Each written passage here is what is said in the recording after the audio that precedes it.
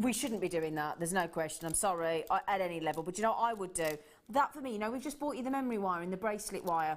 I would thread those onto the memory wire and I'd have a wrap around with like those gold-plated silver plated crimp tubes we had earlier, and I'd space them out and I'd wrap them up the arm like that. I think they would look beautiful. Don't you? I do. And I think I'd have the real contrast if you've got any pearls. Yeah. And I would just loop, you know how we did the loop at the end of the memory wire? Yeah.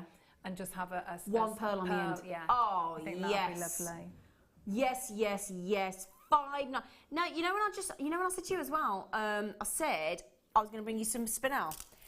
Imagine these, grab these while you can. Lots of people getting 2s. Oh, you look, I'm actually green with envy. I am. Now, let me just show you as well, look, just really quickly, your gorgeous red spinel star by. Now, I did promise you about 10 to, so I'm sorry we're a bit late, but we were so engrossed with our lovely Claire's showing us how to make those earrings that we're going to do these just after the break. So these will be coming up in a couple of minutes for you. And those red spinel with the gorgeous chrome dots would look amazing. Don't forget as well, we have still got your super duper star by, your rubies, your emeralds and your sapphires coming up in about half an hour. So good luck, check out those last few, and Claire, myself and the team will see you the other side of the break.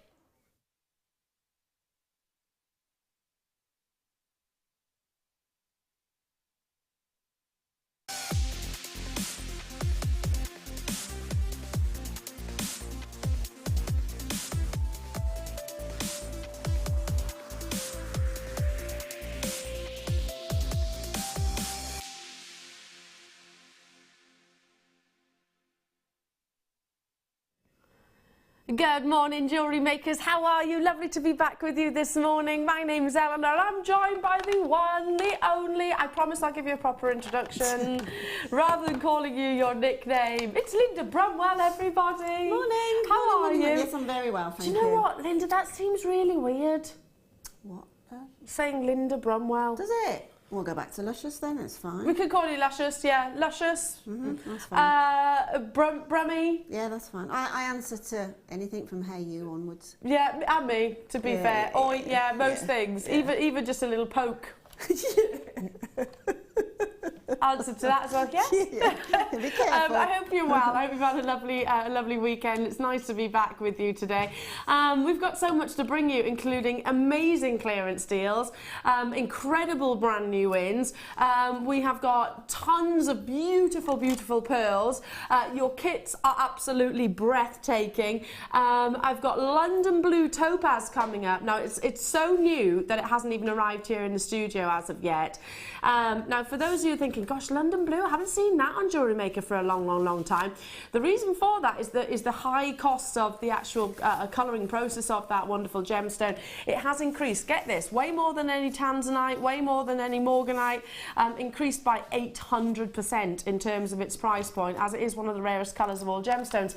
That's coming up as well throughout the course of the morning. I've got some huge labradorite opportunities, so much that I don't even know where to begin. In fact, I tell you what we'll do. We'll start with arguably the most desired gemstone on this entire planet. It has to be, of course, your diamonds. Now, I was lucky enough to launch this with Kim on New Year's Day. Absolutely flew. And well over 200 of these went within the first show, New Year's Day show. It is the lowest priced diamonds that we have in stock, and it's the lowest priced diamonds that I've ever done. So if you want to get involved, this is the best and most affordable opportunity that we have for you at the most affordable price. 9 carats of diamonds, Linda, and it's under £20, but not just by a little bit. Really? Wow. Wow. That's all I need. That's all the information I need. The quality is obviously inducive of what you would expect with us here at Jewellery Maker. The sparkle, the beautiful luster, deliberately left in their sort of organic, graduated, rough shape, which I love. Lots and lots of big designers are using that organic shape. Straight away, lots of you there, and I'm not surprised in the least. The most affordable diamonds that I have ever seen, and probably, more than likely, will ever be able to bring you. Never say never, but this is not a price tag which you associate negotiate to 9 carats of stunning, sizable diamonds. They're not small individual little chips, as you can see. They are big and substantial, going right the way up to 5 by 2 millimeters in size, and that luster is just wonderful. Going back to what I was saying, a lot of Hollywood A-listers, a lot of high-end, big boutique jewellery designers are using rough diamonds now, just because I think it's something a little bit different. It's a bit contemporary. Yeah, it is. It's very contemporary. I think what I read anyway is that they're going for drama for this next season, and that provides it in shed loads. Oh gosh, doesn't it just? I mean, it's a talking point, isn't it? Totally. Yeah, it is a talking point. I mean, when you sort of say to somebody, this is a diamond. It's taking you back to basically how the diamonds are created and they come out of the ground. And we're now evolving them into jewellery, which for me, I've always liked a rough cut gemstone anyway. But to imagine that you can have a black diamond with that type of sparkle is going to provide you with so much inspiration to make your jewellery. I totally agree. And you would need so few, wouldn't you, to make a big statement piece of jewellery. I encourage you to have a little look on the web if you can. Just enter into your search engine site designer jewellery, designer, I don't know, diamond, rough cut jewellery, and you'll see lots and lots and lots of big pictures. Alicia Keys is one who wears it. Rihanna, I think, has been pictured wearing black diamonds in their rough cut. And of course the price tags which they'd have been investing would have been, well, who knows, but I doubt very highly it would be less than £20, and I doubt very, very, very highly that it'll be anywhere near the deal that you're seeing right now, because you invest in the name of the brand. Now, we were supposed to launch this at $19.95. That was our target price. Already amazing. 9 carats of black diamonds at £19.95. I'll ask the question, and I know I say it all the time, but where else in the world will you see 9 carats of genuine diamonds, not synthetic, not laboratory created, genuine diamonds, but better than that, £17.95. It is easily, hands down, the most affordable diamond opportunity that I've ever brought you. Bang for buck, if you like, 9 carats. The fact that it is black means you've got that contemporary edge. The fact that it is that rough shape again, adding to that contemporary appeal. Tons of you there. Very good morning to you, Lincolnshire. Hello to you, Chris. Hello to you, Pauline. Hello to you, Manchester. Sam, Veronica, Silvana in Essex. I've got Catherine there, Faye there, Wendy there, Angela there. People on the phone lines as well. I can see you in the process of speaking to our contact centre. Fabulous. 10 centimetre strand. Do you agree, Linda? Like to create maybe, I don't know, some black diamond earrings. I don't think you wouldn't need hardly any, would you? No, well, you just really need one. Per earring, to be truthful. If you want to be a little bit more generous as far as the earrings go, you can just do sort of a little bundle at the bottom, perhaps head pin onto a fine chain, 3 or 4 on the bottom. There's so much that you can do. I mean, obviously, what shrieks out to me is Jan with her channel setting. Yeah, I agree. She started to do some very Art Deco look jewellery with her channel setting. Fabulous. And it would be amazing. It would be. Again, just one in the centre of an Art Deco point, and then perhaps take up a different, perhaps some spinel or something along the edge. It would be stunning. Yeah. Really incredible. Just before I move on, because we've got people multi-buying, just tell you a story. When I first came to work here at Jewellery Maker, and it was going back, well, more than 3 years ago, myself, Paula Bennett and Hannah Roxbury, not yet in the studio as of yet, but we all were, when the shop was being first came to what is now our old studios, we all bought black diamond stud earrings, sterling silver, and they're teeny weeny weeny. It was like a quarter of a carat across the 2 gemstones. They were tiny. Obviously, we benefit from staff costs. I'm sure we paid in excess of £40, which is still an amazing deal for black diamonds, but they're nowhere near the size, 0.25 across the 2 ears. So have you got an amazing deal? I should absolutely think so. Well done. I've got to move on because it's time for this next kit. Now, excuse me. This is one of the most breathtaking kits I have ever seen. No ifs, buts or maybes, no question about it. It is a very... Linda, I mean, when you sat down and you started developing this kit, did you have in your mind high-end gemstones? I did, very much so. And I think I've very much succeeded in making it quite... It's quite... obviously high end, but it's also, it won't sway a beginner. I know, that's a surprise, isn't it?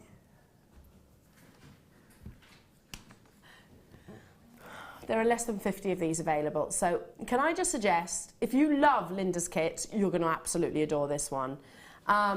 If you love high-end kits, you're going to absolutely adore this one. You can see Tanzanite nights.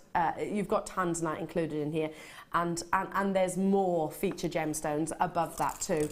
Where do we even start? Do you know what? I'm going to start with that clasp, I think, or connector. Connector, yeah. I've never seen it before, Linda.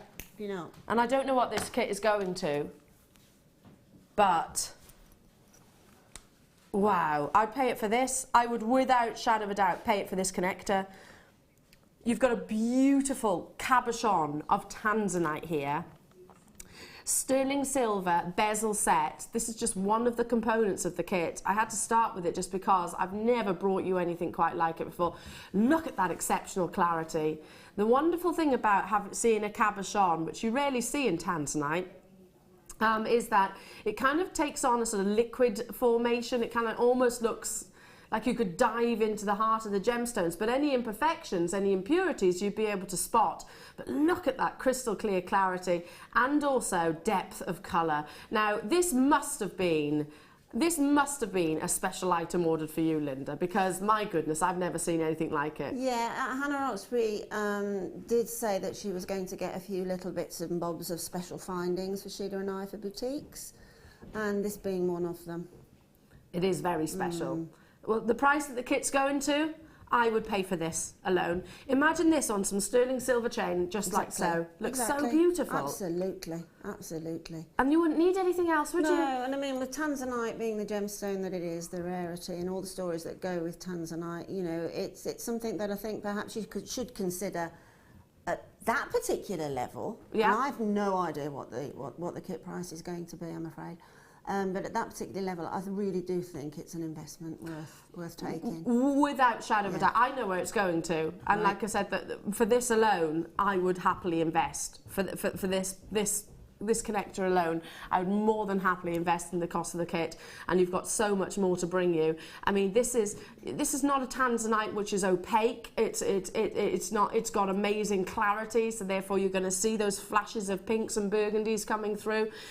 You can see it, can't you? The liquid-like beauty and also that intensity of colour. Now, we don't grade our Tanzanite here, but lean on your own knowledge. You can see there is definite vanadium content. You can see that definite violet blue. I need to move on because there's so much more to bring you other than just this connector, and this connector it's got to be one of the stars of the show of this kit, certainly. Now I'm going to move on to these beautiful earrings. Shepherd hooks. I say earrings because they look like finished pieces of earrings. They're shepherd hooks with your faceted gemstone set within, and these are they topaz? Yeah, beautiful sky blue topaz set within. Just a couple of maybe Tanzanites or spinel suspended from, well, you've got the inspiration coming from the lovely Linda. In a few moments' time, solid 925 sterling silver, so exceptional quality. I've brought you two components of the kit so far, and I'm already going to suggest that you have got a big deal in terms of the price tag. My only wish is that I had a bigger quantity than what we actually have to do. What would you pay for a pair of topaz earrings? I was down in London, going back probably about a year ago. I'm going down again next month, but I was down in London about a year ago, and I was looking in that very big department store. You know the ones that the royalty go and shop at. And I was looking around their jewellery selection, not because I was going to buy any, because obviously, listen, I'm not too proud to say my budget doesn't stretch that far. But I was looking at topaz. Granted, this was in a ring, £42,000. £42,000. Yeah, they were slightly bigger in terms of their carat weight, but the colour wasn't any different. 42,000. No, I actually think that these earrings, this is the first time I'd actually physically seen the sky blue topaz in this earring design. And what I love about it is the fact that even the flip side of it, Yeah. I think it comes to a little point, doesn't it? Yes, it does. You've got the pavilion. So you've got with that pavilion at the back there. When the light hits it, you've just got such a bling, and it's so blue. Yeah, it's it is. unmistakably blue. Yeah, they are lovely. You know, and being sterling silver as well, they're so pretty and they're so wearable. Anybody that has blue eyes, just to make a point, I did try them on, and it just does bring out the blue somehow in your eyes. Especially at that level as well. Exactly. They're stunning. Even you can go onto any website and find faceted gemstones, which these are, bezel set, in your precious metals. I highly doubt. If you break it down, sort of divide it by all the different strands and components within this kit, you'll get anything anywhere near. Now I need to move on because we also have got beautiful gemstones, including 3 strands of micro-faceted spinels. I love spinel when it's micro-faceted, because even though they're tiny, they really pack a punch. They really hold their own. It's all about adding that sparkle. Look at these. Just stunning like that, aren't they? You could just restrand them like that. They are. Stunning beauty and glamour. Just look at that sparkle. There's no other gemstone that, in my eyes, that will bring you the same look that spinel does. No, it is a gemstone that when you've seen it and worked with it a few times, you recognise it immediately. Straight away. Yeah, for the properties of the sparkle. Absolutely. It's luster. The performance of light across the exterior of the gemstone is way beyond any other black gem that I can think of. You know, black diamond, jet, onyx, black diamond, spinel, they all have their own individual appeal. Black spinel, to me, though, is all about, if you want that paparazzi flash, and we can't rely on brilliance, we can't rely on diaphanity or anything like that. It's all about the exterior, the polish and the definition of cutting. And when it is cut to such a high degree like these are, then expect, even though they're tiny, I mean, these are, let me just see, 2 by 1 millimetre in terms of their size.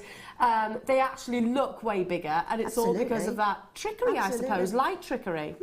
Yeah, but, you know, being delicate and being black spinel and having that amount of sparkle is exactly what we need, or what we want from a jewellery maker point of view, because it's going to be such a specific addition to anything. I mean, imagine putting some of those with that black diamond strand that you just amazing. had. Just beautiful. Oh, just the one diamond sitting in perhaps 10 or 11 of those spinel in the front of a silver chain. Fantastic. Incredible. And probably not an obvious choice, but they would work so beautifully, wouldn't they? Yeah, definitely. Do you know what else works with black spinel? I have to introduce pearls alongside these, because I think they look amazing against one another. Stunning shape as well. Your organic pearls in the very sort of graceful, crisp white. These are buttons, so they will nestle against one another beautifully. Perfect for earrings, because you can suspend these. Perfect for your tiara twists, your bridal jewellery. Perfect for, well, any piece of jewellery really, because they're that wearable size, 7 by 6 millimetres, and that beautiful shape. Every so often you get one which is a little bit more organic than the one previously, maybe, but that's the appeal to me. I don't think a pearl, I mean, I get it, the more spherical, the more valuable that they are, because they are considered more perfect. It's a bit like sort of a decolourless diamond or a quad A to a tanzanite, etc. But that's not to say that those who have got characteristics aren't beautiful. That's what I personally agree. And I think, well, I was told actually, I forget which guest designer it was that told me, maybe Jan, it was saying 2016 is the year for your Baroque, your Keshi, your organic shaped pearls. Very on trend. Yeah, well, for me, if a pearl has all of the qualities that you've just described, it screams, I'm real, I'm natural. You know, this is what nature's made of me. Yeah. I mean, even if you look in the higher end jewellery shops and actually go in and handle pearls, okay, going from, say, a certain price point, probably low 3 figures, up to the really high 4-figure price. But, you know, up to sort of midway, you are going to find all those properties that you've just explained. Absolutely. And it's not until you probably get to 4 figures in a jeweller's shop that you're going to get your perfect rounds. Absolutely, I totally agree with you. And I totally 100% agree with you, and I'm sort of thinking now, Linda, of when I was in town just recently in our local town, and I walked past synthetic pearls. Don't get me wrong, it was a nice piece of jewellery. Exactly. It was nice, and there is a time and a place for synthetic pearls, each to their own. But they were so perfect, it was just obviously fake. You know, you could spot it without even touching the pearls. You could spot it without getting within the near vicinity. They were so perfect, so glossy, so high shine that it was obviously a synthetic pearl. These, you know, from looking at their shape, that they are, of course, Mother Nature, like Linda just said. That's the charm of freshwater pearls. I totally agree. But you're also thinking, is that Elle? You've brought me tanzanite in a connector, you've brought me stunning faceted spinels, beautiful sky blue topaz and your wonderful pearls. Surely that's it. No, no, no, no, no. There is so much more to bring you. I'm going to introduce, and I'm actually going to move quite quickly over this strand because there's another one very waiting, and this kit is looking like it is going to be a sellout. You have got a double strand of tanzanite. Look at the intensity of those beautiful blues, my goodness. I'm going to suggest that I think these shards, nuggets, chips have actually come off, maybe, I don't know, some of our, maybe on what was once our sister channels. They could have come from the actual lapidus. I'm literally throwing this out there. I don't know if it's absolutely true, but maybe some of our faceted gemstones that we did used to actually sell, just because of the quality of the colour. Yeah, because of the colour, exactly. And really that's what it's graded on, isn't it, tanzanite? Yeah. It's colour. It's not necessarily the size, because actually the smaller sizes are rarer than the bigger sizes with this gemstone. It's the opposite way round, especially when it has got that intensity of colour. But like I said, I've got to move on because we're not nearly done. Look at the depth of pinks. Wow. Tanzanite, the rarest colours is pink. The rarest colour of tanzanite is pink. I'm not saying this is pink tanzanite, but you've got definite pink shades. The entire cost of this kit, I would pay for this strand. I would most definitely pay for the connector as well. The entire cost, and I'm talking individually. You're getting all of these beautiful, beautiful components with a depth of pink coming through from this strand, which, can you see that? Really intense burgundies and pinks. It's glorious, isn't it? It really is glorious. I don't actually know how I managed to put this kit together. I'm thinking back to when I did it, and I'm thinking, I must have had my pre-Christmas aperitifs to put this one together. I think it's one of your finest moments. I think it probably is, actually. And I have no idea how much it's going to be, and I'm starting to think, wow, where have I gone with this one? Well, you'd expect it to be really a 3-figure price tag, wouldn't you, and then some? Yeah.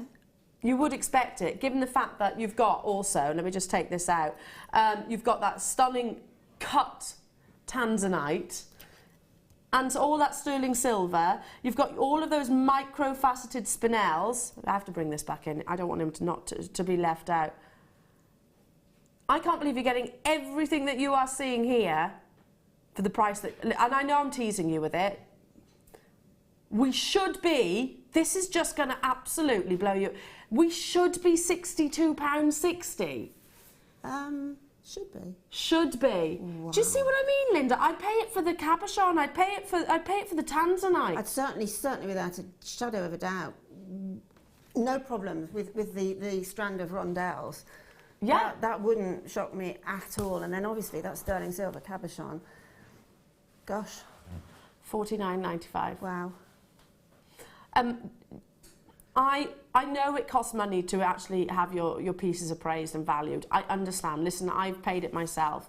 And I was talking to my other half about it last night, funnily enough, and I was saying, look, it is expensive. It is an expensive process, but my goodness, if you get this home and all of the components, I would really encourage you do it. If you can. If you've got a spare time to do it, the pieces of jewellery, I would most definitely be being selfish with. The quality of that cabochon, the quality of these rondelles that you've got here, the quality of every single component that's in this kit.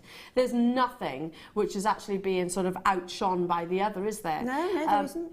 We've actually got shaded tanzanite on our own website, Jewellery Maker website, so we're making direct comparisons with ourselves now of this quality for £47.95. So basically on that basis, you're getting your shaded tanzanite here, plus everything else for £2. That's just ludicrous. Absolutely ludicrous. So just to go through, your shaded pink rondelles, there's 70 carats on there, and it's a 30 centimetre strand. You've got 7 carats of your micro-faceted black spinel. You've got 90 carats in the double strand of tanzanite nuggets. You've got obviously your 925 and a tanzanite oval, which is 7 by 5 millimetre. And 1.15 carats in a solitaire. So again, that's a solitaire, which is over a carat in your cabochon. Then you've also got obviously your pearls, which, as I said, are 7 by 6 millimetres, and half a carat, 0.6 to be fair, to be honest. No, it's not to be honest. To be more accurate, as what I was looking for, of blue topaz in the earrings alone. We've got some text messages. This is a stunning kit. Totally agree, Sandy. Isn't it? Isn't it? Debbie in Gloucestershire, yummy, yummy, yummy. All my favourite in one package. I absolutely love black spinel, especially microfaceted, I concur. It's just stunning, I agree. Do you remember putting this kit together? I have to ask Linda, just because I can imagine how you were feeling when you were putting this together. Were you doing a little eureka? Whoops. Yes, absolutely. I can't recall actually putting it together, excuse me, but it would have been one of those kits where I wouldn't have known where to stop. Yes. And I think the point of which I probably stopped was one strand of the spinel, and then I thought, you know what, I think, because you tend to get inspired by the gemstones, you tend to get designs come into your head, and I think, I need more. Yeah. So I put the other 2 in and then sort of drew it to a conclusion, and then couldn't wait to get it home to work with it. Oh, and I bet, well, looking at your pieces of jewellery that you've created, Linda, I bet you're like, right, I don't want to stop with making the pieces of jewellery as well. Just stunning. We're going to take a wander over to the lovely Linda, because she can show you all of her wonderful inspiration. Again, $49.95, Linda. If you're looking at these pieces, I'd pay that for any of these. This.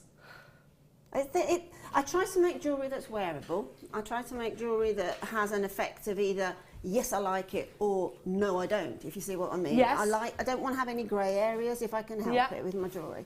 And I think this particular kit gave me every opportunity for the majority of people, let's say, yeah, it's so inspiring, and I can do absolutely any sort of jewellery that I want. I can keep it very, very sort of discreet, or I can big it up. But you know, that's a simple design, you know, double-stranded, but really, it's the one that I went straight away to, because yeah, the black spinel is enhancing the pinks. There's several pinks there blinging away. So beautiful. And then you've gone sort of very gem-heavy with your nugget and pearls here. But again, very wearable. Yeah, I think just try and keep it classic when you've got gemstones of this nature. Let the gemstones do the work every time, and keep it quite... when I say that, I mean the necklace there with like the bunch of keys with that. I made the first one and I thought, oh, this is starting to look like a key.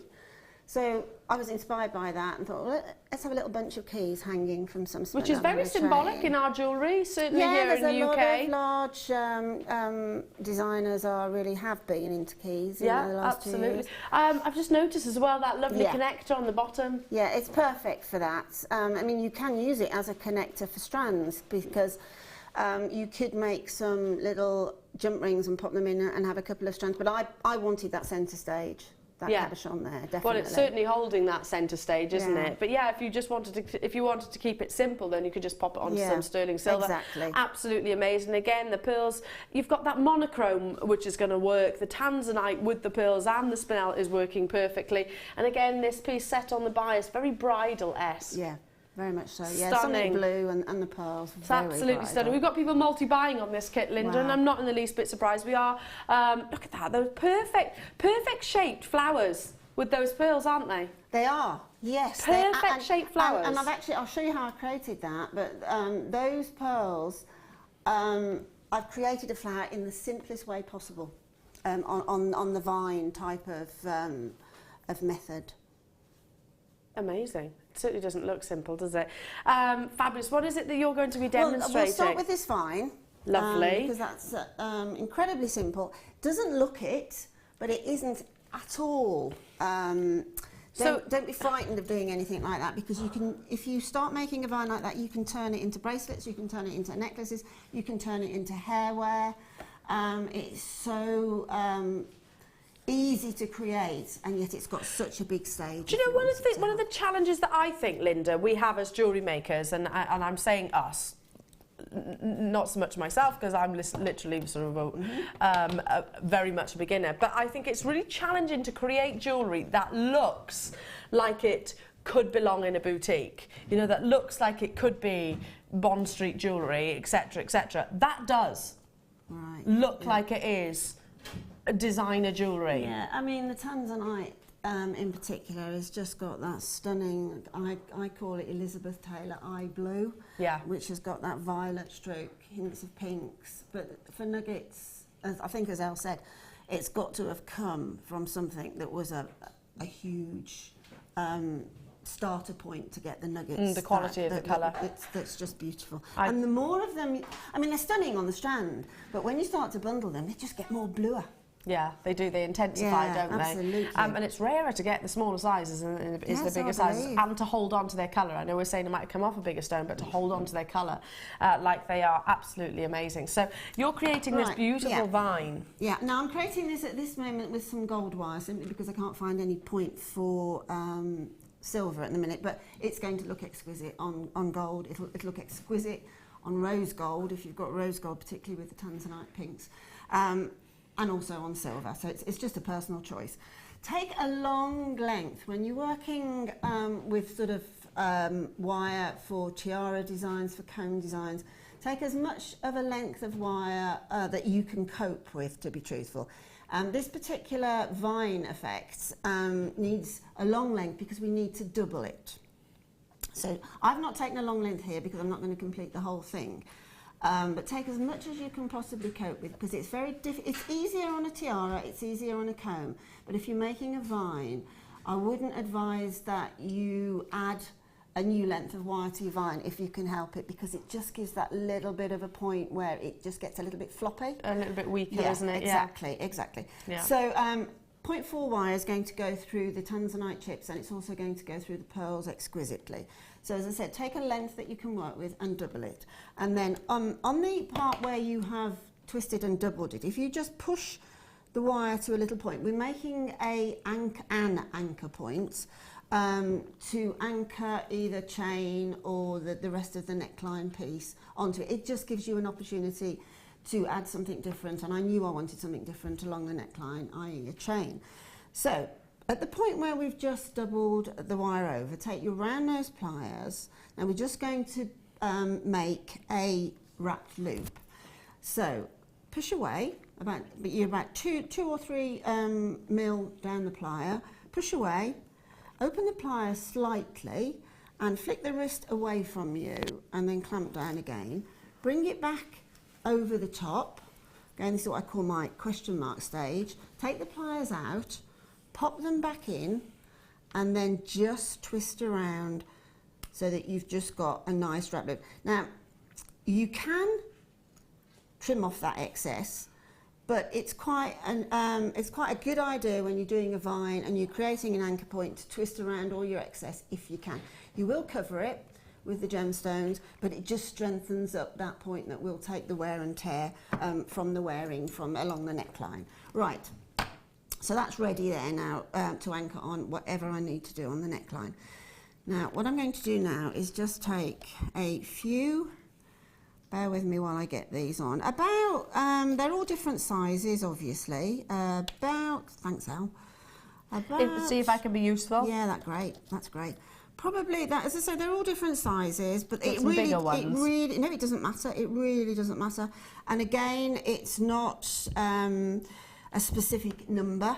You can change them. It just provides you with slightly larger or slightly smaller little clusters. So I'm going to put about 6 or 7. Excuse me. That's a good tip, how you're actually picking up those nuggets. Yeah, you find that the soft part of your finger there... it's working as a dobber. It does. It's a little bit like when you're... and I've not done this very often, but counting money. Yes. Yes, it acts a bit like that. So if you push down onto the nugget, 9 times out of 10, the nugget will be picked up on the finger, and then it acts as a cushion to push, particularly when you're working with wire, because wire acts as a needle. If you're working with, say, monofilament, not quite so successful, but it does work. So we've got on a few little nuggets of our tanzanite. Now bring those nuggets up to that point where we've done that little wrap loop, and just let them drop down. I'm working close to the core of this vine, so about ½ an inch, about sort of just over a centimetre, leave some of the wire, and then just push with your fingers, push the wire round into a little cluster. Okay, now taking that cluster, bring the working wire down towards the little wrapped loop there and hold both. Now don't twist the loop end of part of the wire, twist the gemstone. So just twist, keeping a little bit of tension on the twisting hand. Just twist until the whole of that twist is uniform and it meets the point where your little wrap loop is. So pretty. Okay. Just to give you a heads up, sorry to interrupt you. That's fine. If everybody checks out, it's already sold out. So we are actually oversubscribed. We have got single figures left, and I can see on the right-hand side of the tablet, there's more than that there. So good luck. Good luck. It's not a question of I've definitely been successful. Unfortunately, some people are going to miss out on this. Yeah, I'm sorry there wasn't amount, but it was just such an exquisite kit. I thought, no, I'm going to go for it. Definitely. You've got a couple of text messages, Linda, coming in, actually. Messages from, let me see, Kathy in London. It is gorgeous. I ordered 2. I'm tempted to go back in and get a 3rd one. You need to be quick. You will need to be quick because, like I said, we've got 9 left, Kathy. Debbie in Gloucestershire, I love that vine, Linda. I just haven't been able to do a vine properly, which looks realistic like this. Pen and paper at the ready. One more message and then we'll go back to her, I promised you, Debbie. Julie in the Isle of Wight. Linda, that necklace is stunning. I was in an expensive jeweller's yesterday and nothing they had would match that. Totally agree for style. Amazing. I totally agree. And this looks like, you know, from going back to when I was sort of but a girl, I suppose, in my early 20s, I can remember I worked in a high-end jeweller's and this would have been one of those centerpieces. Yes, that's the joy of being a jewellery maker. You can be inspired by, say, a photograph. You can be inspired by jewellery in jewellers' shops. You can be inspired anywhere, and then just go home and do your particular variation of that. That's what happens to me. Absolutely. And I honestly find that this sort of jewellery, that's sort of fairly bridal looking, you can expand it into just anything, and I just really like these vine type necklaces. Love it. So we've done that little twist. Okay, now don't worry at this stage at all about how it's looking. It might look a little bit untidy as you grow it, but it's when it starts to get a little bit busier, a little bit more gemstone, a little bit more pearl into it, that you can start to shape it into the shape that you want. But what you have to keep in mind is the fact that you either want something that's going to be quite spiky looking, in which case make your twist longer, or something like on the design I've done here, a little bit more streamlined, so make the twist a little bit shorter. Okay, and just again, as that's coming down into the center, to that center tassel, I knew I wanted to start off fairly sort of tight and then grow it through the flowers and then come back to a tight center. So when you've done that first twist, what you need to do is to grow the core, the spine. So before we do another twist, is take the wrapped loop and using both wires that you have here, this is growing the core, the spine, is just do about 5 or 6 little twists. This is just going to give you, for the next twist, it's just going to be slightly lower. What I learned early on was if you do opposites, it does tend to look a bit rib-like, but if you drop down after every single twist, then you get more of that sort of flower vine-like effect. So exactly the same again, is take your little nuggets of your tanzanite. You have to bear with me finding the little drill hole. So again, picking them up on my middle finger. And it's quite warm in here, so the wire's getting warm as well, which isn't a bad thing, to be truthful, because it makes it that much more malleable for when you're doing your twist. But it's a 0.4. Obviously, as it twists, it then resembles a 0.8. Do you know what just struck me is the fact that with these, you're using so few off that tanzanite strand, and just how much of an impact it actually creates from just using literally, what, about 5 or 6 on each of those clusters? I mean, the strand of the tanzanite nuggets gave me this vine. It also gave me a double stranded on the pearl with a cabochon, and it also gave me the topaz earrings. And these earrings. And those earrings as well. So it really did go a long way. It's a long length, and I didn't lose one. I must point that out. I'm twisting these tanzanite nuggets, and obviously I'm putting a little bit of pressure on the nuggets as I twist them, because that's where we have to start the twist. But I promise, hand on heart, I didn't lose one. That's good going as well. I didn't lose one. I didn't break one, is what I should say.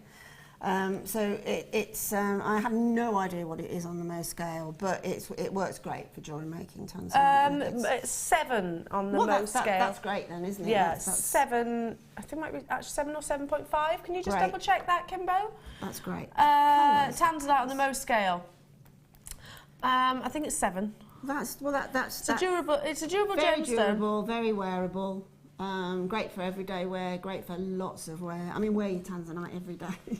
Oh, absolutely. I mean, it is a gemstone which is often favoured currently for engagement rings, which is obviously going to be worn every day. Do you know what? My daughter's friend. Sorry, what was that?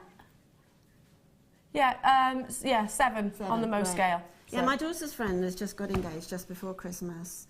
And I'm lucky to be able to work here, but I got her, she wanted a specific engagement ring, and that was the tanzanite one. And it's stunning, absolutely stunning. Got it made for her, and it's beautiful. So it's actually nice to think that, how old Charlotte? About 30, I would have thought. It's great to think that the younger people, and that's young from my neck of the woods, it's great to think that they know tanzanite. You know, that it really, really is. I was on a cruise a couple of years ago, and there was a tanzanite showcase on the boat, and I can't tell you, they were giving exactly the same information that we give you on a daily basis with tanzanite, and I can't tell you how much even the tiniest pair of earrings were. Well, my mum had, my mum and dad, I'm sure won't mind me sharing this, my dad bought my mum a tanzanite and diamond ring from what was obviously, Gems, what was obviously our sister channel. Bought it for £350. Hope mum's not watching right now. But she had it valued £5,500. Easily. And I actually thought that was quite conservative, to be fair. Absolutely. Yeah. Right, so we've just put on the rest of our nuggets because we've dropped down a little bit on the spine. So again, holding the working wire, we're heading back to the other wire that's forming part of the spine. So again, bring that wire into the end of that last twist. Hold on to it there with a pinch. Hold on to the little nuggets, and again, just twist. Take the 2 wires together, and again, drop down a little and twist again. Now what I'm going to do now is bring a pearl in. On the particular necklace itself, I did bring a pearl in at this, but it's particularly up to you from a design point of view, whether you want to make a bigger cluster of the nuggets and then bring the pearls in, or whether you want to bring your pearls in singularly. Now what I did is I brought the pearls in singularly, heading down through little clusters of the tanzanite to make the flower. So I'll just pop in 1 pearl, exactly the same method, bring it back to the twist on the spine, drop it down a little, again working quite close to the core, and again holding the pearl, bringing that wire back to the twist. It's just a repetition. Don't be frightened of making these vines at all. It's just a complete repetition all the time. It just evolves. It's a lovely design to do, actually, because you haven't got to think too much about it. Exactly. Now, just whilst we're going to just have to take these graphics out, because again we are over allocated. And can you imagine if this was included as well? Oh wow! Well, let me. Have you seen the size? No. Have you seen the size? Oh my word! That's huge. That is huge. It's pink as well. It is pink. I know. It's a 10 carat. How many people in the world can say they own 10 carats of tanzanite? And I'm not talking about lots of little individual gems, I'm talking in one big solitaire. This cabochon is a staggering 40 millimetres round, but exactly like Linda just pointed out there, it's not just the depth of blues that you get here. I'm going to hold it in between my fingers as you can imagine it like a solitaire. It is the depth of pinks that you are seeing within. Absolutely gorgeous blues. And look how fact there is zero colour zoning, which is often, most coloured gemstones will actually suffer with this, where you have lighter or darker patches within the gemstones. The consistency of colour, or literally from point A to point B, if you like, is just throughout. I'm going to turn it on the profile, and you can see, take my fingers away, look at that depth of blue coming through. Oh, just stunning, Linda, isn't it? Isn't it beautiful? I mean, that just shrieks, I want to be a ring, doesn't it? Yeah. Second choice would be a very vintage-looking brooch. Oh gosh, that would be incredible. As a vintage-looking brooch. I mean, the sheer size of that tanzanite. I mean, it is the gemstone of new beginnings. I'm just thinking new year. Maybe you want to mark 2016. Maybe you want something that just happened to you, I don't know, significant, or maybe, I don't know. We know of all the lovely sentiment behind this gemstone, and we certainly know the value that it does actually incur. There are less than 15 of these available. We should be, incredibly, £64.95. Every bone in my body tells me that this is a gemstone which is always in four figures. When it's got that depth of colour, it's always in four figures. I'm not saying that's where this will be valued at. I'm not qualified to do that. However, from my personal experience, when you've got tanzanite, intense, rich with vanadium, then it's certainly, very rarely a double figure price tag. And my goodness, $34.95. Wow, goodness me, that's nearly half price. Wow. That is nearly 50% off right there. It is. It's a stunning cabochon. Can you imagine getting two of these at that price? Absolutely. I can just see that nestled with some ivory pearls. Do it, get it valued, and I think you're going to be so happy. Oh, can you imagine, Linda?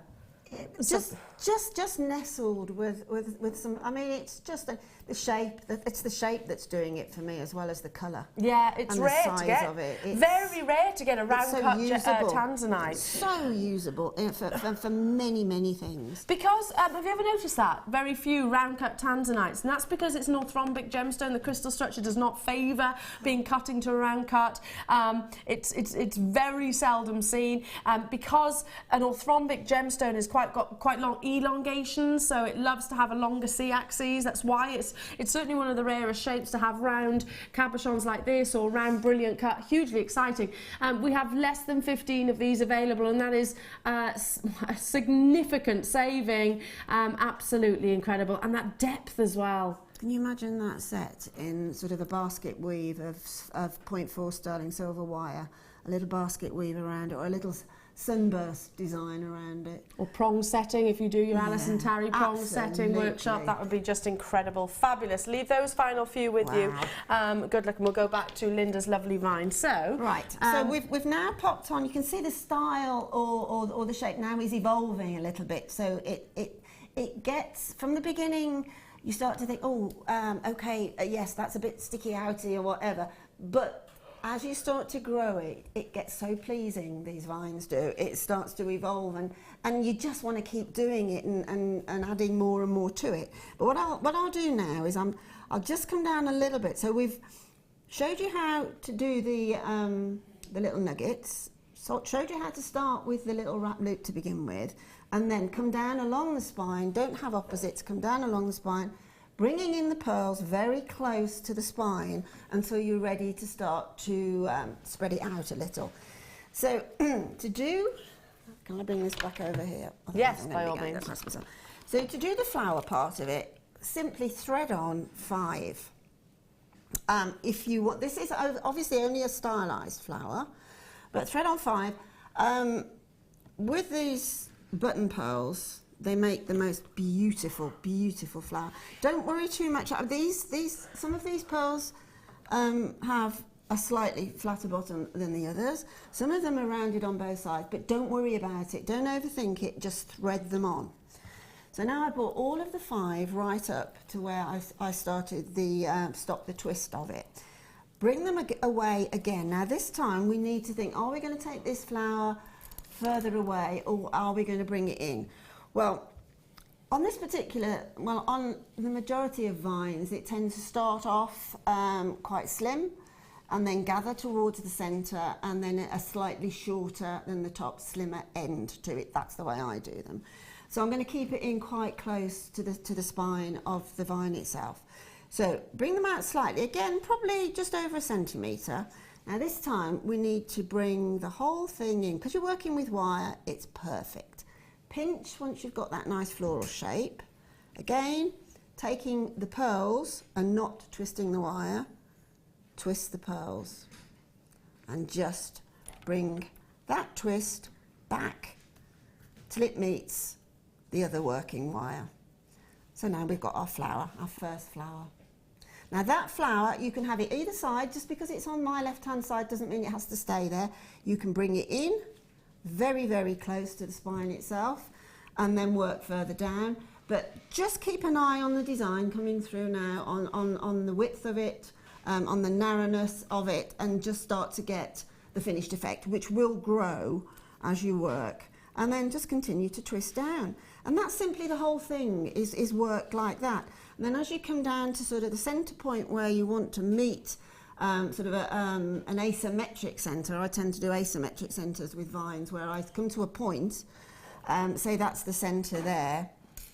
I like to think that that short centre there is coming up the one side, followed by a much longer centre point coming up along the neckline on the other. For me that just works because I've just got so much of an asymmetric brain. Then all you have to do is work the whole thing along and then finish off in exactly the same way as I started by giving yourself that little wrapped loop. Then that little wrapped loop on both ends you can just pop in a jump ring and attach either a length of pearls would be great, I've put chain in, and from that same wrapped loop at that final point I've just attached some chain from that same jump ring and then just wrap looped on the little pearls. So beautiful, and again those pearls really do form the perfect floral shape, don't they? With that particular design it just gives it some gravity. Yeah, I think having that absolutely love it. Drop. Janet in Manchester, thank you, Linda. As a florist, I used to make tiaras, etc. With bought components. You've just shown me how I can make it all myself. There we go. Very, very. And being a florist, you'll take to it like a duck to water. Yeah, absolutely, because you'll know how to position those flowers and everything. Exactly. You'll have that. You'll have that natural sense, I suppose. Absolutely. For, you know, what I noticed here on your piece, and this is what I'm referring to, Janet, is the fact that, Linda, you've got sort of depth at the bottom, width at the bottom, and then it slightly tapers up at the beginning. It's just all a matter of on the eye balance. If you look at it and you think that's not quite right, trust me, it's not quite right. If you look at it and think that's right, don't do any more, it's right. It's quite sort of Japanese blossom. Yeah, cherry blossom. Looks lovely, doesn't it? Now, I've got another bundle opportunity for you, which would look stunning with those pearls, look amazing with the with all of the gemstones, your tanzanite and also your black spinel. So you could create this same design, maybe with an alternative. Wow.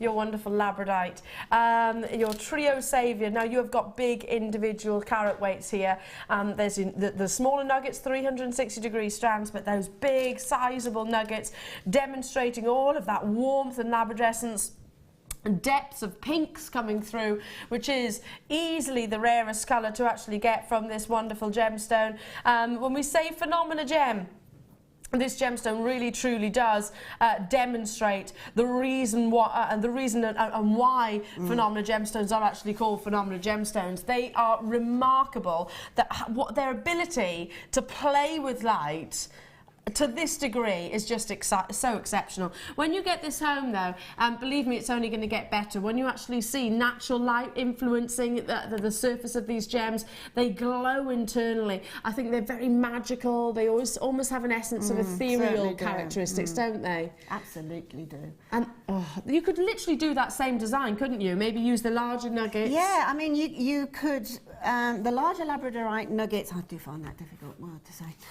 The larger nuggets you could put in place of the pearls. Yeah. And to be honest, a one gemstone, I really like one gemstone necklaces and jewellery at the moment. And a one gemstone vine would look astonishing, particularly in these, because these are the smaller chips and nuggets on the other side, which incidentally are giving off so much blue. Yeah. Are exactly the same size and shape as the tanzanite in the kit. Yeah. So incredibly delicate, but packed on there in absolute shed load. So again, you're going to get a lot from it. You are, and you only use literally about, what was it, 5 or 6? About 5 or 6. About 5 yeah, or 6 which is nothing. For each of those little Yeah. floral buds. Let's bring that price tag in for you this morning. Incredible savings, as you would imagine. Incredible opportunities and diversity to get to create that stunning inspiration. $4.95.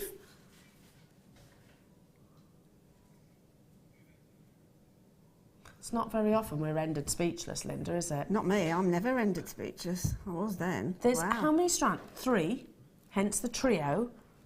That's $165 each. Gosh. I'm going to hold these all out for you. Gosh. Gosh. $165. No, I would encourage you to, That's a no-brainer. if you can afford it, 2 or 3 of those. It's an astonishingly beautiful gemstone. But the quality as well, I you know, was just about to say the quality and the colour is absolutely stunning. And what you see here is going to be magnified 1,000,000 times when you get it home. 100%. Yeah. You know, that's the only, I guess, downside of us being in the studio and you being at home is that believe me, if I could take this and sit with you on your sofa and say, look at all the Labrador essence that's coming from it, take it to maybe your window, so natural light can really influence the gemstone. I can't do that right now, but you can certainly do that. Just get that little bit of fluff off there. The greens, the blues, the pinks, the warmth there is just absolutely stunning for $4.95. Already, straight away, there were 50 put in baskets. Again, if this to me is, why wouldn't you get involved? Yeah, exactly. I think this is, if you've purchased the kit, excuse me, this is niggly things going on forever. If you purchase it, this is a natural addition to this kit. Absolutely. It really is, because with the blues coming off of the labradorites, excuse me, I'll just have a drink of water, you can take that. Yeah, absolutely. If you mind. Yeah. But I mean, if you like mixing it up somewhat, there's nothing stopping you put the labradorite with this, or the absolutely spinel, or the pearls. I mean, I do love my one gemstone designs at the moment, but when you've got a phenomena gemstone, it's not actually a one gem, because you've got all the different colours coming off a base colour. That's the beauty of putting, if you love Labrador, put it all together. Yeah. And it just makes the most astonishingly beautiful, wearable, everyday look jewellery that you can dress up or wear to work or whatever. And it's so addictive, just because, yeah. Blinding. There was the pinks I'm seeing. I know, the pink, I can see a lot of pink on the larger nuggets. Yeah, loads and loads of pinks and reds. Yeah. And that, in terms of its rarity, is the rarest. It's like your opal, similarly. It refers to the distances. Have we got 4 left? Oh, 4 of the kit, I beg your pardon.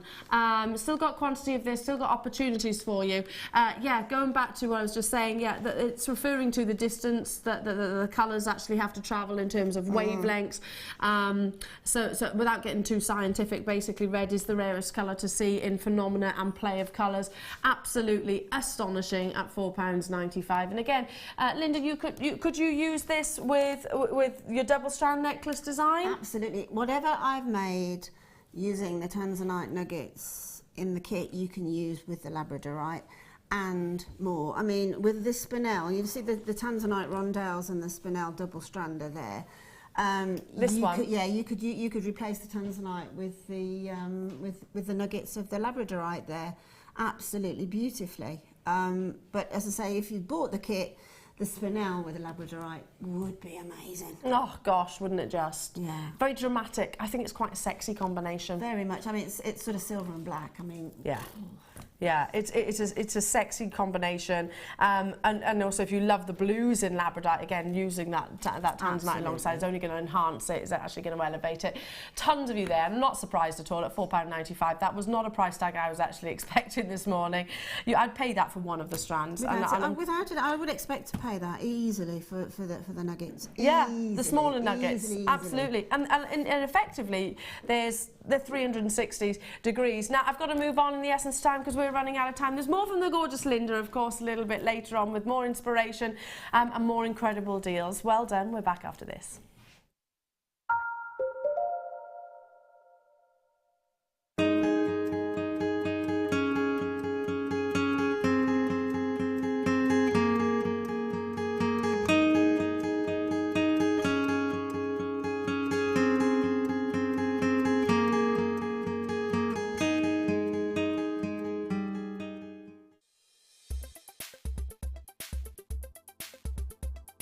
Aquamarine is a member of the beryl family. So this family is named after its chemical composition, beryllium aluminium silicate. Aquamarine itself is a lovely light blue to deep green colour, and as such is named after the sea, aquamarine. Sailors in sort of myths and legends or in history used to offer aquamarine as a token to the sea to ensure safe passage as they travelled. Aquamarine can be found in many locations, but it's often discovered in Brazil, Madagascar and also Zambia. Aquamarine can be identified not only by its RI and colour, but also due to the fact this stone has inclusions within it which are called rain. Now these are tubular structures that contain sometimes liquid filled, but they are very, very unique to aquamarine itself.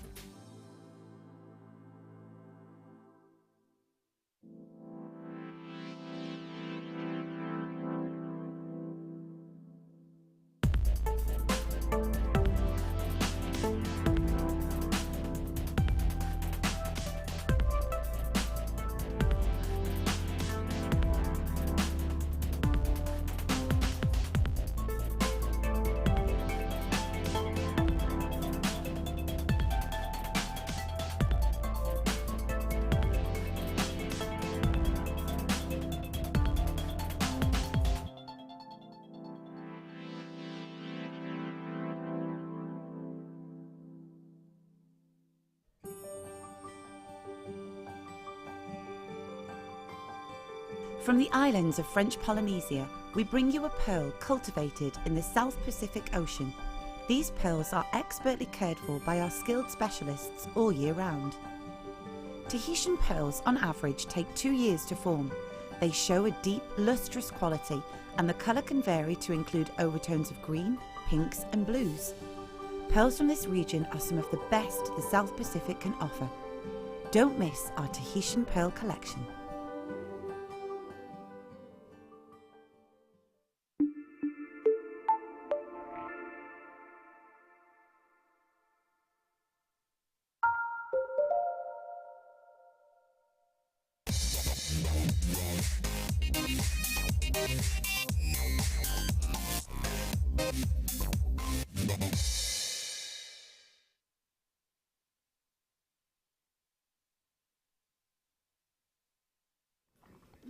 Welcome back, everybody. Lovely to have your company this morning. My name is Elena. You're watching Jewellery Maker.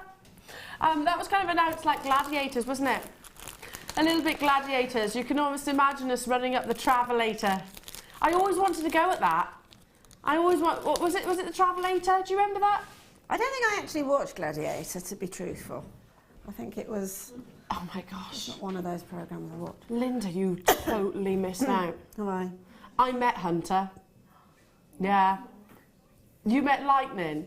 Yeah, I met Hunter and he was my favourite. I mean, we're going back. I mean, I was probably but a youngster watching it, and yeah, I was always like, God, they're so cool. It was on all the time. The kids were watching it, but I just think I was probably just... It was all the hair flicks from the girls and everything, wasn't it? Yeah. All the hair flicks and... sort of the Baywatch look. Yeah, it was. Wasn't it? Yeah. Really, Tom went to see it in the NEC. Yeah, he said it was really good. I'm really jealous of that as well. You used to act it out in the living room. Oh, I don't know if that's sensible. Yeah, I've always wanted to go. Anyway, totally digress. Back of they were 80s, weren't they? Was it 80s or 90s when they were around? It was the 90s, was it? Sorry, show my age. Anyway, now, brand new opportunity, brand new star buy. We are about to bring you one of the rarest colours of your gorgeous pearls. Now, a pearl can be given influenced with any colour, of course, that it can be dyed. But probably one of the most sought after colours is either that very graceful crisp white, which you see and I think we all know and love, or the alternative is that very dramatic Tahitian-esque black pearl gemstone. Now, of course, straight away it was funny because Ryan was like, oh yeah, you do think of sort of Pirates of the Caribbean, and maybe because of that movie, the demand and desire for your black pearls has dramatically increased. But you don't want it to be sort of a pale, sort of grey, I suppose. You want it to be definite, crisp black, and also you want that orientation, you want that pearlescence across the surface to still be there, not to have been diminished in any way, shape or form. Now, this is hugely exciting. The drama that you're getting, you can see from a distance, can't you, that intensity, that very definite black. This would look amazing with Linda's kit that you just saw earlier on. You think of that, this with alongside the spinels would just be amazing. I mean, how often do we see black pearls, Linda? Hardly ever. Exactly. Hardly ever. Probably, and it's only recent. It's only recently as well, isn't it? It's probably only in the last 6-7 months that we've had black pearl. Started actually getting them. It's one of the most sought after colours without shadow of a doubt. We have got a big quantity, which is hopefully giving you an indication of just how affordable we can also take these to. 2016, the year of Baroque pearls, so it is also incorporating that wonderful shape that we were talking about earlier on, just showing off the fact that they are most definitely genuine gemstones, brand new. Look at the orientation, so it's not just black. You're not just going to see a black definite gemstone. If I just sort of bring back into sort of the equation that black spinel that we had earlier on, it was all about that wonderful flash, that paparazzi luster that you get across the surface. With black spinel, similarly, obviously you're not going to get brilliance, you're not going to get transparency. You'll get what we associate as pearlescence. So still getting the spectrum of colours across the exterior, the surface of the pearl. So whilst it is definitely a black gemstone, every so often you'll get that flash of green, that flash of blue, that flash of pink, just incredible, and makes these wonderful gemstones so sought after, dramatically increased. I don't know if it's because of Hollywood or that film, which obviously names well, Johnny Depp film rather, that has the black pearl significance. I don't know if it's that. I highly doubt it, to be honest, because I think it is one of the rarest colours. I think it's on the back of the Tahitian pearl, which can fetch 4 figures, 5 figures, and then some in many cases. The rarity of that colour makes this one of the most sought after. I'm not saying they are Tahitian pearls, but they have got distinctive similarities, haven't they? Yeah, I think when you say to somebody, like, when you just announce, I've got black pearls, it makes you think immediately, doesn't it? And it has connotations of just pure luxury. Yeah, really does. I know the Duchess of Windsor, the Duke of Windsor bought her, and they were auctioned off. I have a feeling it was Calvin Klein bought them for something, I think, well over $1 million. A pair of earrings. One was a Tahitian white pearl, and one was a Tahitian black pearl. Well, there were 1 pearl on each earring, and I think they went well over $1 million. Wow. For that pearl, for that pair. But they were so incredibly stylish. Wow. You know, and that's what black pearls are. And you know, when you're saying that to me, straight away I think of, because you'd think maybe the royal engagement ring, for example, I was checking the valuation of that, or the estimated valuation of it, and actually it's less than what I thought. That was, when I last checked, it was sort of £650,000. I mean, don't get me wrong, that's an awful lot of money, but I would have, given the history and everything, I would have thought it had been in the millions. So the fact that Linda is saying that 4 pearls in total? Just 2 pearls. Oh, 2 pearls. One was black on one ear and one was white on the other. Oh, really? So that's how they were so stylish. Was millions. With all the history, just making comparisons that way, it's the gemstones. Got all the provenance and everything with it, but it had to have that inherent value as well. Absolutely, yeah. It's got to be the black pearls or the Tahitian pearls themselves, without shadow of a doubt. I hope you sort of get where I'm coming from there. It's not just the royalty aspect of it. It's the quality of the pearls and the rarity of the pearls. Christine, well done to you. Katrina, well done. Lisa, Margaret, Louisiana, Diane, Marie, Sandra, you're there. Manchester, Maureen, Shirley, Dawn, Janet. I can't bring you black pearls every single day, given the rarity. given the demand for them. Incredibly, we've got a massive quantity for you. Listen, Kim and I don't know about Linda, I'm only here for a couple of days this week. What? £5.95? Wow. Excuse me for saying what? These are, I've got 3 weddings I've got to make. I've got commissions for this year. One of which is black, white, black ivory actually, and gold. So this to me shrieks, wow, I should be using these in the tiaras and things like, because they are absolutely spot on. You saw how the buttons worked as flowers, but imagine those as flowers. They're going to work absolutely beautifully to twist into designs for any form of hair. And you can use this significant black pearl, although it's not overly large, it will command a real sort of centre stage in any jewellery, simply because it's a black pearl. Well, yeah, and the natural contrast with the skin tones, etc. Exactly. So yeah, it's going to leap, I suppose, off the décolletage or the wrist line, either or. This with the spinel earlier on, this with the pearls earlier on, this with the tanzanite earlier on, this with, again, that monochrome. It tells me monochrome, but they just beautiful. It never goes out of flavour, monochrome, ever. It's just so incredibly wearable. So many of you there. We're very busy this morning, and it's lovely to have your company. It's not just a black gemstone, which, yes, I mean, if you... no gemstone is just anything. I mean, that's something I have to sort of correct myself on there. With diamonds, you get that wonderful sort of oily-like surface, that gorgeous sparkle, sort of silvery sparkle, which you saw earlier on. With your spinel, it's all about the luster, that definite sparkle and bling. With black pearls, we're talking about deliberately 3 black gemstones. You'll still see sort of different movements of colour with the pearlescence. So, for example, from one angle you might see a definite green, another angle you might see those blacks transform to maybe an aubergine colour. Yeah, it's sort of, it's the sheen, isn't it? It's reflecting all the colour that light's made from, and it's just bouncing off. I want to make the piece of jewellery using those pearls, the black diamond nuggets and the spinel. Yes. You know, you just got all those different properties going on in 3 black gemstones, and that would be a centre stage in a tiny little round window in Bond Street. Oh, 100%. Do you know what? I want to see that piece of jewellery. And the reality is, you can do that. Hang on, the diamonds was $17.95. This was $5.95, and the spinel. I know, 3 strands of spinel in the kit, you know. Wow. Amazing. I've got to move on in the essence of time, but do stay where you are. There is still quantity there. You're going to want to add this to your order. I've never seen them before. I think they're going to fly. Never seen. We're going to step out of the gemstones for a moment.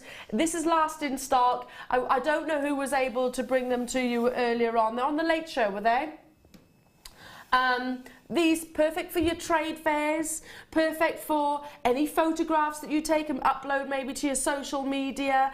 I think retailers will be getting involved as well, because they're there's 76 of these remaining in the world. They're your little price tags, and they all click together. So what you actually get is your pennies, the points, pounds, whichever way, and also your pound signs. They kind of look like Lego, I suppose. Very, very professional. They are kind of like Lego shaped, aren't they? Yeah, they are. They're so...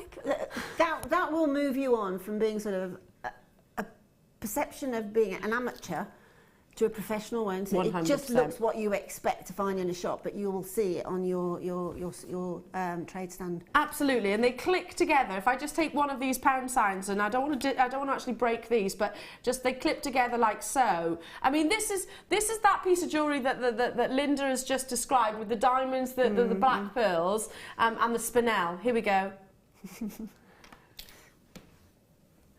Well, you know, it is the Linda Brumwell after all.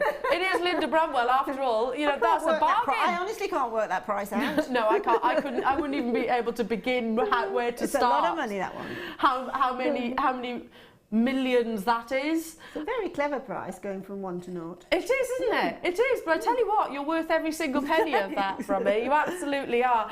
Now, how many are you actually getting? 20 of the numbers, so 20 of 0, 1, 2, 3, 4, 5, 6, 7, 8, 9. You're getting 60 of your pound signs, 60 of your decimal points, and 60 of your zeros, which is your double zeros just down here. So in total, 380 pieces. I think, you know, even if you're thinking I don't do craft fairs yet, I maybe might want to move into that. But maybe you sell on social media. We've certainly got guest designers here that do social media but don't do craft fairs necessarily. They're great to sort of picture with rather than something that's handwritten. Yeah, I think you're right there. As I say, it looks professional. And if you're on social media and you photograph your jewellery, etc., it somehow sinks in, seeing that professional price tag there. Rather than, I think it just goes into the brain easier because it's what you expect in retail, rather than a tag with handwritten. Yeah, I totally agree. And by the way, there are certain numbers which apparently we should avoid. There's this psychology behind pricing or something. Steve Bennett used to say Steve that. always says it. Said it to us. Yeah, you know, for example, 9s, 7s. There's a big psychology with pricing. Like you don't see 3s and 49, for example, rather than 59. It's psychology, and I don't really get it. But yeah. I always round up at the end of the day. If something is 99 pence, it's a pound to me. You know, I always round up, but apparently there is a psychology behind it. So 380 pieces in total. I've never seen these previously before. I think they look amazingly professional next to your fabulous pieces of jewellery. And again, it's attention to detail, those finishing touches, which make a big difference in terms of how you market your jewellery, how you sell your jewellery, without shadow of a doubt. The only time I've ever seen something similar to this, I think, was years and years and years ago on a trade show. And since then, it wasn't with me. I think since then, they've never been on the screens. I don't know. So on that basis, I think these are going to be multi-bought. I think they're going to be certainly a sellout. We've got less than 100 of these available. We started with just 76, and already they're flying out. And they are reusable, by the way. You can disconnect and change those prices around. So once you've got these, as long as you don't lose them, I'm just going to construct a number, a price for you. As long as you don't lose them, you know, they're gonna last, aren't they? They are gonna last. So why didn't I just use the same numbers, Elle, from the same pack? Keep hold of them. Put them in your storage boxes so they don't get lost.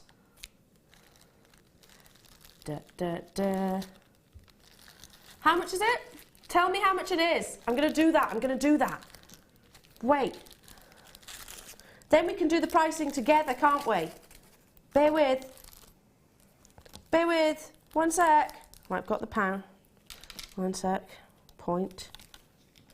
This is fun. It takes me back to my younger days. Can we? I think I might take ages if I was doing. It's a good job I'm not doing this for the entire show. Right, hang on a minute. Ready? 380 pieces. Once you've got them, I don't think as long as you don't lose them, you're not going to need to buy them again. Ready?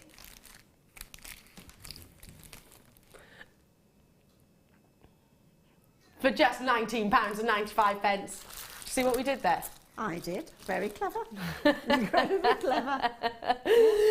1995. How professional that looks. It does look professional. Yeah. They're well made, aren't they? Well thought out. If I just turn it round like so, you can actually see the dimensions and why they actually sort of angle upwards, so they're tapering upwards. Yeah, they do look really, really professional, and they're going to nestle. Designed. You could put these on ring pads, couldn't you? You can put them on at the base of your busts. Yeah, definitely. Look how many people are there. I don't know if we're ever going to be able to bring these again. Never say never, but I genuinely... In 5 years, Kim has said, I've never seen them. No, well, it's the first time I've never seen them neither. And that's nearly six. I know I've seen some kind of pricing previously before, but I don't know if it was these necessarily. They're really nice and clean on the eye, aren't they? They are. There's no doubting the price, so immediately it'll just, you know, you think, yeah, that's what that is. Because I am guilty of, my handwriting is not easy to read sometimes.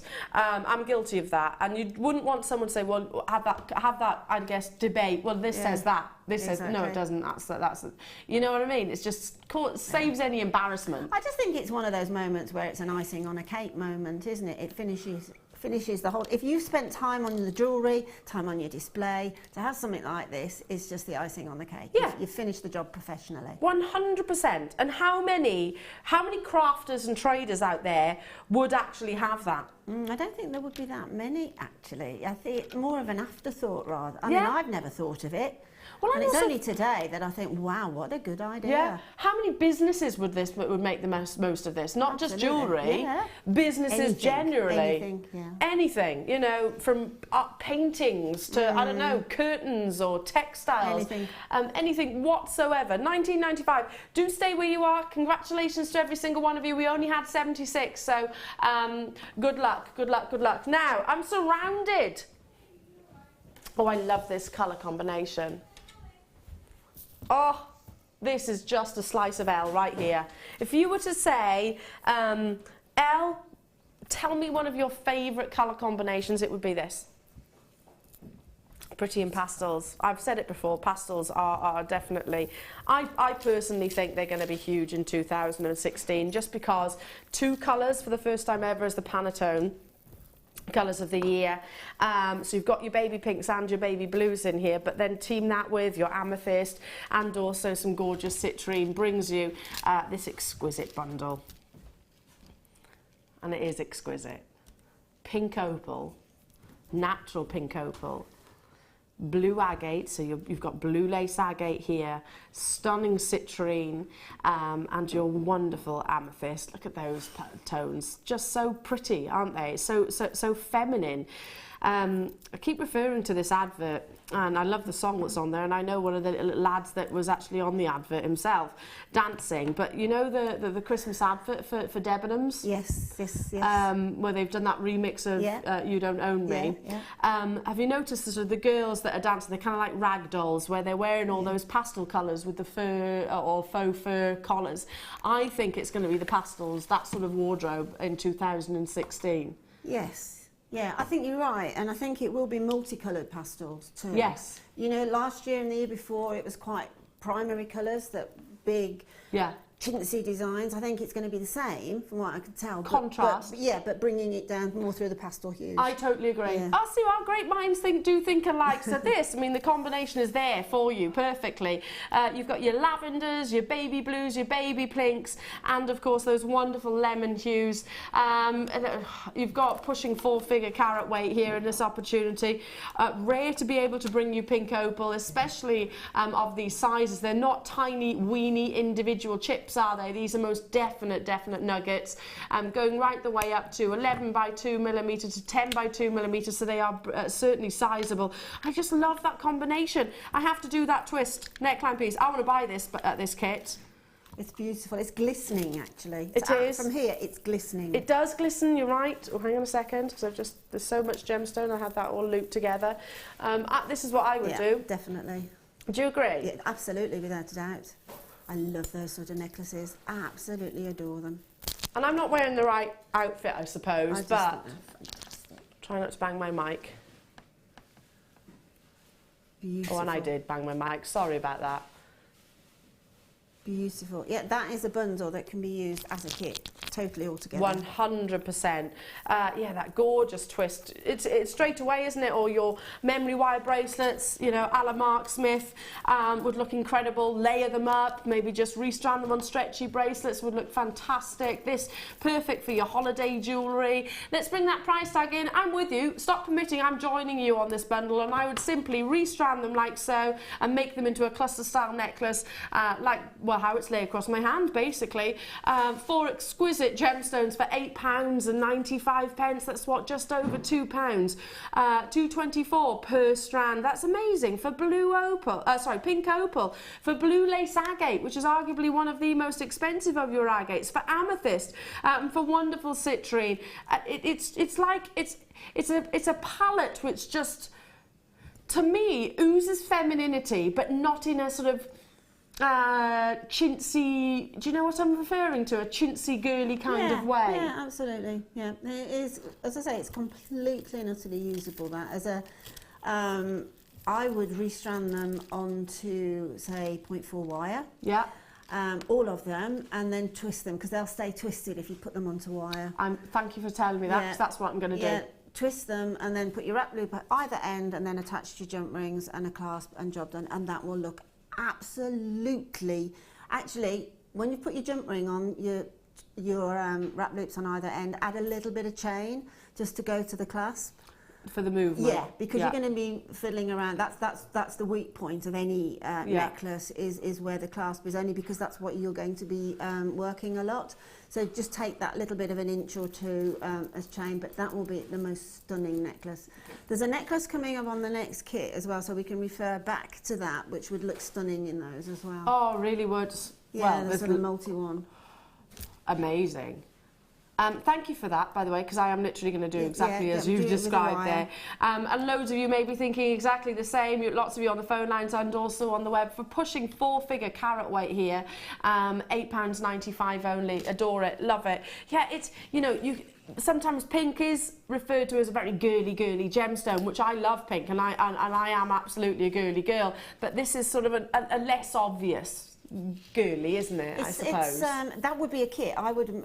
Kim often makes things that I think, oh, you know, I would make that as a kit. Yeah, it's what I call my sort of freesia colours, and because all those colours work in nature, they all work as a part of jewellery as well. So stunning. Well done, well done, well done. Moving on to ooh, how about some threading material? I hope we've got enough, because these always sell out, Kim. Oh, okay, we've got an exciting quantity. Sticky toffee or golden toffee. Oh, sticky toffee pudding. Ooh.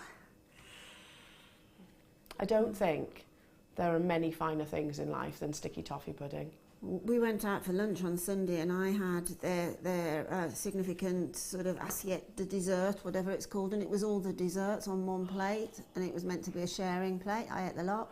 one of which was sticky toffee pudding. Was it? Oh, ooh. One sec. Going down. One sec. Do you know, where did that go? Oh, hang on a minute. I got it. Oh dear, Ryan, nobody needed to see that view, did they? First thing in the morning. Someone might have just got out of bed or had their breakfast. And like, oh God. Get off. My eyes. That's the kind of thing I would do, Linda. Just eat the lot.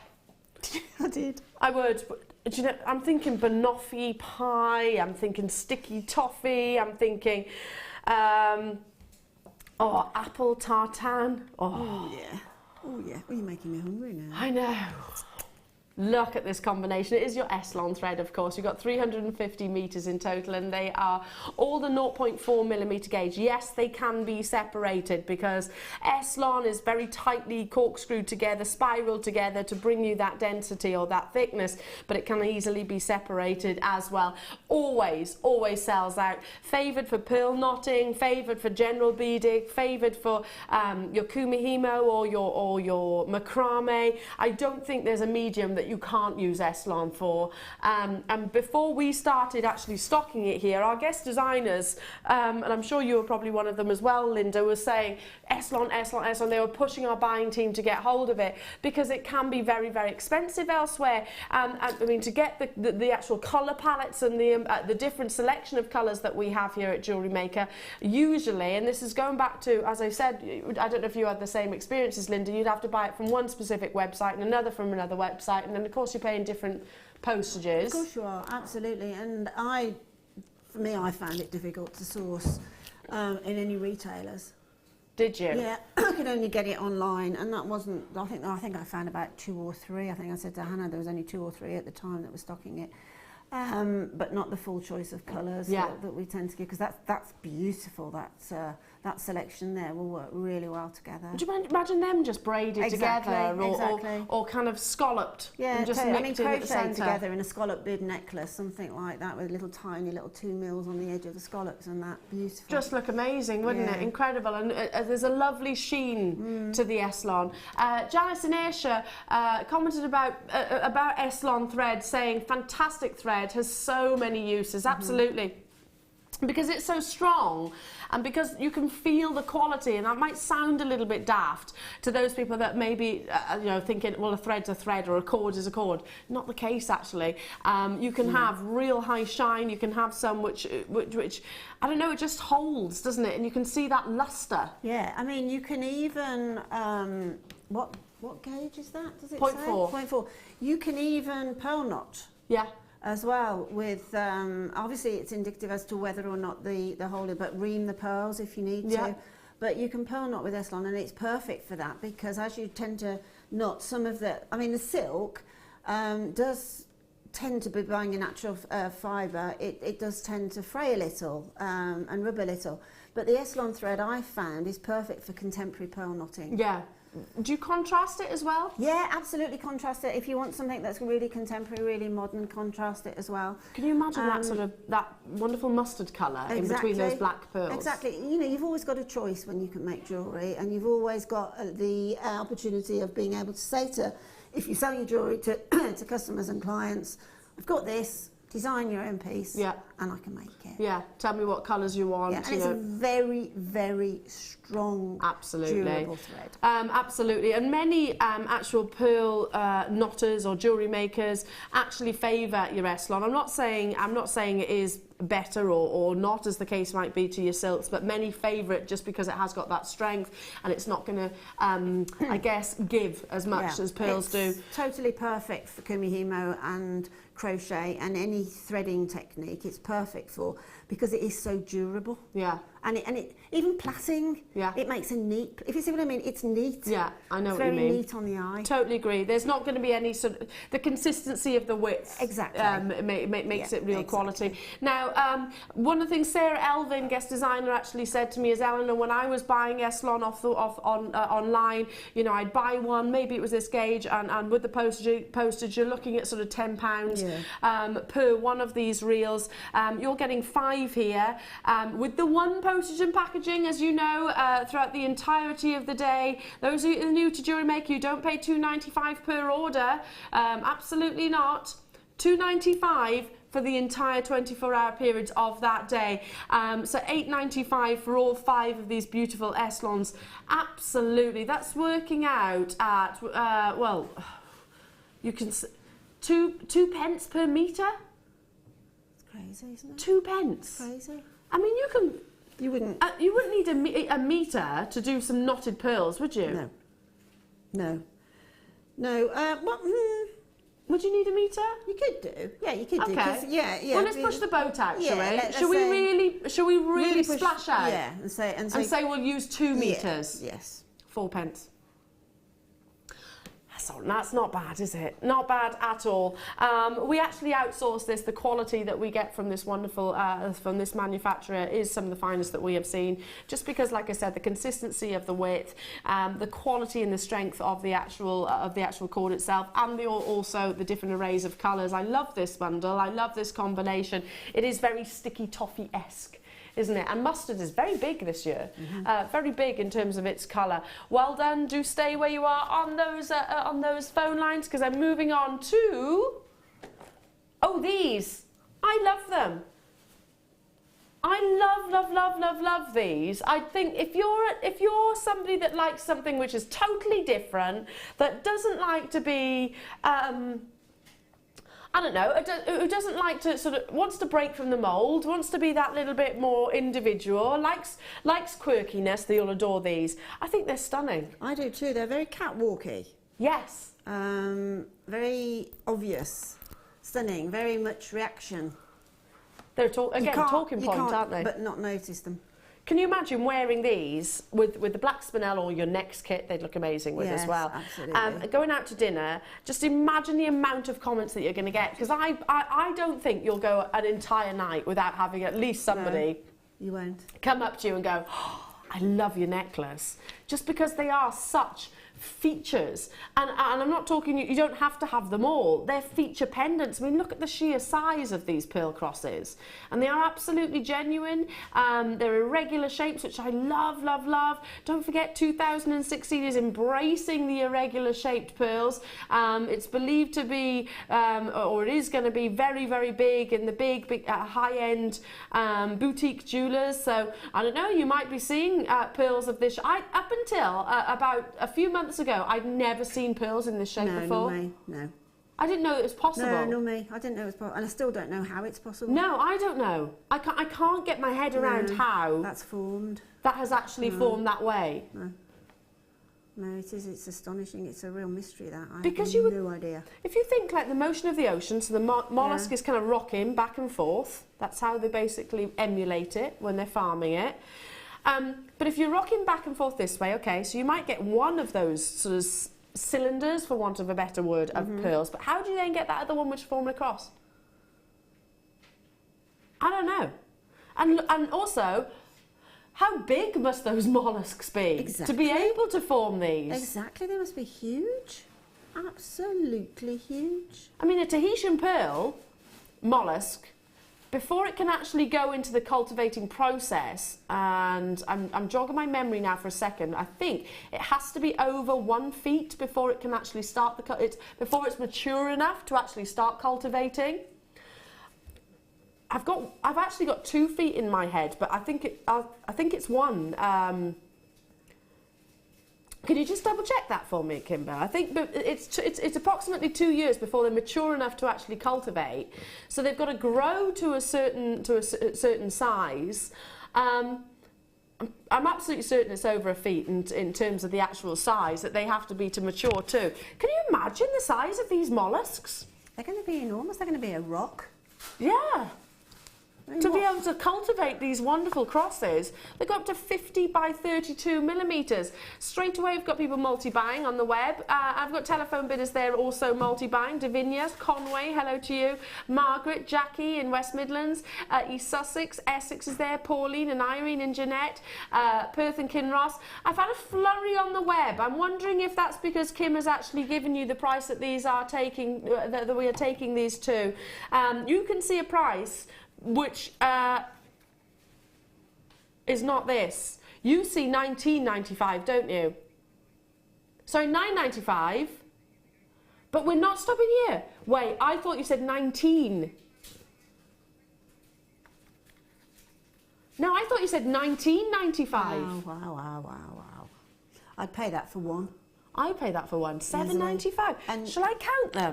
You'd probably find one in a shop if you were lucky. 6, 8, 10, 12, 14.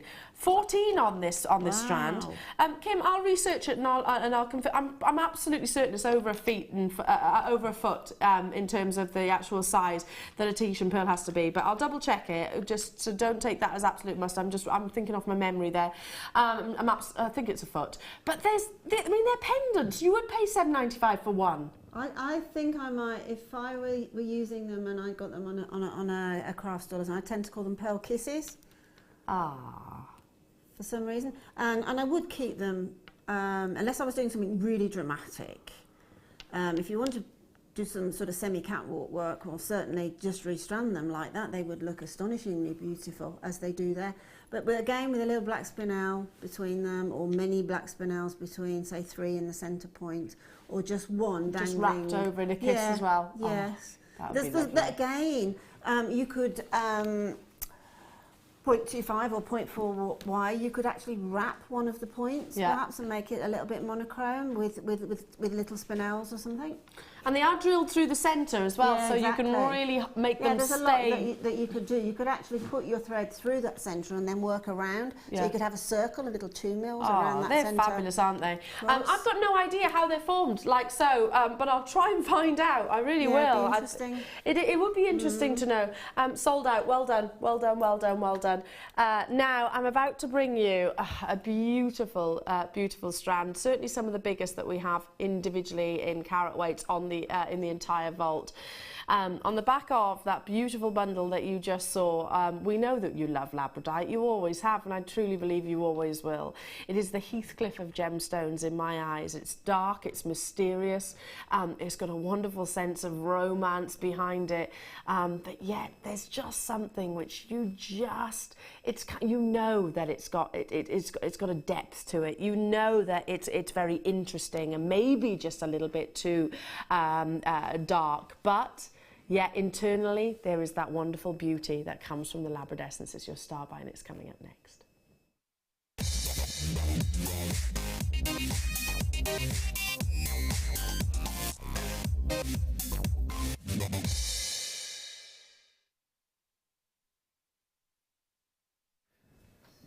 I often refer to Wuthering Heights when I see this gemstone, and the reason for it, do you see why, Ryan?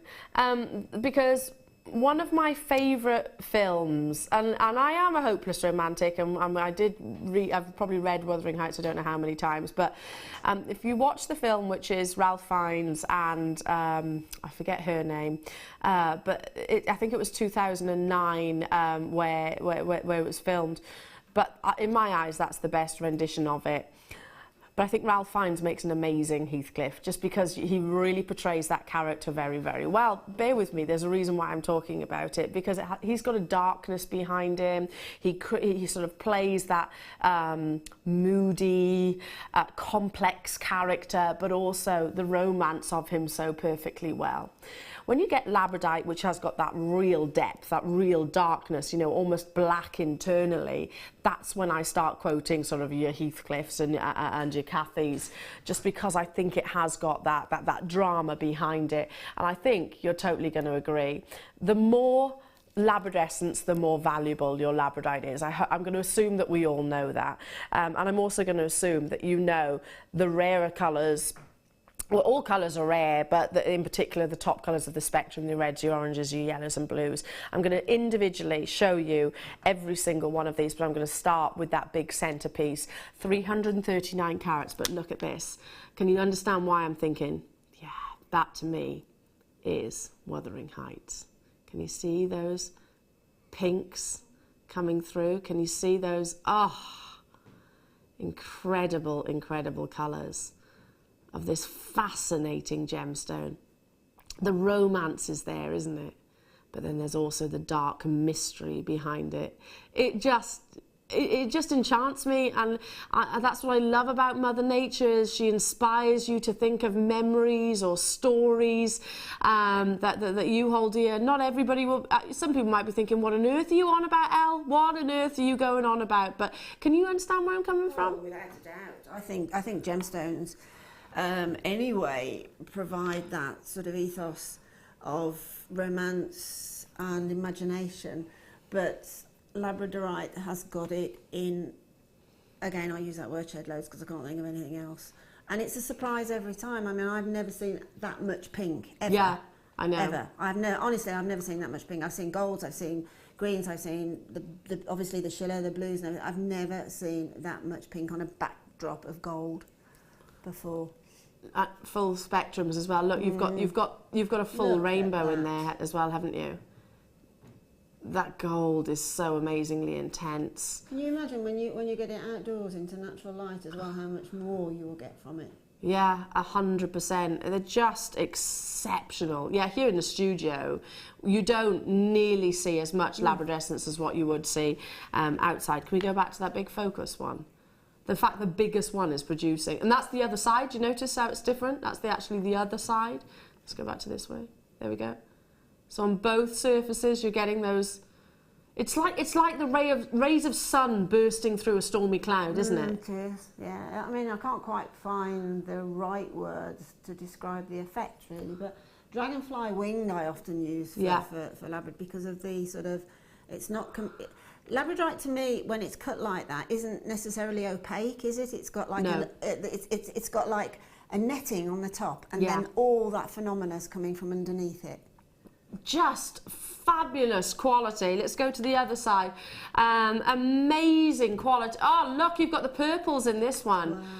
Amazing quality labradorite here, and here in the studio, if I can just literally rotate it, orientate it, ever so slightly like this, and you can see those colours. Wait till you're wearing it out in natural daylight. Absolutely breathtaking. That's like a peacock feather, isn't it? Just incredible. It's coming your way. A lowest ever price point. Incredibly, I don't know what that lowest price point is, but we should be $19.95.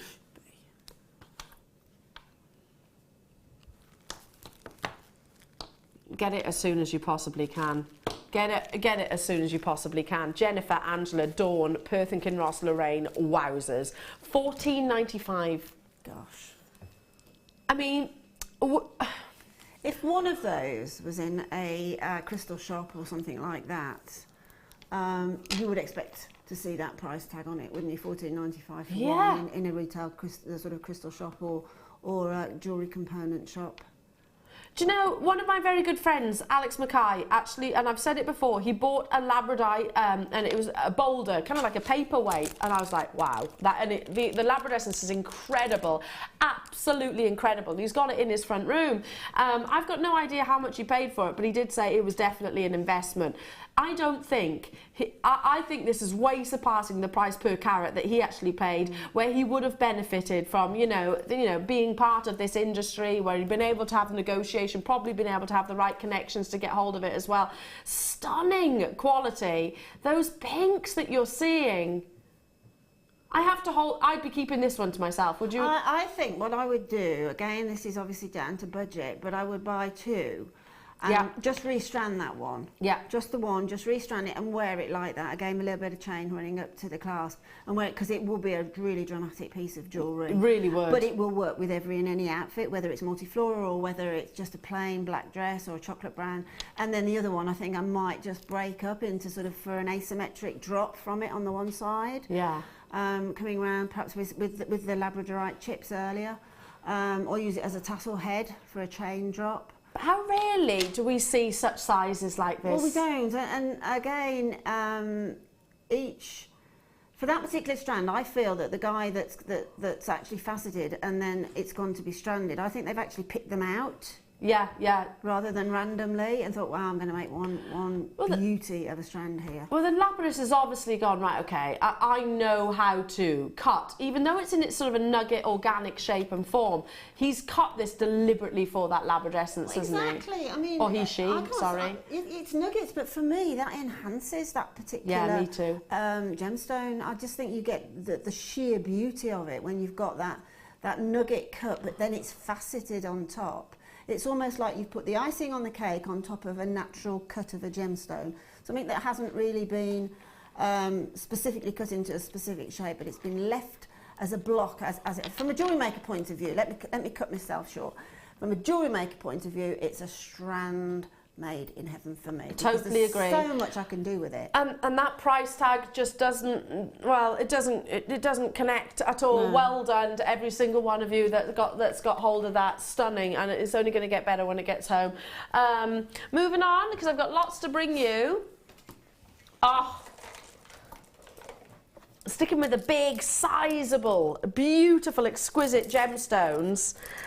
Now, gemologists would agree, it's a misconception. It is a common misconception that people think quartz is abundant, is not rare. Actually, it is astonishingly rare, and gem quality quartz is only found in a few locations around the world. Now, Brazil is one location which is synonymous to producing some of the finest in the world. I'm guessing that this is Brazilian, is that right? Yeah, thought so. Just because you've got that liquid clear clarity, gemologists will say the more liquid-like, the more high-end and top quality it is. Especially when you've got sizes like this, it is rare, rare, rare, rare, rare. So please don't think that quartz, whilst as a mineral, it's abundant. Yeah, absolutely. It's only second to feldspar on the planet, and it covers a lot of our Earth's crust. But that tends to be opaque. If you imagine sort of like ice, which is maybe compacted and maybe a little bit mucky, like sometimes after a snowfall on the sides of the roads. That's quartz as a mineral. This is a gemstone, is totally and utterly different. It's crystal clear clarity. You've got 37 centimetres times 2, so in total pushing a 4-figure carat weight, and just crystal clear clarity. They're like dewy drops, aren't they? Yeah, beautiful. Absolutely stunning. I mean, they're huge. What would you do with these, Linda, just because of the sheer size? Again, it's catwalk jewellery, but dumbed down slightly because it's a clear gemstone. But I would probably have that as a, if I was doing something quite dramatic, as a 4-strand graduated drop, all in that same gemstone. Perhaps just with say, a tiny spacer, a silver spacer or a black spacer, something like that.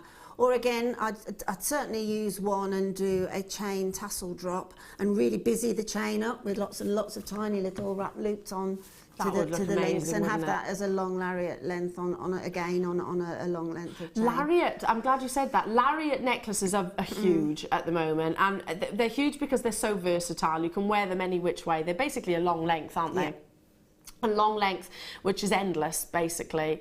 Has it's like it's a long length of chain which doesn't connect either side. Sorry, I worded that very badly.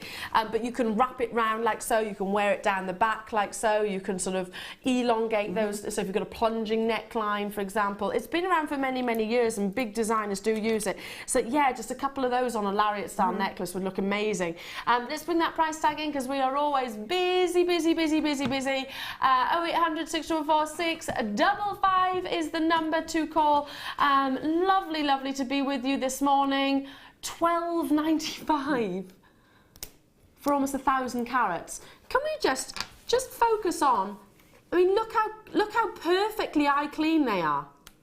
Superb. Again, being the irregular shapes is nice as well, because you've got some the non-uniformity is an attraction for me. Yeah, I think so because as well. it will give you an immediate design.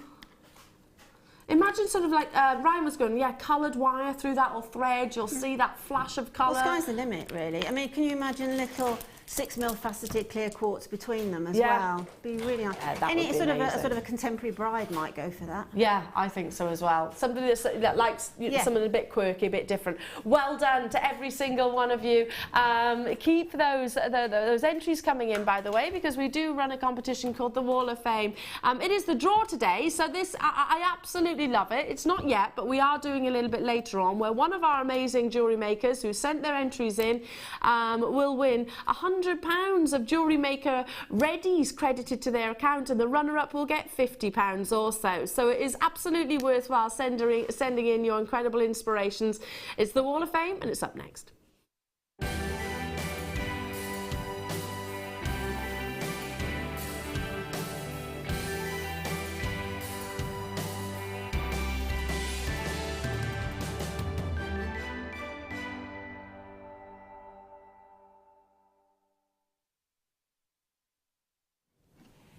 How you doing, Brummy? I'm good, thank you very much. You? I'm loving. Yeah. Shall I take my shoes off? I'm wearing heels today. Oh, I was eyeing up those shoes. Oh gosh, they're a bit muddy. It's a bit muddy outside. It is muddy, yeah. I've got heels on today, which is a bit rare. Normally I don't bother. I love this part of the show. And me. I'd completely forgotten about the Wall of Fame, and when Amelia just brought them out, I thought, oh, great. Yes. Talking about quality labradorite, no. Talking of, shall I start things off? Start, I'm starting with number 25. Look at this little chaffy down here, flora and fauna inspiration. Comes from Joanne in Lincolnshire. Hello to you, Joanne, and she says, hi all at JM. Please find attached my entry for this week's Wall of Fame. All products from yours truly. A mix of red tiger's eye, oh how lovely, and banded agate with wire, is silver plated, 1 millimetre, 0.8 millimetre and 0.6 millimetre wires. Loved having a go at one of Rachel Norris's designs. Good luck to all who enter, and that's Joanne. Very good luck to you, Joanne. You're number 25. This is number 26, and talking about the labradorite with all the different colours, we've got a beautiful set of earrings here, and it's from Sue in Swindon. And Sue says, good morning, I'm sat at home with the nastiest cold and sinusitis. What a shame, sorry about that. But it's lovely to sit and watch you in the warm. My entry is a pair of earrings made with labradorite and chain. The labradorite is so beautiful. Good luck to everybody in the draw, and that's regards from Sue in Swindon. Sue, they are my type of earring, beautifully made. They are. Do you know what I love about those? They're a little bit gothic as well. They are. They're very... a bit rocky. Yes. Love Beautiful. it. Love Beautiful, it. beautiful, Number beautiful. 27 comes from Ali. Hello to you, Ali. I don't know where you're from, but lovely to be seeing from you, Ali Perry.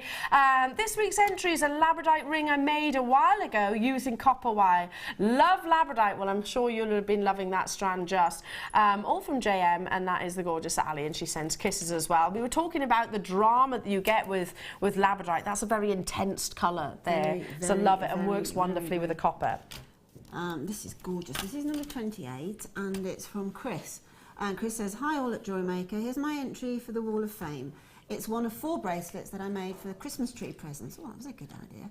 This one's tanzanite and pearls. Wow. The others were opal, peridot, white topaz. That was instead of diamonds. And all of them were made with the pearls. And that's best wishes from Chris. Gosh, I bet your whoever received that was absolutely staggered. Tanzanite, opal, pearl and topaz. Wow. Lovely. Christine, you were popular, aren't you? Very popular going into 2016. And lovely piece of jewellery. Yeah, great idea. I've got number 29 here. Love this. I haven't seen pattern shell in I don't know how long. And it comes from Jan Blackmore in Gloucester. Hello to you, Jan. Good morning, JM team, and a happy new year. The jewellery in the photo contains all the items from Jewellery Maker. A simple design, stretchy bracelet, leopard print shell with faceted tiger's eye, matching earrings with rose gold earring findings including rose gold spacer beads. I made both, my friend and I, a set for Christmas, a popular design on my craft stall too.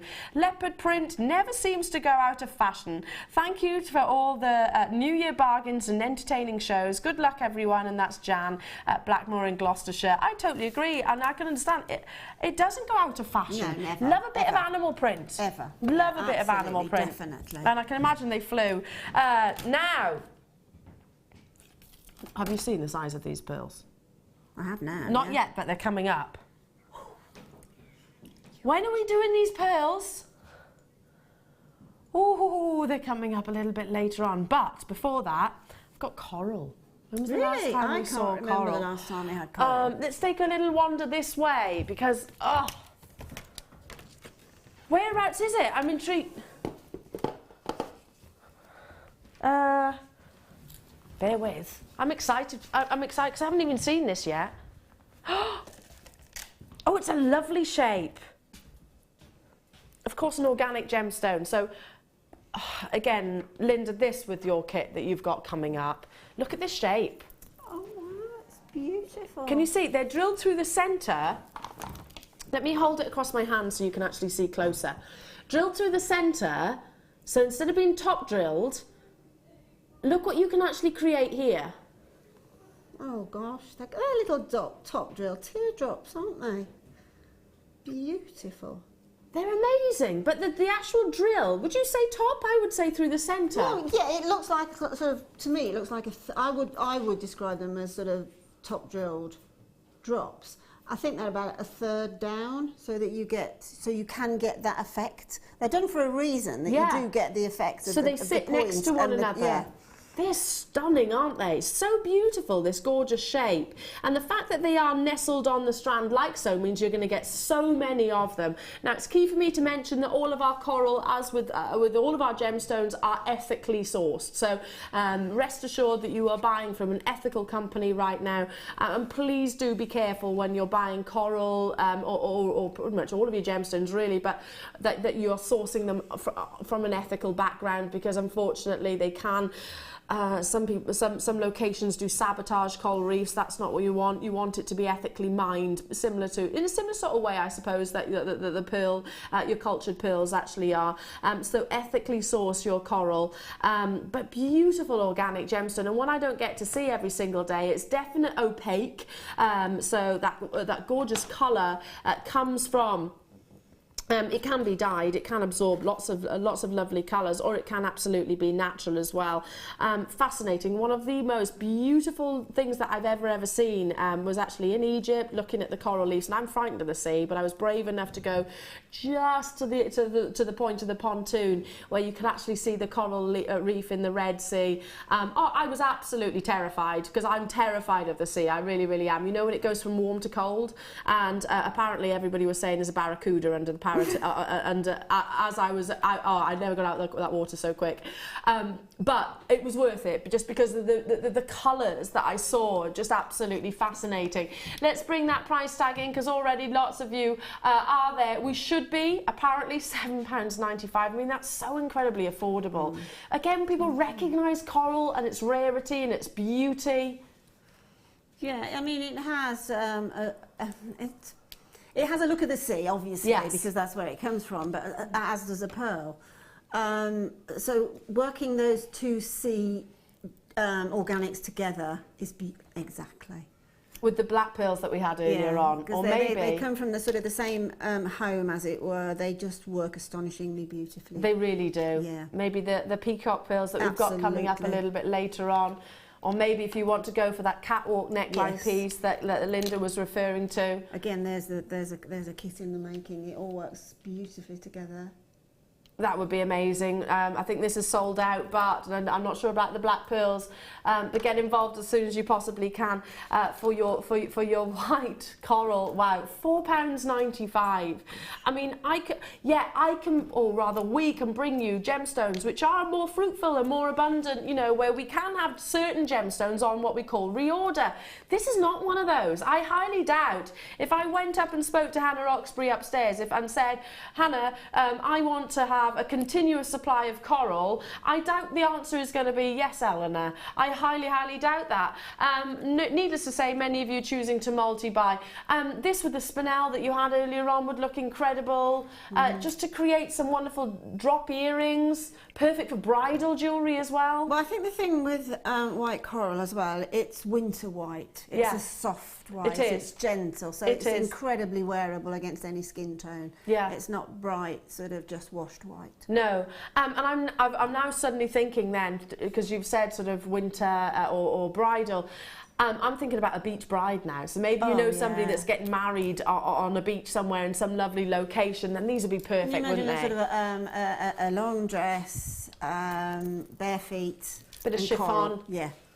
And some coral. Fabulous. Do stay on those phone lines because we have got, there is still opportunities there, lots of you there as well. But we have got more brand new pearls coming your way after this very short break. It is those wonderful peacock pearls that you saw just a few moments ago. So much to see, inspiration coming from Linda after this. The Jewellery Maker Wall of Fame is where you get to showcase your skills as a jewellery designer. Each week, one lucky entrant will win £100 credited to their account, and the runner-up receives £50.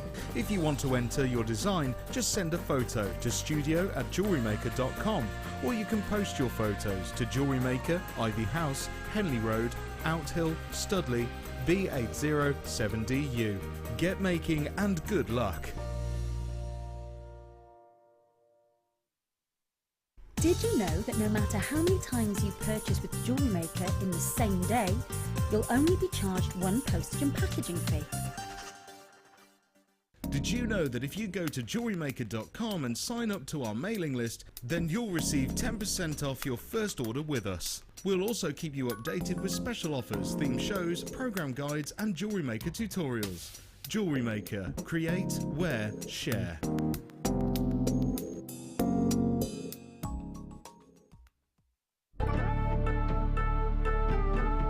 When we were with you last year in China, you had some big sizes that were clean, but today all the big sizes look very included. Is that what's coming from the mine? More inclusions? Yeah, have more better quality. Also, this is not clean. Yeah, that's right. Clean material. Yeah. Yeah. But like this clean. So clean to one size, then above that the sizes are getting more included. Every size can get, but quantity decrease the quantity. This is a lot smaller today. Yeah. Yeah, a few years ago the quantity was great coming out the mine on the bigger sizes, but today the smaller sizes are nice, they're clean up to about half a carat, but beyond that they're quite included. So it's quite a good job. We did a lot of business a few years ago. Yeah. There are 2 easy ways you can purchase from Jewellery Maker. You can watch our show on Sky, Virgin, Freeview and FreeSat and call our free phone number where you'll be put through to our friendly help team who can place your order. Alternatively, you can go to our website and click to register. Once you've filled in the required details, you can start shopping. You can watch the show by clicking on the Watch Live Show button on the homepage. You can also use our quick search tool and narrow down your results. Once you have found an item that you like, simply click on the Add to Basket button and you can continue shopping or check out right away. Don't forget you can add as many items to your basket per day for only 1 P&P. Enjoy shopping with Jewellery Maker. Did you know that the Jewellery Maker phone number is free from a UK landline? Now you can spend those extra pennies on more shopping. There are 4 easy ways to stay in touch with Jewellery Maker. You can like our Facebook page and join a community of over 54,000 people. You can follow us on Twitter and tweet us your messages and opinions, send photos of your designs and enter our Wall of Fame competition. Or if you need any help or advice, you can email our friendly help team. Make sure to get involved and stay up to date with Jewellery Maker.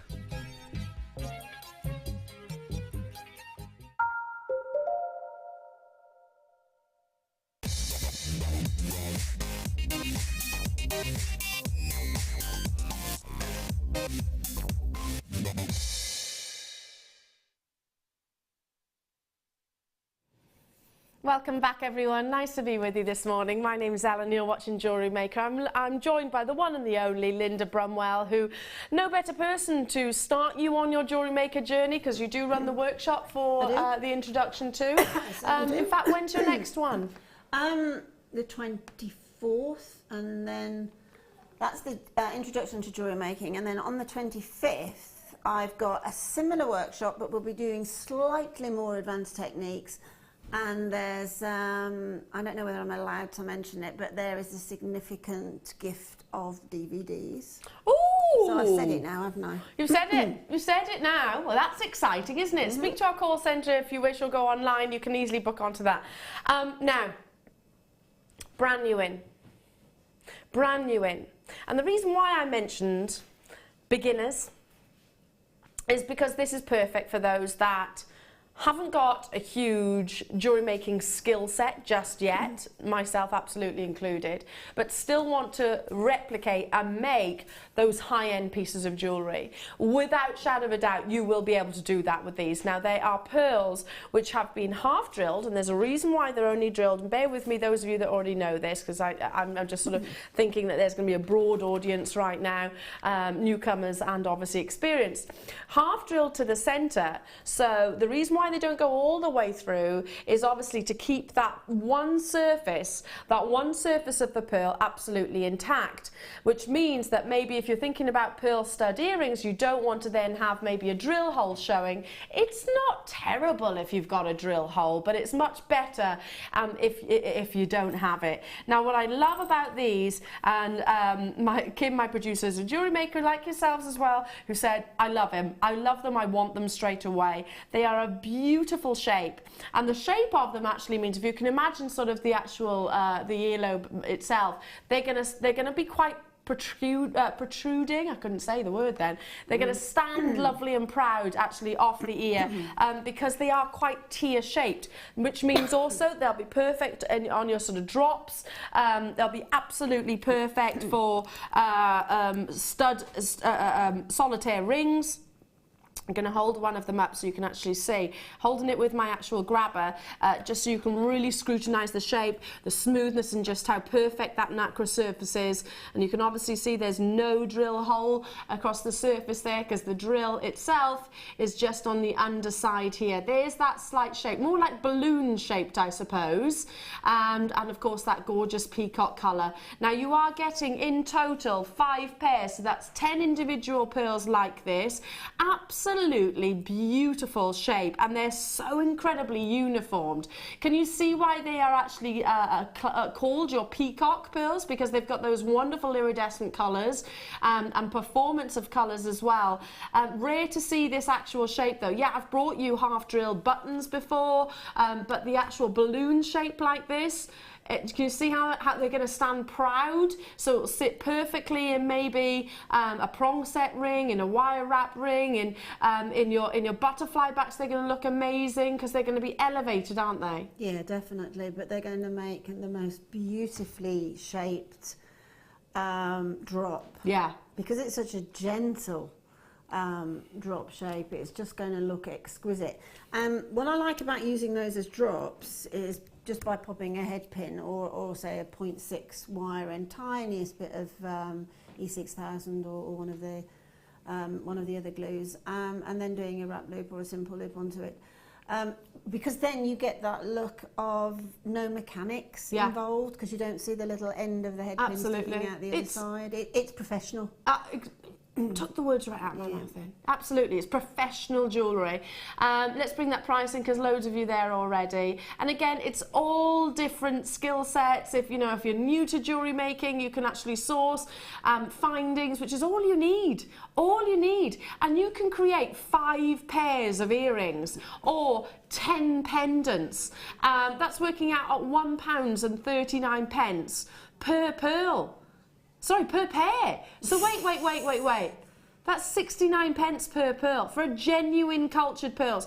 Can I just refer to, you know that lady that comes calling sometimes, ding dong, you know the one? I do like to support them because I know, well, I briefly sort of worked for them for a second in the offices, very briefly. Anyway, that lady that comes calling, and she's lovely, my local lady, and I was looking through that little book, and it's the only place that I've ever thought, wow, that's a really, really good price in comparison to us here at Jewellery Maker. They were a pair of simple stud earrings in obviously a little box, and they were sterling silver, and they were £15. Do you agree, Linda? That's not a bad price for cultured pearls. Yeah, it's a very good price. Yeah, I thought, a pair of cultured pearl earrings, £15, very good. You know the place I'm referring to. It's an American company named after a town local to us here. Anyway, and yeah, that was just for 2 pearls, £15. I mean, even if you made one of these and sold them at that price, which, to be honest, I think is actually underpricing the pearls, so you could probably command a higher price point. But say you want it to be an amazing deal, £15. You've massively made a return. Kathleen, Wendy, Kent, Jeanette, Paula, Linda, Grace, well done to you. Absolutely fabulous. And on the back of these, I think you're going to want to get this next strand because they're going to match perfectly. So you've got your peacock half drill pearls for your pendants or maybe your stud earrings. But how about creating, and on the back of what we were saying, 2016 is very much a year where it's, I tell you who it was, Fleur that said it. Fleur was reading about the history of pearls, and she was talking, and they were there was an article, and she was saying that that 2016 is all about Baroque and Keshi pearls. I read that same article. Oh, did you? Yeah, and that is absolutely true. It's saying that now the more quirky look of a pearl, because pearls are getting more and more contemporary, more and more designers, right from the very top all the way through, are using pearls from this season onwards, and they are looking for coloured pearls and the sort of Baroque, Keshi, all of those Biwa pearls and things like that are really big. So this strand's going to be hugely popular then, because they are your Keshi pearls. I can't remember the last time I brought you Keshi pearls. No. What's the difference between a Keshi and a Biwa? I've been asked that question before. What's the difference between a Keshi pearl and a Biwa pearl? It's location, basically. Pure and simple location. They've got a fabulously organic, rustic shape. You know, expect curves and crevices which will contain the light.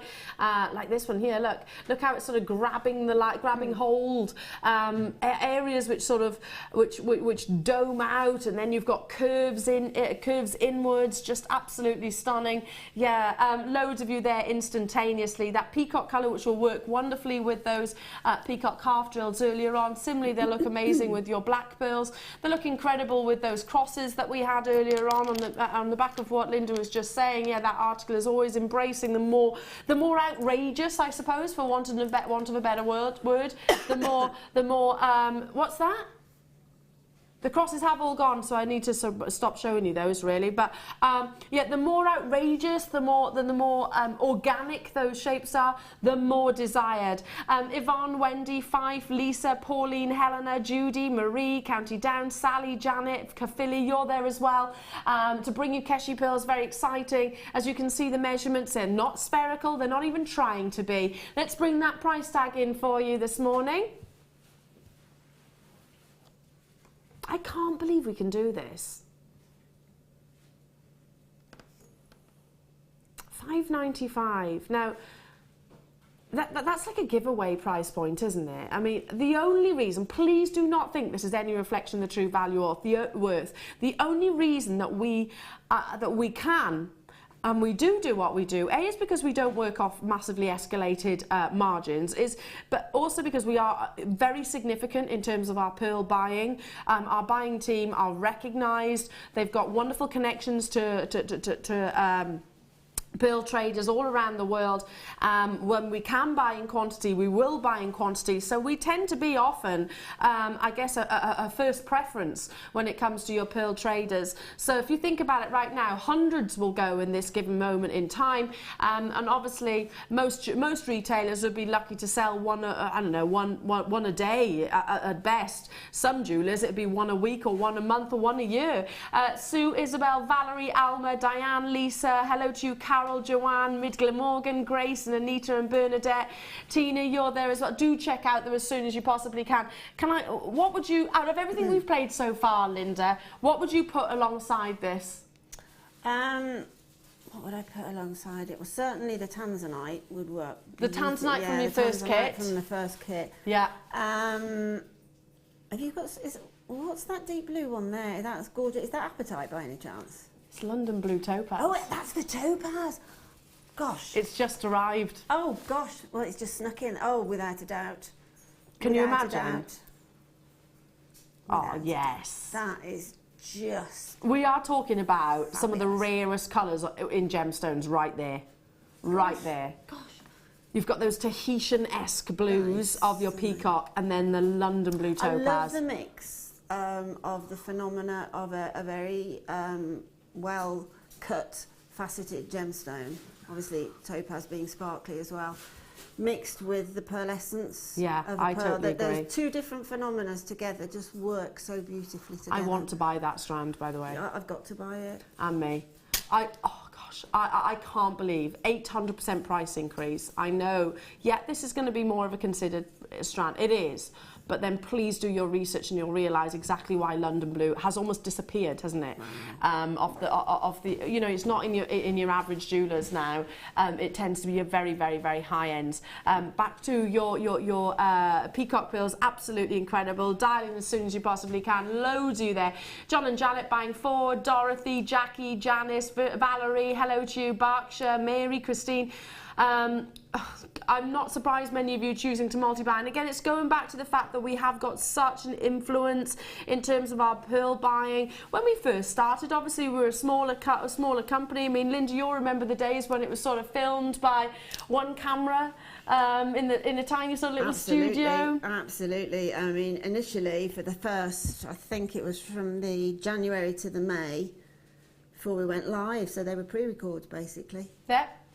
So then, I mean, obviously, any company's going to start somewhere. Yep. We might have had to bring you Keshi pearls at sort of this quality, maybe, I don't know, £20, £30, really. Now, because we can buy in such bulk and the quality there, £5.95, well done. I'm going to need to move on, though. Congratulations to every single one of you. Can I just say for 1 second, because I've noticed in my ear, Paul, happy birthday. Did you have an amazing time? Paul Demirs is directing me right now, and he's just celebrated a birthday. There he is. Happy birthday! And also, I know that gorgeous lady that sat next to you. and I am so delighted to see her back. This is Maggie, everybody. Maggie, you're back. We've missed you. Oh, I tell you what, please tell me you're coming to join us. So excited. Anyway, what did you say, Kimbo? Is it kit time? Look at me getting excited. Maggie's back in the house. I am really, really excited. Now, this kit is beautiful. It's just gonna bowl you over. God, we've spoilt our JM viewers today, Linda, haven't we, with our kits, haven't we? They are nice. They are very, very nice. Yes. They are exquisite, I should say. I'm going to correct you on that one. They're not just nice. You've got another Bobby Dazzler connector. Yeah. How did you manage that? Luck, more than anything, because we were fighting over these connectors. I will admit to that. But you won. I won that one, yeah. Oh, look. Is it what I think it is? Oh, checkerboard faceted black onyx, bezel set. Look how amazing it is.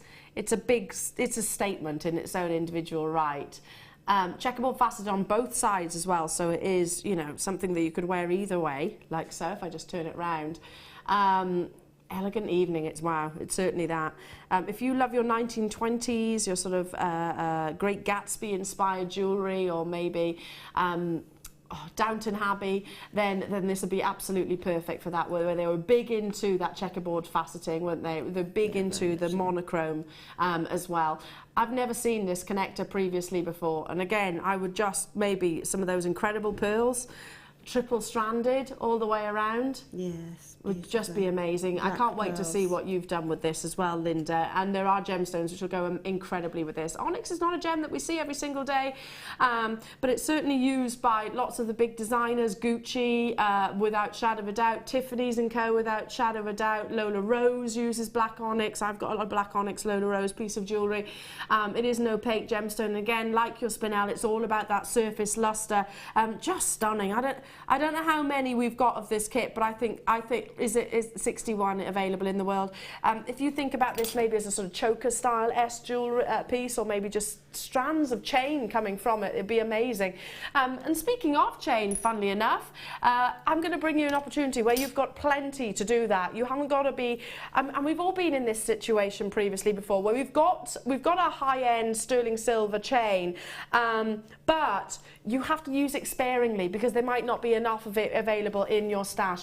Not the case here. How about a full spool, which totals 3 meters of 925 chain? This chain on its own is £29.95 if you were to buy it from our very own website. If I just lay this across the hand as well, you can actually see the openness of the link, so you can easily connect charms to it very easily, readily as well. And that's what I was referring to earlier. If you just use that onyx connector and just a couple of those tapered together, look how high-end and beautiful it is. Solid 925, it's not overlay, so absolute precious metal. And one of the easiest pieces of jewellery to create would be a simple sterling silver chain like this. I wear that on a daily basis on my day off. I never take my chains off, and not necessarily with any pendants, but just simply add a jump ring to one end and a connector, sort of a lobster claw or a bolt ring to the other, and you're good to go. I mean, what would they retail at most retailers? Certainly high-end price tags. But we're not nearly done. Let's bring that gorgeous onyx back in here. I don't want to push him to the side. Let's introduce your beautiful gemstone, shall we? How about starting with the rainbow coated? It's beautiful. I love this particular strand. I use it whenever I can. I agree. And it goes back to what we were saying. They might be small, but they're mighty. Yeah. They really pack a punch, don't they? Absolutely do. They've got gorgeous depth of colour. It's rainbow coated hematite. So all of that lustre, which you expect from hematite, with all of those visual colours. There's not a gemstone on this planet that won't match this gorgeous strand. 360 degrees, purples, greens, yellows, pinks, blues. It's all there, isn't it?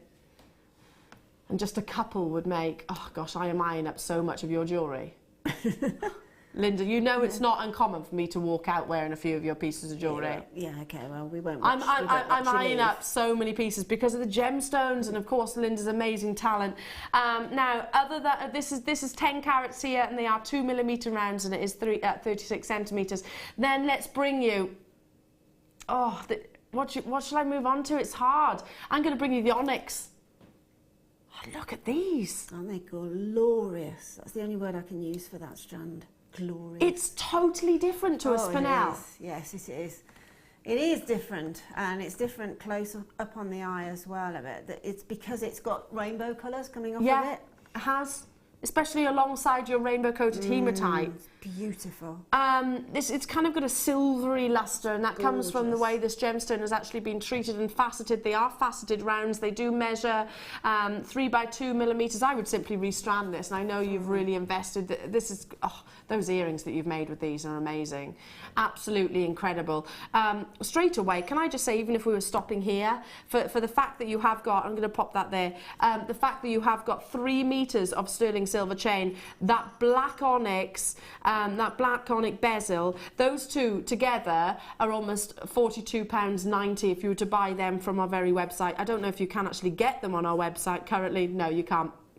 It's not available. It's only available in this kit. So for those two alone, they're sort of they're £42. Plus, you've got all of these wonderful gemstones. 3 strands of your onyx. All different sizes, and they're all doubles, so they're all double strands. Oh, do you know what? I have to take that faceted onyx and just put it there 1 second, just so I don't cover it over. In fact, I'm going to pop these just like this for a second, just because I've got so much of the onyx in its nuggets. I can layer this up. Black onyx, isn't there? It's glistening again. It's the only word I can use again. Black onyx really glistens. Well, if it's good enough for Chanel and Tiffany's and Co, and if it's good enough for Lola Rose, there's a reason why they choose black onyx. Of course. It is very reflective. It's very, very rich in terms of its colour. Don't forget you get that bezel set as well, which is sizable, 38 by 10 millimetres, and all of that sterling silver. I mean, you have got 1, 2, 3, 4, 5 strands of gemstones, plus this beautiful bezel feature, and 3 metres of chain. I mean, you can go to town, can't you? You can, you certainly can. It'll go on forever. And of course monochrome, so who doesn't love a monochrome neckline piece? Yeah, it's monochrome with that little hint, with that little bit of rainbow coating on the hematite and on the onyx as well. It just gives it that sort of twinkling stars in the dark sky look. Yeah.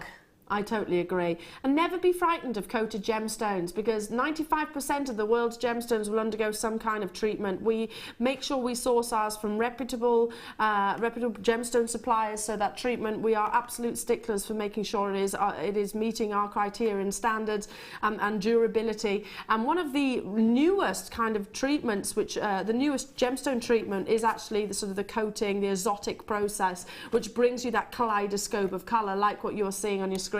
Now, I only wish I had a bigger quantity. Again, I would happily pay for the cost of this entire kit for the bezel alone, just because I think that's a stunning piece of jewellery. This should be £68.65. If you, that seems so affordable. If you were to buy all of these components individually, I mean, a 3 metre spool of chain, well, you can get 2 necklaces and a bracelet off 1 metre, can't you? Yes, yes. So 2, 4, that's 6 necklaces and 3 bracelets just off that 925 sterling silver reel, without all the gemstones, without the connector. Not £68.65, however, this morning. I think this is going to follow suit to the first kit. It's going to be a sellout, Linda. £47.95. Wow. To have... It's £42.90 just for the chain and this connector. So for £5, you're getting the onyx, the hematite, the faceted onyx. That's an incredible deal. An incredible deal. Look at that. It's so glossy. That's the word, isn't it? It's glossy and glistening. I like that gluh. It's exactly what it is. But it's so sophisticated, it's so elegant. Again, it's something that you can dress up and dress down when you're wearing monochrome with that But I just think that little touch of rainbow to it has really given it some, again, tiny 2mm gemstone, but it's given... Small but mighty, aren't they? Absolutely, totally. Yeah. Completely and They, utterly. and I can't emphasise that if you've never got any other microfaceted gemstones, I mean, here on the screen, look at, we're under magnification here, but look, you can't fail to be drawn to those. No, you can't. And I mean, to be truthful, again, the studio lights are doing a beautiful job, but get it out into natural light, into incandescent light, into candlelight. Can you imagine? Yeah, it'd be, the effect of candlelight on those gemstones? Even from a distance. Yeah. I'm kind of picturing you now, Linda, wearing one of your pieces with the rainbow from a distance across sort of a restaurant. I'd notice Linda and the rainbow flash. Yes, you would. You would see all that sort of glistening. Well, there's a lot going on with small, tiny gemstones. Needless to say, very, very popular. Lisa, you've done it. Wendy, Lillian, Diane, Kathleen, Rutwanti, Jackie, Ruth, Pamela, Paula, Perth and Kinross, Debbie, Catherine, Richard, Laura, Jenny, and lots of you also with it in your baskets. Congratulations. And again, given the fact that you have got gemstones of this size and this shape and the connectors, even though I'm a beginner, without shadow of a doubt, I have got very, very, very limited skills in terms of jewellery making. I'm confident that I could create some very high-end pieces of jewellery with that also. So stunning. And you've made lots of gem-heavy pieces, but again, very wearable. This is what I wanted to see. Look at that. That connector is incredible. It's beautiful, isn't it? So many uses. I mean, you know, again, that's on an asymmetric triple strander using the sterling silver chain as well. That's a very sort of elegant evening type of piece. You could, as Elle said, it would look stunning as a choker centre point with the 3 strands coming off of it. Again, you could use it literally as a tassel type drop from a longer length necklace. Sky's the limit. I love the fact that you've used those micro gemstones alongside it to create a little bit of feathering. Yeah, I wanted that exactly. That's exactly. I just it doesn't need it, but I just wanted to take the sort of straight edges away and just do that little, because that's the sort of jewellery maker I am. I think, you know, that I like to put these little tiny touches in. And all those little details really make the difference as well. As you move, they move. Well, that's very high end. You know, not many jewellers can actually create movement in their design. Chopard do it, and Piaget do it. But then look at the price tags you're actually looking at there straight away. These are stunning as well, Linda. Little simple earrings again. Little sort of what I call waterfall design, where they are just. Wrapped loop onto the length of the chain, coming down 2 in each loop until we get to the base, and then the bottom one has just got 1 on, giving it that centre point. What, approximately an inch? Yeah, about an inch. Yeah, about an inch. You can use as much or as little as you want. You can have the chain showing. You could leave the chain showing from the bottom. Sky's the limit again, but again, with these monochrome gemstones and sterling silver chain, it's just beautiful. And every single piece very, very wearable. And again, you've got a tree of life here. Well, I couldn't help but do a tree of life because I got nuggets. I've never done a black onyx tree of life before, and I just wanted just a different variation on it. So I put the little round ones in as like little black sort of stylised flowers at the base. Out of all the, I mean, I love the tree of life design, but that has to be my favourite gemstone and wire combination. Yes. Just because I think it's taking something which could be regarded as maybe fussy and quite ornate as a jewellery design, you know, and each to their own. I love the fact that that is a little bit more contemporary with the monochromes. Yes, definitely. With the glistening of the onyx and the lustre of the silver chain, it works really well. Oh, absolutely love this kit, and tons of you there. How are we doing on terms of quantity, Kimbo? Less than half the stock remaining. Before we go into the demonstration with the lovely Linda, I can't wait any longer. I simply can't. I simply can't. How many have we got of these? I own this strand, don't I? It is that one, isn't it? I knew it. I knew it. I'm still waiting to get this knotted, by the way. Oh, okay. Because I don't want to knot it just because I don't think my levels and skills are quite there as of yet. Well, we can sit one day and do it together. I'll come into your introduction. Yeah. Do you do it there? Yeah, definitely. Yeah, we can do pearl knotting on that one. Yeah, we can. I don't want to disrupt your whole workshop. No, you won't disrupt it. They'll love it. Here you are. Let me just show them to Linda first. In all the years that we've been established here at Jewellery Maker, I start to get you can actually read my body language when I'm very predictable. My mum points it out. Elle, when you get excited, you start bouncing. I start moving around. I'm really, really excited about this. In 5 years, this simply has to be one of the finest strands that we've ever brought you. In terms of their shape, and I know our graphics are saying 11 by 13. I want you to kind of eradicate that for a second. I want you to lean on your own skill in terms of, I think we've been very conservative on the actual shape. I would say that they were round. Me too. I really would say that these were round. Let me put back on your elegant hand. I would say that these were round. It would only be using a gem ruler measurer that you would probably dispute that, but on the eye, which is what it always is, they are round. Well, and you don't grade a coloured gemstone using a loop. You know, you use the naked eye, and I think the same should be adopted with your pearls. These are singly the biggest that we have available on our website. I'm pretty certain, 99.9%. Yeah, they are. I own this strand, and the only reason I do is because one of our lovely JM viewers, because the first time I brought them to her, I was like, these are going to sell out. I know I'm going to miss out, and I was a little bit heartbroken. And Brian, actually, one of our JM customers, bought them for me, sent them to me, and I was like, thank you so much. You know, I'd have missed out on the chance. Obviously, and I am eternally grateful. I still haven't restranded them as of yet, and I will do because I want to wear them this actually in the next month because we've got lots of events coming up. But the quality is just amazing. Absolutely. We've got a text message coming in. Pauline in Yorkshire. Wow. Usually I can see the difference, but these look round to me. Yeah, do you know, it's not often that I will say, never mind what's on our graphics, never mind what we're actually putting here. Potato pearls? Do you know what I mean? No. I don't often dig my heels in, but I am digging my heels in somewhat. I think we've been mighty conservative on the actual grading of these. Let's bring that price tag in. If you want the biggest, I own this very strand. I know I do. I recognise the code. Every bone in my body tells me that these would be hundreds of pounds in most retailers, £29.95. Can you understand why I bought them?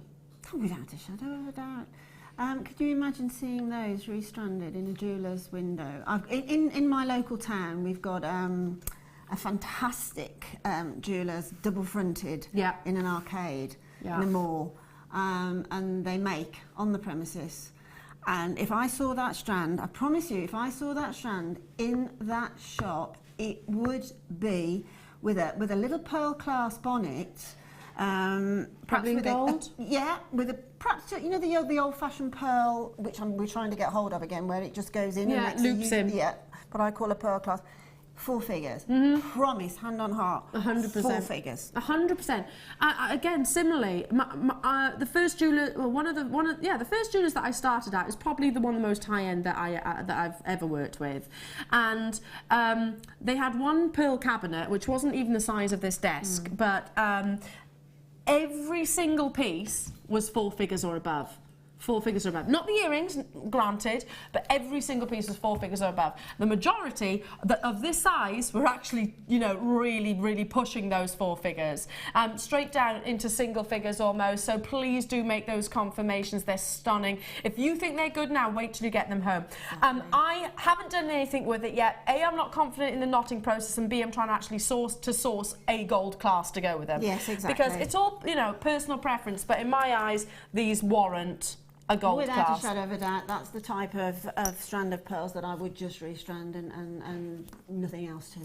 Totally agree. Well done to those of you that managed to get hold of us. We're pearl buddies. Now back to the lovely Linda, who is going to demonstrate which of these gorgeous pieces. Well, what we'll do is, because we're getting a lot of new customers, obviously people that want to start a new hobby for a new year or just enjoy gemstone and want to make jewellery with them. So we'll just cover 1 or 2 things, perhaps some of them demo, perhaps some of them talked a little bit through. But with this gorgeous black onyx clasp, connector, The way I view it could be a clasp, yes, it could be. You could easily make it into a clasp. That would be stunning. Can you imagine that, Dan? The V in the back of a backless dress, with a shower of that silver chain coming down the bottom there. To do the 3-stranded necklace, the asymmetric design that I've done, it's really simple. Jewellery making is just broken down into sections, and it's very much each section, as far as beading, is basically the same. What's the word I'm looking for? The same methods each time. The same, repetitive, methods. Exactly, but forming a completely different look each time. So you get on this little onyx, on this extra large onyx connector, you get the little sterling silver jump rings that are fixed there already. Now you can use those as a fixing point, but personally I think a jump ring through those, again it's just a matter of perhaps experience, and my experience tells me to put a jump ring in there simply again for a little bit of movement, because jewellery does move as you wear it, and I just don't want those sterling silver fixed jump rings to take the wear and tear that the movement, the ones in the moving jump ring will take. It's less wear and tear on something that moves gently than something that's more static. So it's just a matter of fixing a jump ring. So as you can see, I've attached several, 5 already to that. Now to open a jump ring, in an ideal world, you could do with 2 sets of flat nose pliers. They are available on our website, by the way, to those that are new to us. Existing jewellery makers, please do bear with us. Like I say, it's good for us to go we'll move on to something a little bit more complex in a moment. But yeah, go on to our Jewellery Maker website. You can get all the tools that Linda is using on that. So, to open the jump ring, 2 pairs of flat nose pliers, and these jump rings are amazing. It's quite difficult to see where the cut in the jump ring is. So just be gentle at first in case you're not quite in the right place.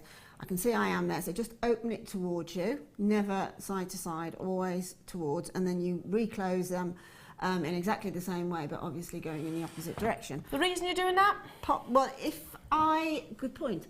If I opened it east to west, I can guarantee it won't close cleanly, but north to south, you will get a complete close. And that's what you need. Even if you say you're using monofilament, that tiniest little gap, your monofilament will slip through. A slightly larger gap, your beading thread will slip through. There we go. So it's just a matter, again, using the pliers, which are an extension of your hand. Always use your pliers rather than your fingers, because they're just an extension, and they just allow you to get into sort of small, intricate places easier. Pop it in, again, taking the flat nose pliers, and then just close again. So we've got 6. Now, 3 on the bottom and 3 on the top. Now, to attach a working thread, this is just to show you that a fairly complex looking design isn't complex at all, because once it's broken down, it's very, very easy little methods. So, I've got a length of beading thread. On my length of beading thread, I'm now just going to pop on a little crimp bead, which is one of these little tubular beads. Just slide it on to the beading thread. You can see it sitting there, and then hold on to the little crimp bead. We don't want it to fall off. And then on one of the jump rings, doesn't matter which, pop the beading thread through. Have a couple of inches of excess, and then the excess you simply turn around, pass back through the tunnel of the crimp bead, and give that a little pull.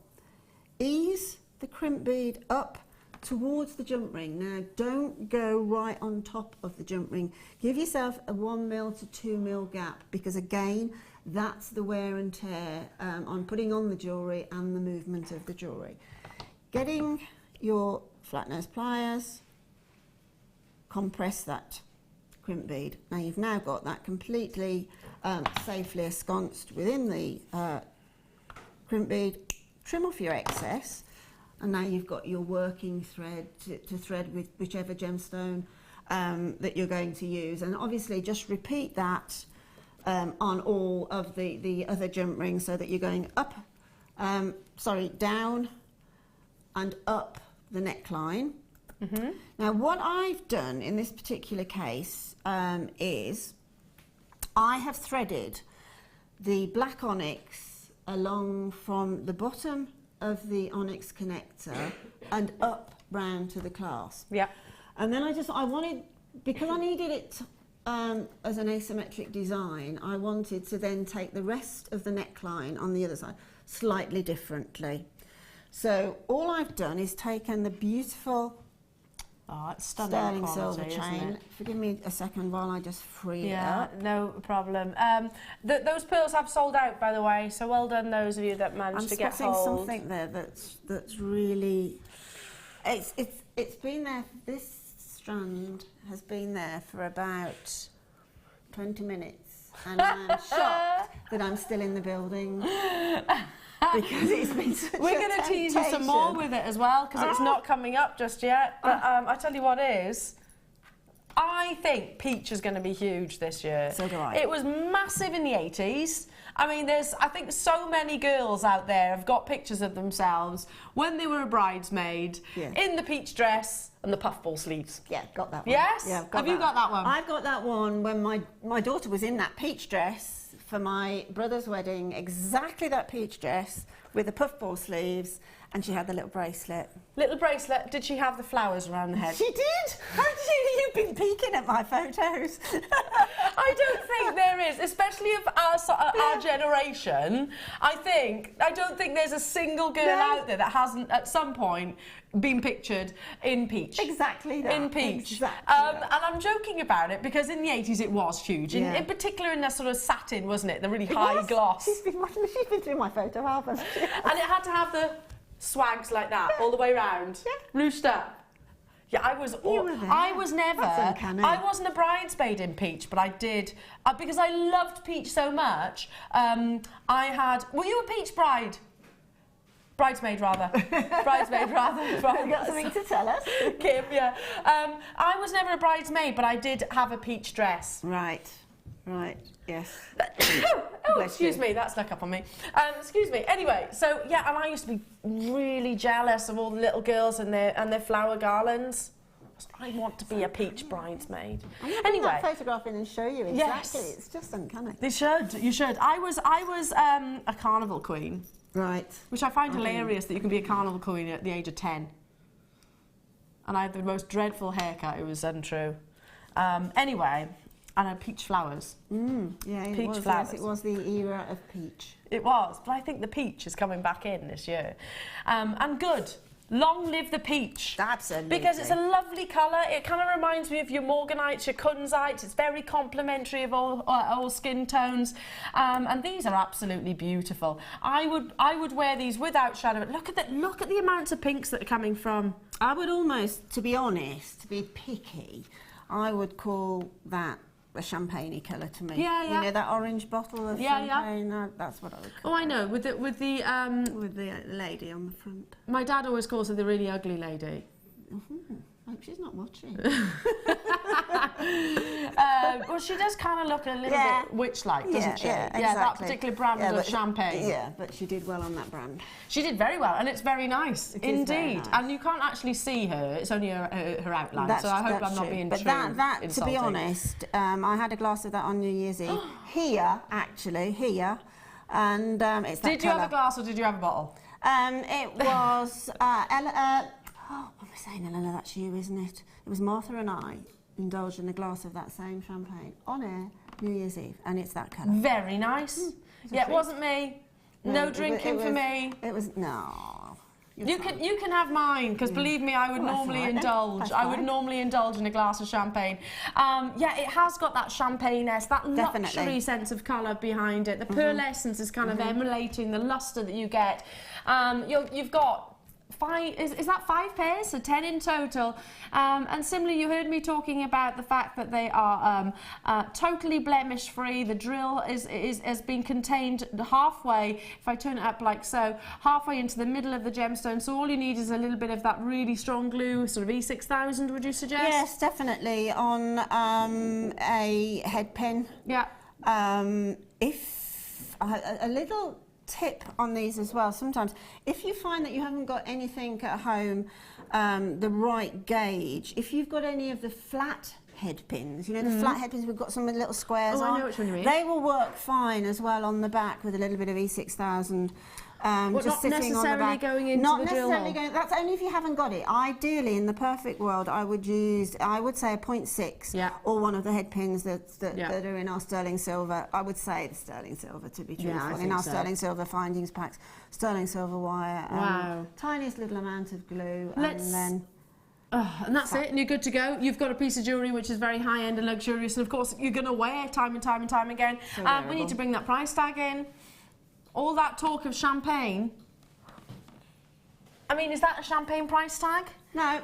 What's the expression? What's the expression? I have got a champagne... is it lifestyle? No. But a lemonade, champagne lifestyle and a lemonade income. And a lemonade income. Hey, listen, this is exactly more like that. This is a lemonade income. It is, but a champagne lifestyle. It is. You're getting that VIP treatment for a bargain price point, especially at £4.95. Wow. That's 99 pence per cultured pearl. Oh, that's crazy, isn't it? I mean, I have. Before I was working with cultured pearls, freshwater pearls, I was working with glass pearls, and at this size they would have been that each. Yeah. Possibly slightly smaller, actually. They would have been. They went from the tiniest ones, I think, were 25p each, up to about 115 each. That was a glass pearl. Yeah. Singularly. Well, and you'd pay that, wouldn't you? Yeah. You absolutely would. I mean, to get 10.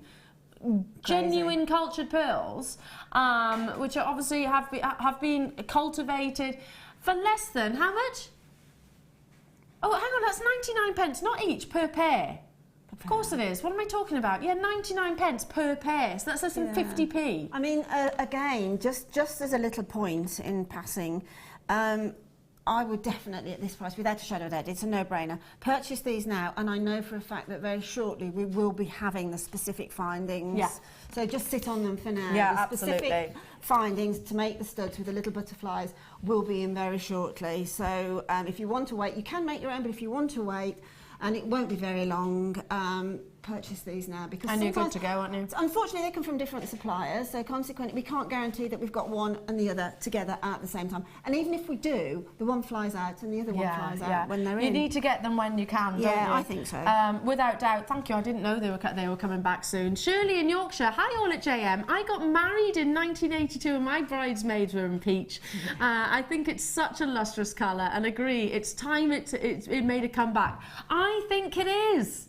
I think it is. Yeah, well, I think we are, aren't we? We are getting those muted shades of the primary colours coming back in. You know, there's several different hues of various colours, and I think peach is going to be really significant for spring. Peach, and I think it's the peridot green. Yeah, it's going to be quite significant. Can you imagine a little peridot drop? Oh, that would be so stunning, wouldn't it? So summery, so gorgeously summery. Fabulous, well done. Look how perfect they are as well. The surface of those, absolutely incredible. You know, £4.95. It undermines the pearl. It does, doesn't it? And that's something. I mean, I have once previously before actually had a little bit of an on-screen debate with my producer. Gone, look, no, I object. We give amazing price points, and I always say no reflection of the true value or worth. However, sometimes I think we've got to be, we're guilty of actually undervaluing gemstones. Hopefully you know that's not the case, and I'm sure you do. Anyway, back to you, Linda. Right, very quickly, just to sort of complete that particular design, if that is what you wish. Obviously I've now got my beading thread on the base of my connector, but from the top of the connector I want to attach the sterling silver chain. So again, open one of your jump rings. This sterling silver chain, yeah, like a gate.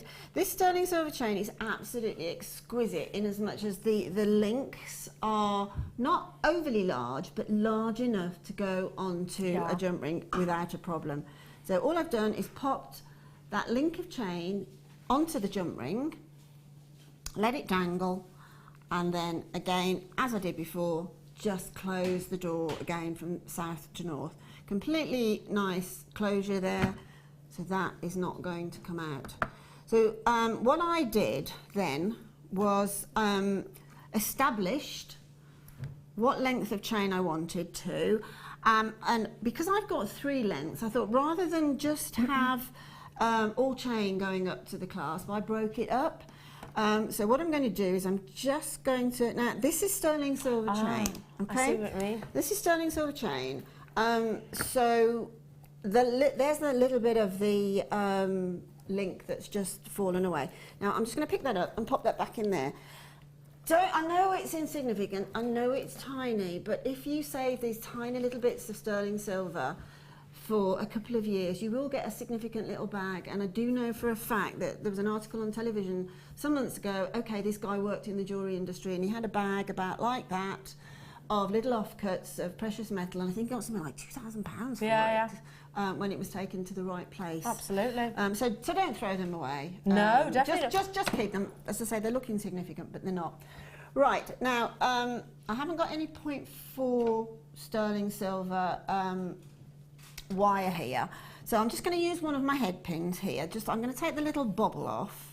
And these are the plated. This is why you're the jewellery makers, because you think outside the box. If you haven't got something, then you can compromise. There is always, you can always make jewellery making findings from wire. Yeah. And obviously, if you haven't got the wire, but you've got, say, a featherweight head pin or a normal head pin, you can just detach again the little end and use that as the wire. Okay. So to make those little links, I'll just do it on the one. I've got, which essentially is about 0.3 on the featherweight head pin, is again, I'm popping on into my round nose pliers, a good, probably ½ centimetre in. Now, bearing in mind that I'm going to have 3 of these going up along the neckline, just try and remember where you've popped it on the plier so that you get exactly the same each time. Coil back. At that particular point, which I call the question mark, pop it onto the chain, pop your pliers back in and twist around, okay? Trim off your excess. I'm not doing a great job of it because I'm just sort of going through as quickly as possible.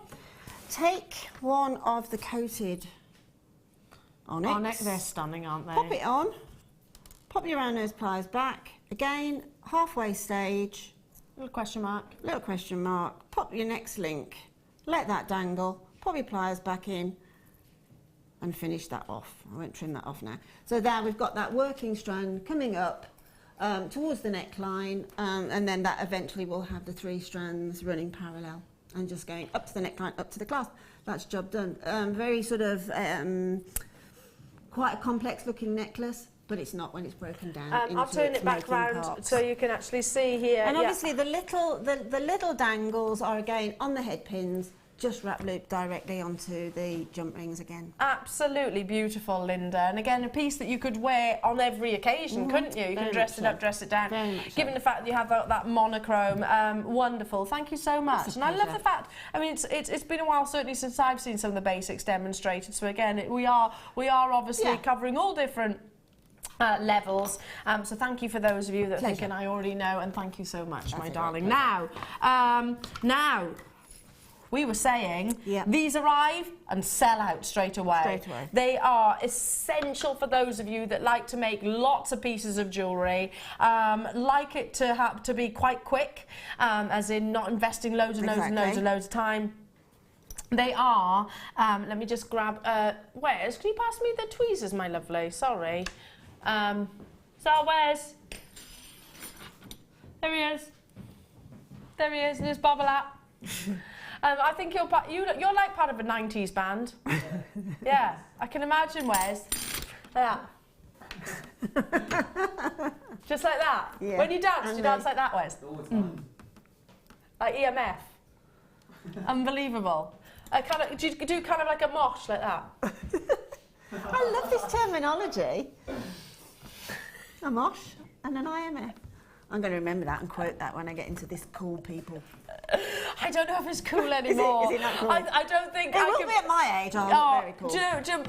Tom watches me sometimes and he's like that. Oh, it's really embarrassing. Yeah, well, when you get to my age, you can be embarrassing and people think it's hilarious. Kim was just saying, am I going to be embarrassing mom? Yeah, 100%. Yeah.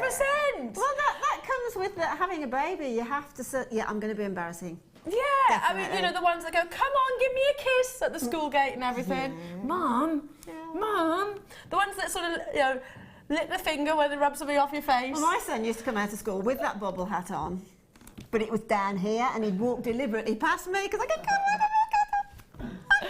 I think it's your given right as a parent to embarrass your kids. Yeah, but the thing is, like, my mum and dad used to try, and I was never embarrassed by them because my parents, I think, are hilarious. Well, I'm banned from family parties now. They don't tell me the date because of the mum dance.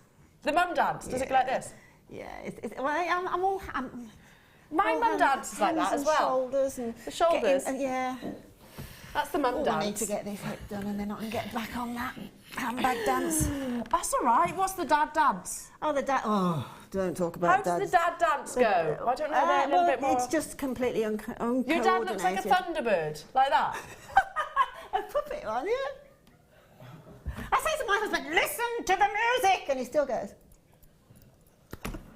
Listen to the music. Or the Where's Dance.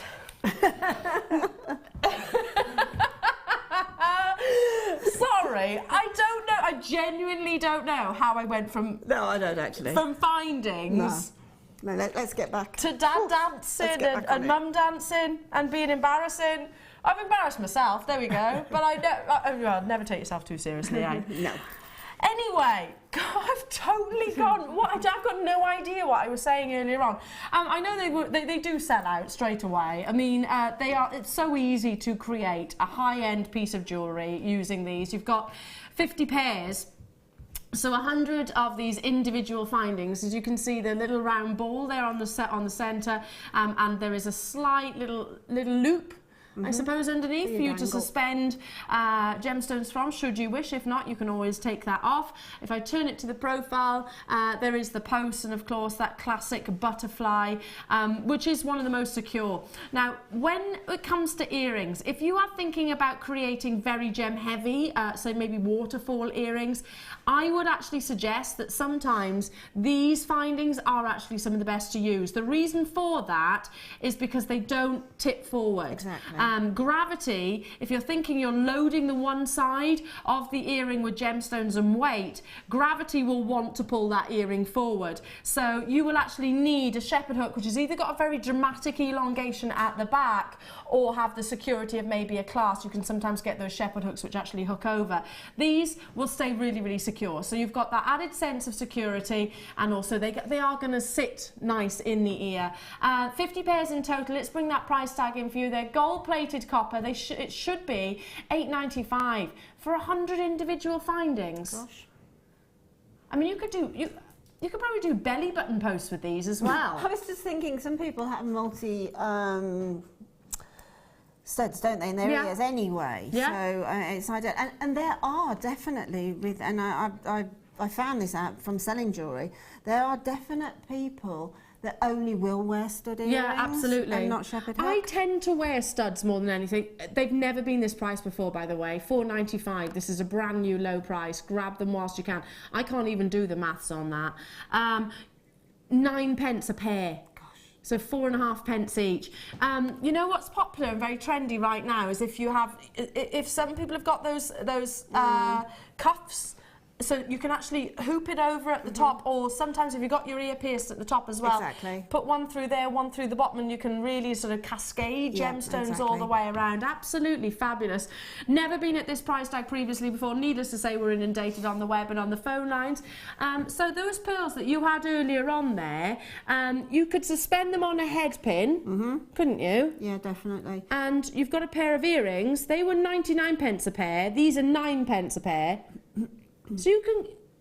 I mean, I'm just... I picked one up then, because I wondered whether I was seeing correct. But with stud earrings as well, this is attention to detail.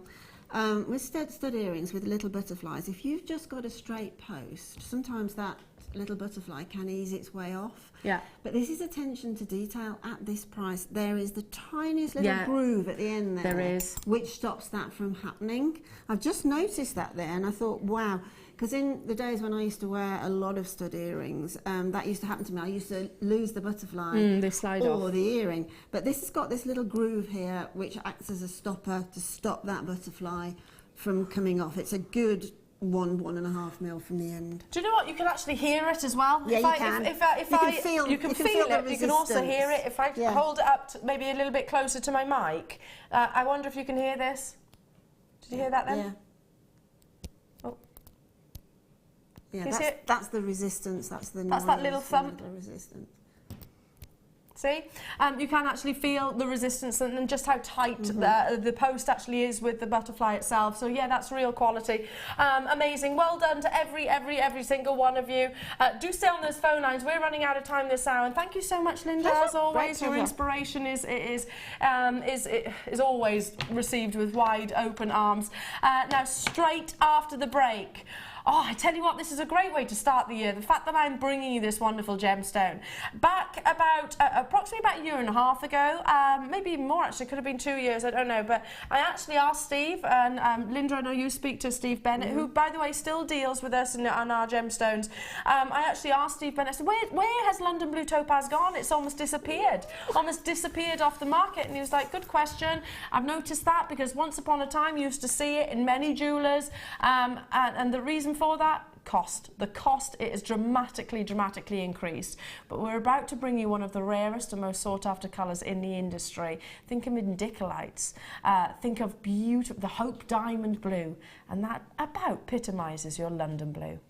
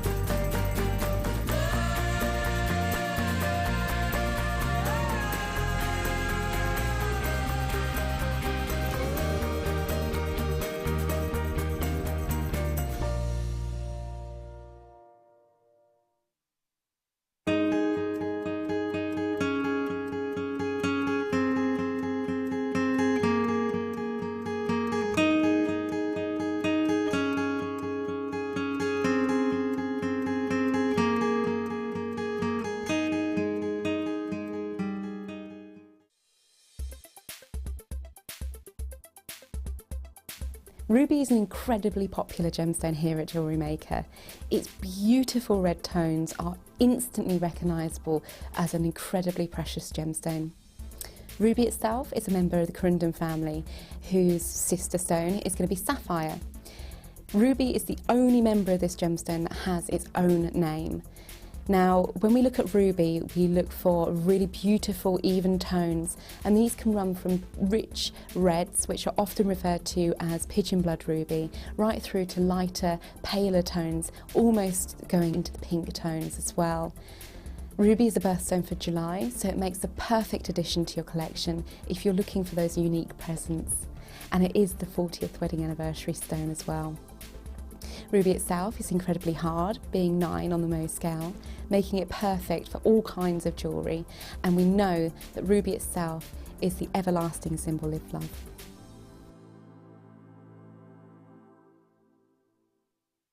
Owning a strand of genuine gemstones is always exciting, but being able to use it in your handcrafted jewellery, then passing it on to its new owner with proof of its authenticity is even more incredible. Why not add one of our printed authenticity cards to your order and share that same feeling with your customers? You can also access online authenticity certificates for items you have previously ordered by looking at your order history on your account details. The certificate gives you valuable information about your purchase and is your guarantee of quality and peace of mind from Jewellery Maker.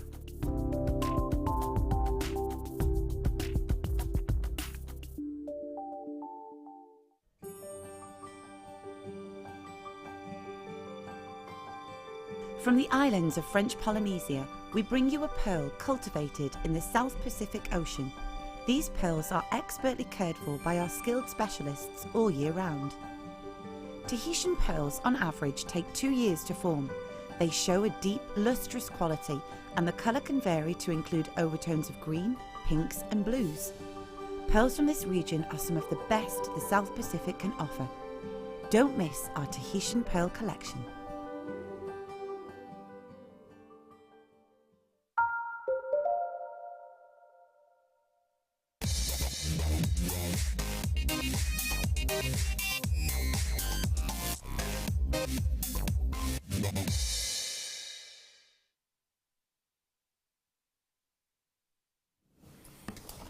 Welcome back, everybody. Nice to have your company. My name is Elena. You're watching Jewellery Maker. I'm joined by the one, the only Linda Brumwell. Are you all right, honey? I'm fine, thank you. I'm really good. You were just literally hiding behind your desk there for a second. You were doing a spot of tidying. I was doing a spot of tidying, and I just managed to get my bottom lip sticked. So your bottom lip? Yeah. Just the one? There, so I just thought, I'll leave it. Just the one? Just the one, Mrs. Wendy. Is that a look you go for often? It all depends how rushed I am. The one lip lipstick? Yeah, Hey, you know. it's coming in. It's coming in. It's for the new season. Well, you know, ombre is big. So actually, have you heard of that? Ombre on your lips is big. What's that? Apparently, I can't be bothered with this. To be honest, I barely wear lipstick. What is it? Ombre. You do it with your hair as well, where it goes from dark to light. Wes is a pro. Wes is an absolute pro at it. Yeah, basically you line it and then it graduates with the colour. Oh, that used to be in years ago, but the hair look must be just when you need your roots doing, really? Well, kind of, yeah. It kind of looks like that. But you pay fortunes for your ombre hair now. Really? Apparently, yeah. Oh. It kind of reminds me of when my nephew said to me, Elle, why have you got black and white hair? Yeah. Thanks for pointing out the fact that I need my roots doing. That's basically ombre. Meant to be gradual though, not quite so much a dramatic line. I'm really excited to be bringing you the Star Bite because I do think topaz is a gemstone which is a little bit underestimated. I was only watching a documentary the other day. Actually, well, it wasn't actually a documentary. It was sort of one of those home programs where a gentleman had moved from London and he was completely transforming his life. That was what he was looking for. He was an artist and loved his gemstones and jewellery, and he was moving from London down to somewhere along the south coast because he wanted time and space so that he could actually paint, and he also wanted to start up an online business. Very, very successful because they revisited him, and his online business and his paintings were absolutely booming. Of all the gemstones, and he dealt with very, very high-end gemstones and customers all over the world. Of all the gemstones they actually they showed rather with him actually sort of demonstrating or speaking about, it was a London blue topaz, and that doesn't surprise me in the slightest. Because this is a gemstone which likes to show off its natural brilliance, clarity is something that it really does boast, way beyond many other gemstones. Topaz can come in various different colours. You can have colourless topaz, you can have your sky blue, you can have imperial topaz, you can have Swiss blue topaz and London blue. London blue is the most intense, and it's also one of the rarest colours of all different gemstones. Now, indicolite, which is a member of the tourmaline family, along with your paraiba, along with your rubellite and indicolite, those three are the rarest of all the tourmaline family and command hugely considered price points. Indicolite is that very distinctive teal blue. The best way I can describe it, and probably one of the most infamous gemstones on the entire planet, would be the Hope Diamond. Think about the Hope Diamond. I'm not just talking about its size and its, and the actual finished piece. Think about that specific colour. When we talk about diamonds, we want a terminology which is called openness of colour. So there has to be that brilliance, that performance, that paparazzi flash, that fire all going on within, which is exceedingly, exceedingly rare. Have you ever noticed how blue diamonds, what tend to be more readily available on the market, are almost navy in colour? That's what you don't want. You want that real teal, so that occasional flash of maybe a sort of turquoise blue coming through. The reason why London blue topaz has suddenly shot up, and I say suddenly, it was kind of almost overnight, but I noticed, and I do try very, very hard to keep my sort of wits about me, what gemstones are around at any one given in time. If something all of a sudden disappears, then I'm hopefully quite respondent to that, researching that. And it was Steve who said to me, Eleanor, this gemstone has increased in the past 3 years, and I'm going back probably about a year and a half ago, in the past 3 years has increased by a staggering 800% in its price point.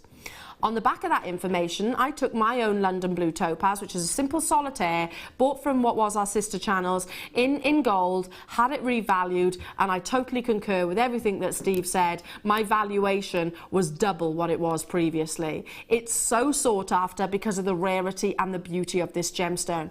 A naturally brilliant forming gem, so you see amazing clarities with quality topaz, but the more intense those London Blue colours are, the more valuable.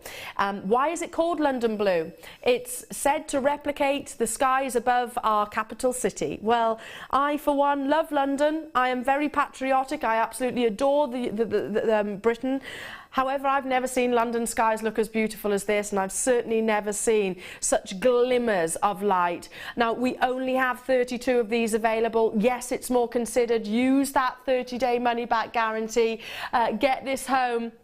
And I'd even go as far as saying, take it into a reputable jeweller, take it to, if you next time you're down in Bond Street or Hatton Garden, or walk along any of those locations.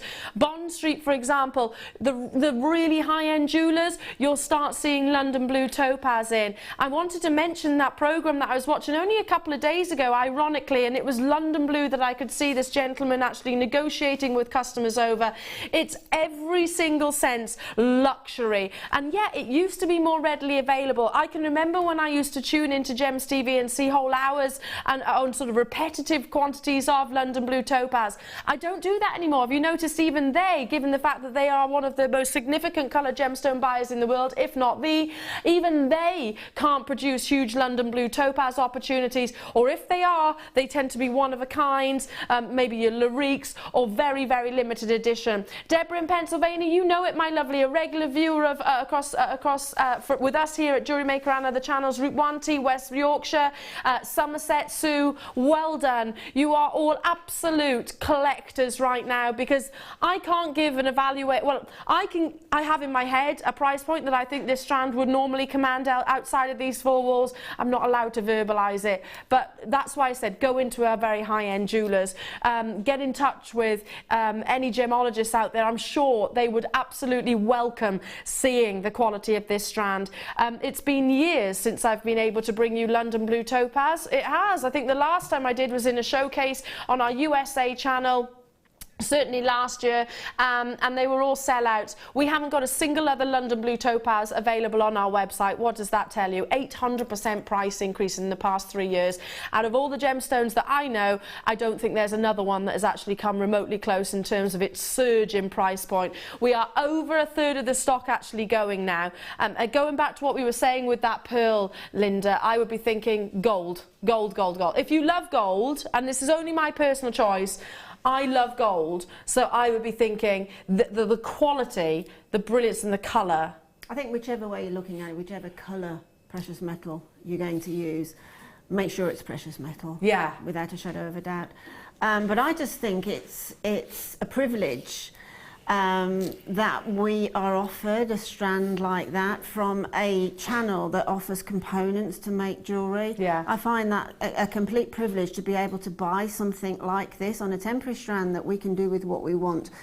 Other than the other opportunity probably of finding something of that calibre would be in a made up piece. Absolutely. In a really good jeweller's shop. I just think that is such a privilege that we can make jewellery from gemstones of that calibre, that uniqueness, that complete miracle of Mother Nature, really. It is distinct, without shadow of a doubt, one of the rarest colours of all gemstones in the entire world. Mm-hmm. That open, vibrant teal blue colour. It's not navy, is it? No, you get not those at all. flashes.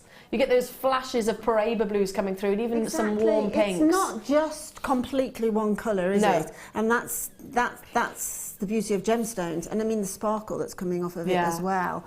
But that's the beauty of it. On that strand, I can see hues of slightly different blues of that same London blue. Yeah, which is divine for a piece of jewellery, isn't it? Gosh, it really is. It's a beautiful, beautiful colour to be able to invest in. We need to bring that price in, because I have got multi-buyers and I've got so many collectors with me. We've got 32 of these available in the entire world, so I do hope if this is really pulling on your heartstrings that you are there as soon as you possibly can. Topaz topaz is a gemstone which can come in different colours. Arguably, along with your imperial topaz, I think London blue has got to be some of the most sought after in the world, and can command price points of 4 figures and then some. Again, if you're going down to sort of Harrods or Selfridges or what's that other one? The other one, we've got one in Birmingham. Oh, Harvey Nichols. Harvey Nicks, you know, a place that have got really high-end collections along Bond Street, Hatton Garden. This is a gemstone I'm certain you will see in those certain localities, but at prices which will do... if you suddenly think, my goodness, that's expensive London blue, all London blue has skyrocketed in terms of its price point. That's why it's actually virtually disappeared. It's almost become elusive. We used to be able to bring it regularly. And the last time I actually did a showcase, I was talking 1s and 2s of different designs, and that was when I was working actually on a USA channel. Julie, John and Janet, Paula, Sue, Somerset, West Yorkshire, Route 1T, Deborah, you've done it. I've got Jane there, Dawn there. We need to bring that price tag in. Yes, this is more of an investment strand, but what you're getting is a gemstone which is very much, I'd put in the same categories as your paparazzi sapphire, as your amalite, as your zarite, without shadow of a doubt. Not necessarily in terms of the rarity, but most definitely in terms of the price tag just recently. I was asked actually by an American viewer who said to me, Elena, outside of the obvious, what gemstones are you investing in? And I thought, what a great question. And it's a question that I'd not been asked previously. And I actually said, okay, I didn't mention your tanzanites, and I mean, they would be more obvious, wouldn't they? And the gemstones I mentioned, Ethiopian opal, because, I mean, at that moment, news hadn't broken about the fact the main seam was no longer in production. I spoke about anarchiametrine and London blue topaz in particular. They were the top 3 on my list. Get those as soon as you can. 800% price increase. Even tanzanite doesn't match that. No, I think you're spot on there, absolutely. It's diminishing return, isn't it, really, on getting... And I know, because as I say, I've been here since dot.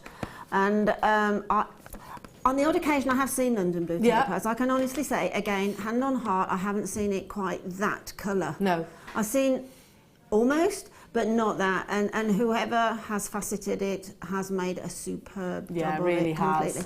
And I mean, again, at that price, I know it's a considered purchase, but just think about putting, you know, on the silver chain, perhaps in the previous kit, perhaps putting 1 in the centre, even as a drop or as a rosary link in the centre.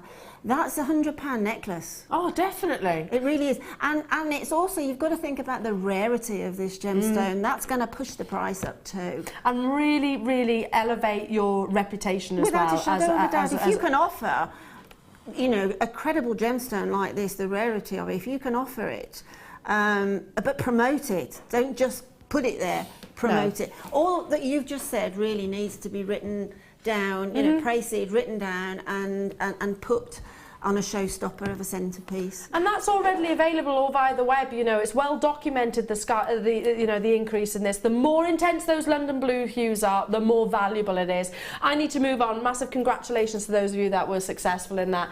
I've got to move on because I'm surrounded. I am absolutely surrounded. Oh, down here. Oh, it's these. Now, the exact same quantity that we have of the topaz we have in this clasp. And that's all you need, isn't it, to create one of the most amazing bracelets or neckline pieces. Solid sterling silver, you're getting 3, that you can see the luxury. They are 925 stamped, beautiful polishing, and one sterling silver clasp is not the same as another. You know, the detailing, the luster that you get, it should be liquid-like. Do you see what I'm referring to? Quite a liquid-like luster. If that play of light literally glides and almost emulates sort of a fluidity, then you have got a quality of polishing and finish. As you can see the 925 stamping there, and the toggle, which comes along with it as well, equally stamped as also. You're getting 3 of these toggle clasps. They are sort of your very classic, luxurious toggle, which is certainly a class which is favoured by big designers. There's a security behind it, the fact that you have to go sort of, I'm not going to tell you how to do a clasp, it's fairly obvious. Also there's a versatility, the fact that you can use these for gents jewellery, you can use them for your cufflinks.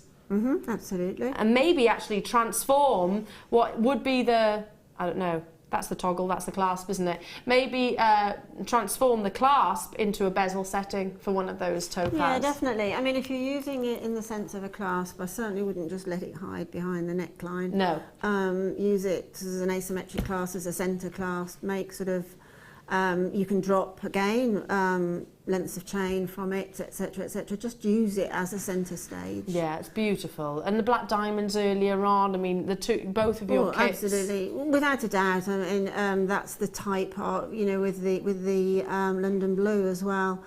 Because the London blue is so gorgeous, it really demands something that's quite in design, quite plain, but heavy on that precious metal. Yeah, I think the fact that it's heavy on precious metal, but plain. Yeah. It's not it's not drawing the eye away. Exactly, they work in conjunction with one another perfectly. I agree with you there wholeheartedly.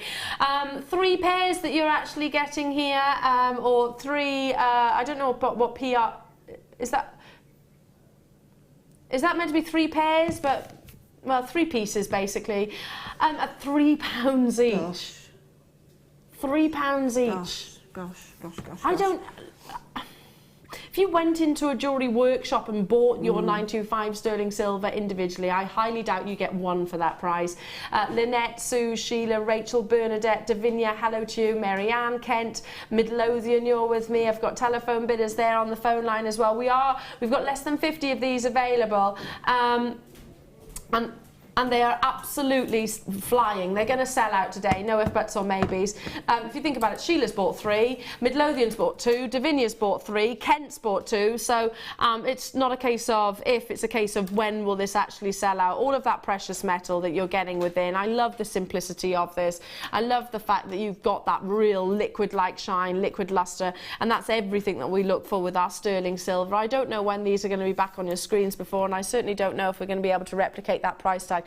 It's you know, we have to remind ourselves that this is a rare commodity that is mined, and there's some wonderful programs. I think it's on the Discovery Channel, as it's sold out, where it's actually featuring all of the precious metal miners. I love watching those programs, Linda, because you do take it for granted. You do take it for granted, and it is nice to see where the journey begins, for it to get to us now and to get to yourselves.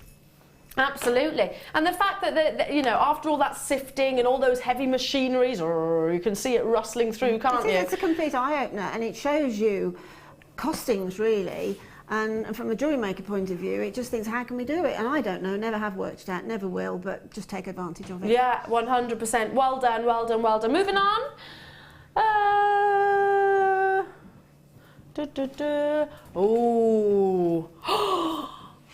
Look at the length of that strand as well. Look at that. I want this strand. Isn't it beautiful? Look at that graduation. That's amazing. Can I hold it out? Like so. You've got some of the most intensely coloured and saturated sapphires, emeralds. Goodness me. Natural. Look at those colours. Did you just see that huge orange one in the centre? Yes, I did. Do you see the brilliance as well? I mean, this is long enough, 38 centimetres. 38 centimetres that you... Look at that. I mean, those sapphires are rare. A lot of those coloured sapphires are rare. I mean, the blue is the most well-known one, but the others in the fancy sapphires, the colours, a lot of those are really, really rare and have really gone up in price. Do you know, recently. I'm going to add to that. Go on then. These are natural. Wow. Really? So this is part of 5% of the world's sapphire, which is natural. Goodness. Those wonderful oranges, yellows, pinks, greens, are all totally and utterly natural, not heated, not Fisher filled in any way, shape or form. I've got no idea what Kim has planned for this gorgeous strand, but I've got my eye on it. Right, okay. I've just found out it should be £39.95. Every penny of that I would pay. Yeah. The fact that it's that length as well, know, which 38 centimetres is approximately 15 inches. So that could create one of the most high-end sapphire and emerald necklaces that you can imagine. Totally. By just restranding. I mean, look at that beautiful graduation. It's beautifully variegated, isn't it, in colour? So just restrand if that's what you want to do. But there's so much jewellery there if you want to break it up.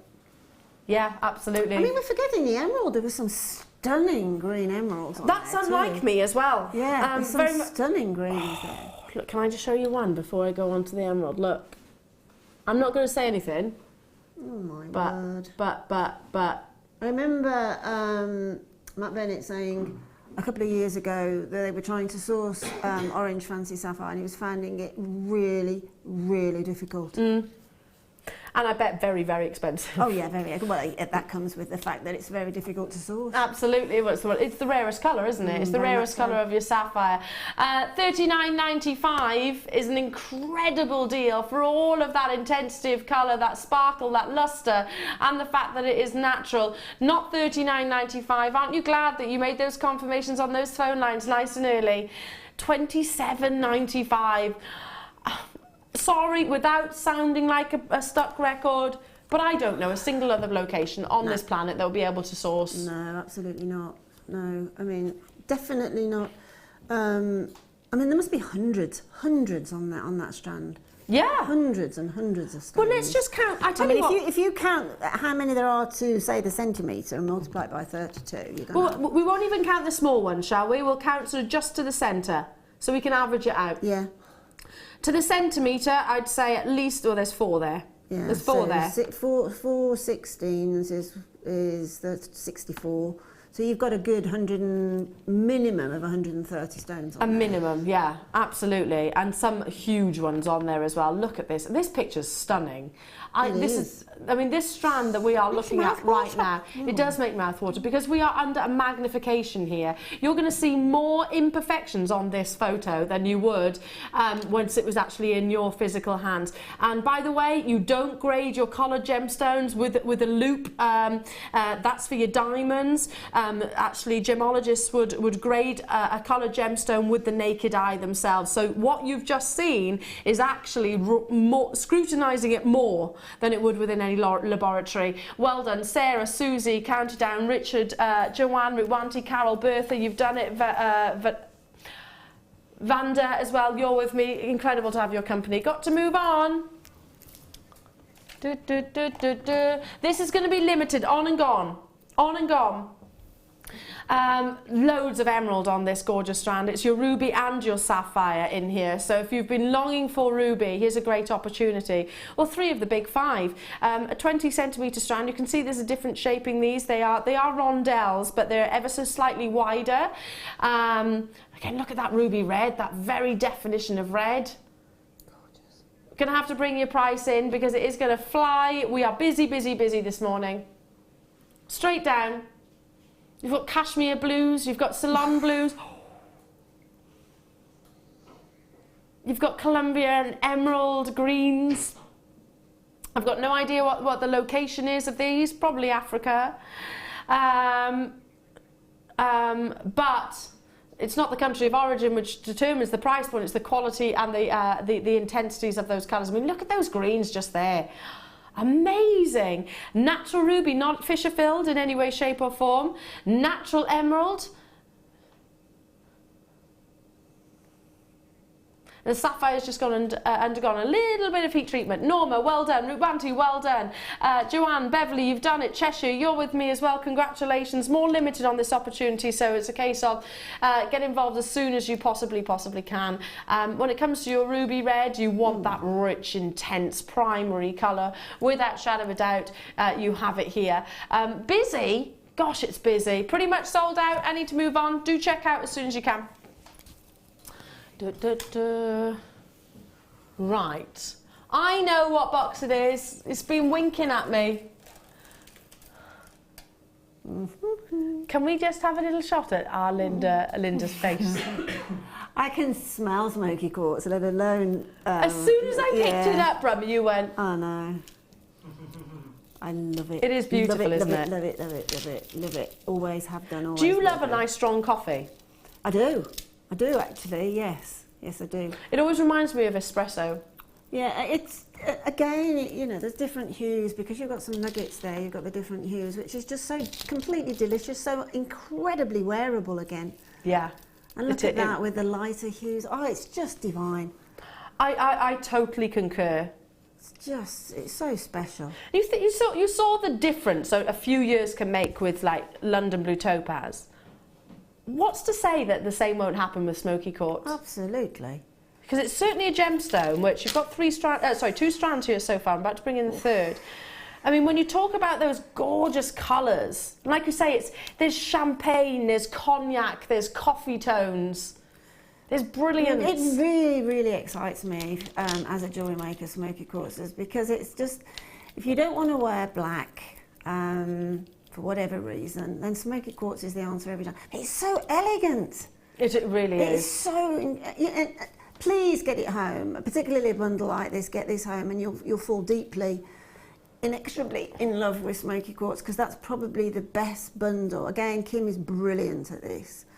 And this just feeds my need for this one gemstone look. Yeah.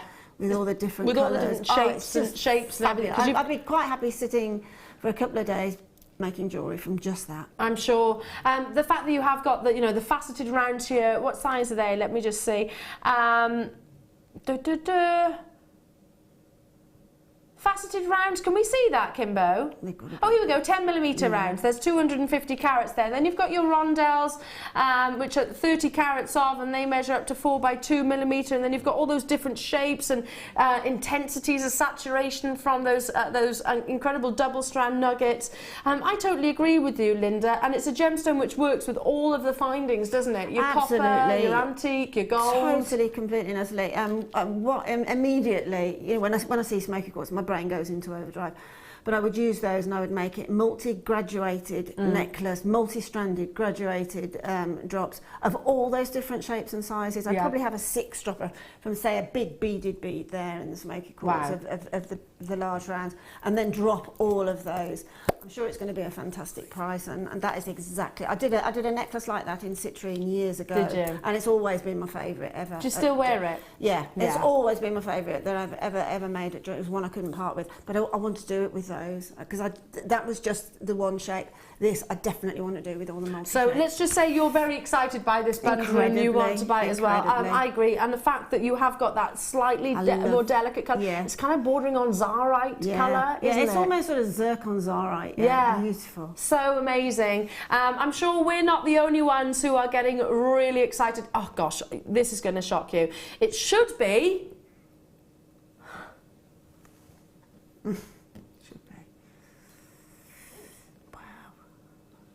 Have you got anybody that you can signal to right now? Yeah, no, Sheila knows. Sheila knows? Yeah, she knows.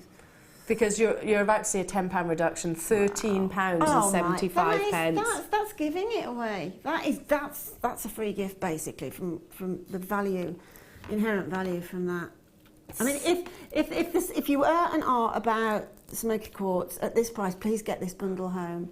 Because it will really, you'll just think, I've got to get more, I've got to get more. 100%. But at that price, it's just giveaway. And you don't see smoky quartz that often, perhaps because it is desperately favoured by our jewellery makers. But bundles like this, we don't get to bring you every single day. All of those different shapes, all of those different carat weights, even the nuggets and chips are differing, aren't they? Totally, and it's a significant gemstone. It really is. I mean, it's a national gemstone, isn't it? Absolutely. Of Scotland, so it has to be significant for a country to say this is our national gemstone. Look at this picture. It's just glistening again. There's champagne, there's cognac, there's some brandy tones, you've got, rich coffee. It just dazzles, doesn't it? It's stunning. It's just a fantastic example of one gemstone in various cuts that's going to work together. I mean, that would be my best ever kit if I'd had the opportunity to make that. I really would. I totally agree with you as well, and what really strikes me is the fact that this is going to be perfect as a bundle for everybody as well, all different genres, all different levels and skills, because you can just take some of those gemstones and just restrand them onto some memory wire or stretchy elastic or monofilament. You've created a fabulous piece, haven't you? Absolutely. It's the gemstone that's doing the work for you here. As you can see, the quantity has absolutely flown, hugely popular. It is going to go. Kim's saying there's loads of you on those phone lines. Make those confirmations as soon as you can. We're down to the last, well, as you can see, 28 now. Incredible. I'll keep everything crossed for you, Linda. Moving on to what we're doing. Oh, I'm excited by this. For those of you that are October babies, for those of you that just have got that, I don't know, personality that maybe is known to be a little bit, I don't know, fiery, then this gemstone is, without shadow of a doubt, your personality personified. I adore it in so many levels. It comes from different localities around the world, but when you see colour like this, that's everything a fire opal aspires to be.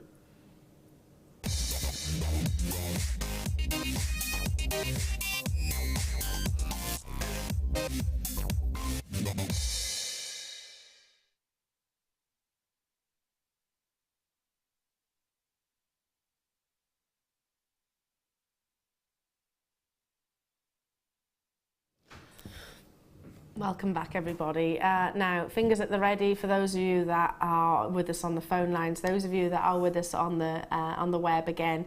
You're going to need to have that urgency to make sure that this is yours. My lovely next door neighbour, or rather I should say previous next door neighbour, bless her name was Mary, and she is a lovely lady, and she's kind of pint-sized, but her personality was, let's just say she wore the trousers in the household, and I loved that about her. And her engagement ring was a fire opal. Her engagement ring was a fire opal, and her husband said, "Yeah, that's Mary." I can remember him because he was a man of very few words. Yeah. He's a man of very few words, but he was like, "That's Mary. You know, she's fiery. She's pint-sized, but she's, you know, a little firecracker." Bless her. Whenever I see this gemstone, it always reminds me of her. And I love that about gems, doesn't it, you? That it reminds you of memories, of discussions, of conversations, of moments in time. That's what I absolutely adore. But fire opal has to be exactly that. It has to be energetic. It has to be, I'm trying to think of another word other than fiery, passionate, I suppose, intense. There's got to be that intensity there. So I think in terms of labelling of a gemstone, this couldn't be any more accurate. Now, you're about to get a double opportunity, and it does come in a variation of colours. You can have those flame reds, you've got those gorgeous zesty oranges, and also the wonderful diaphanity that you're seeing here in those whites. Now, this is coming from one of my favoured locations of producing fire opal is Mexico.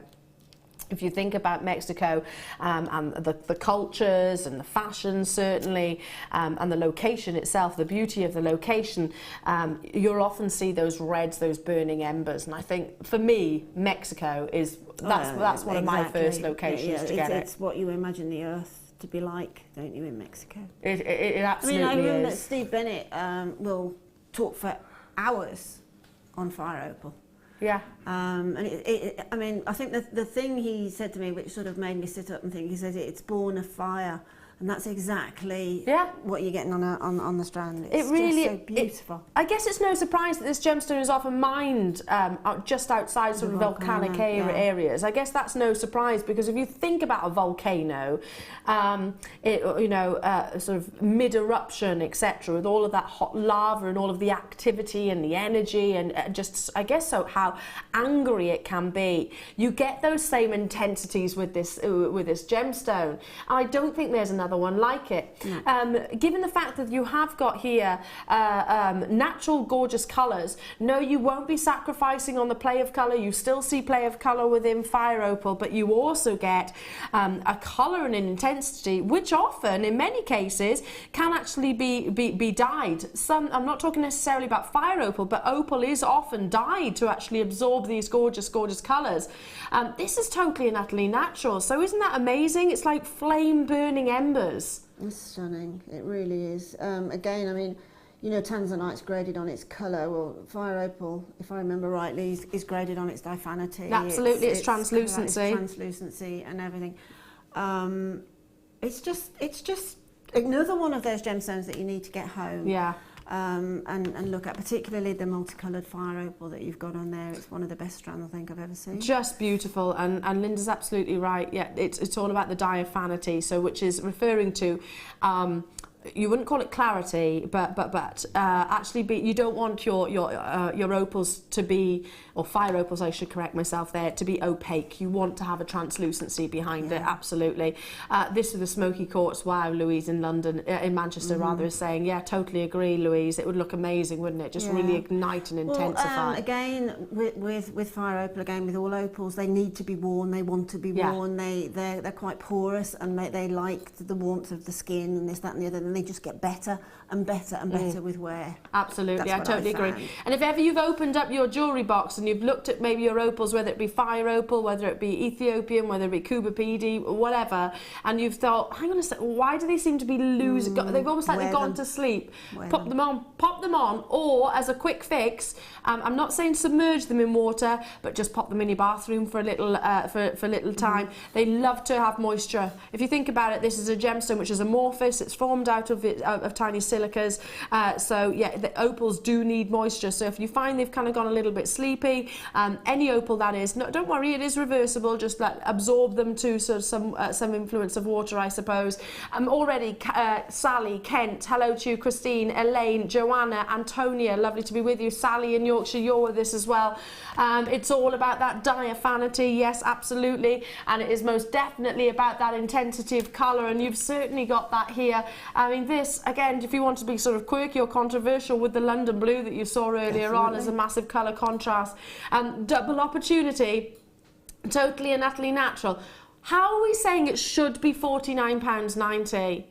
I mean, for 2 strands here, 90 carats of natural Mexican fire opal with all of that intensity. You get incredible examples from all different locations around the world.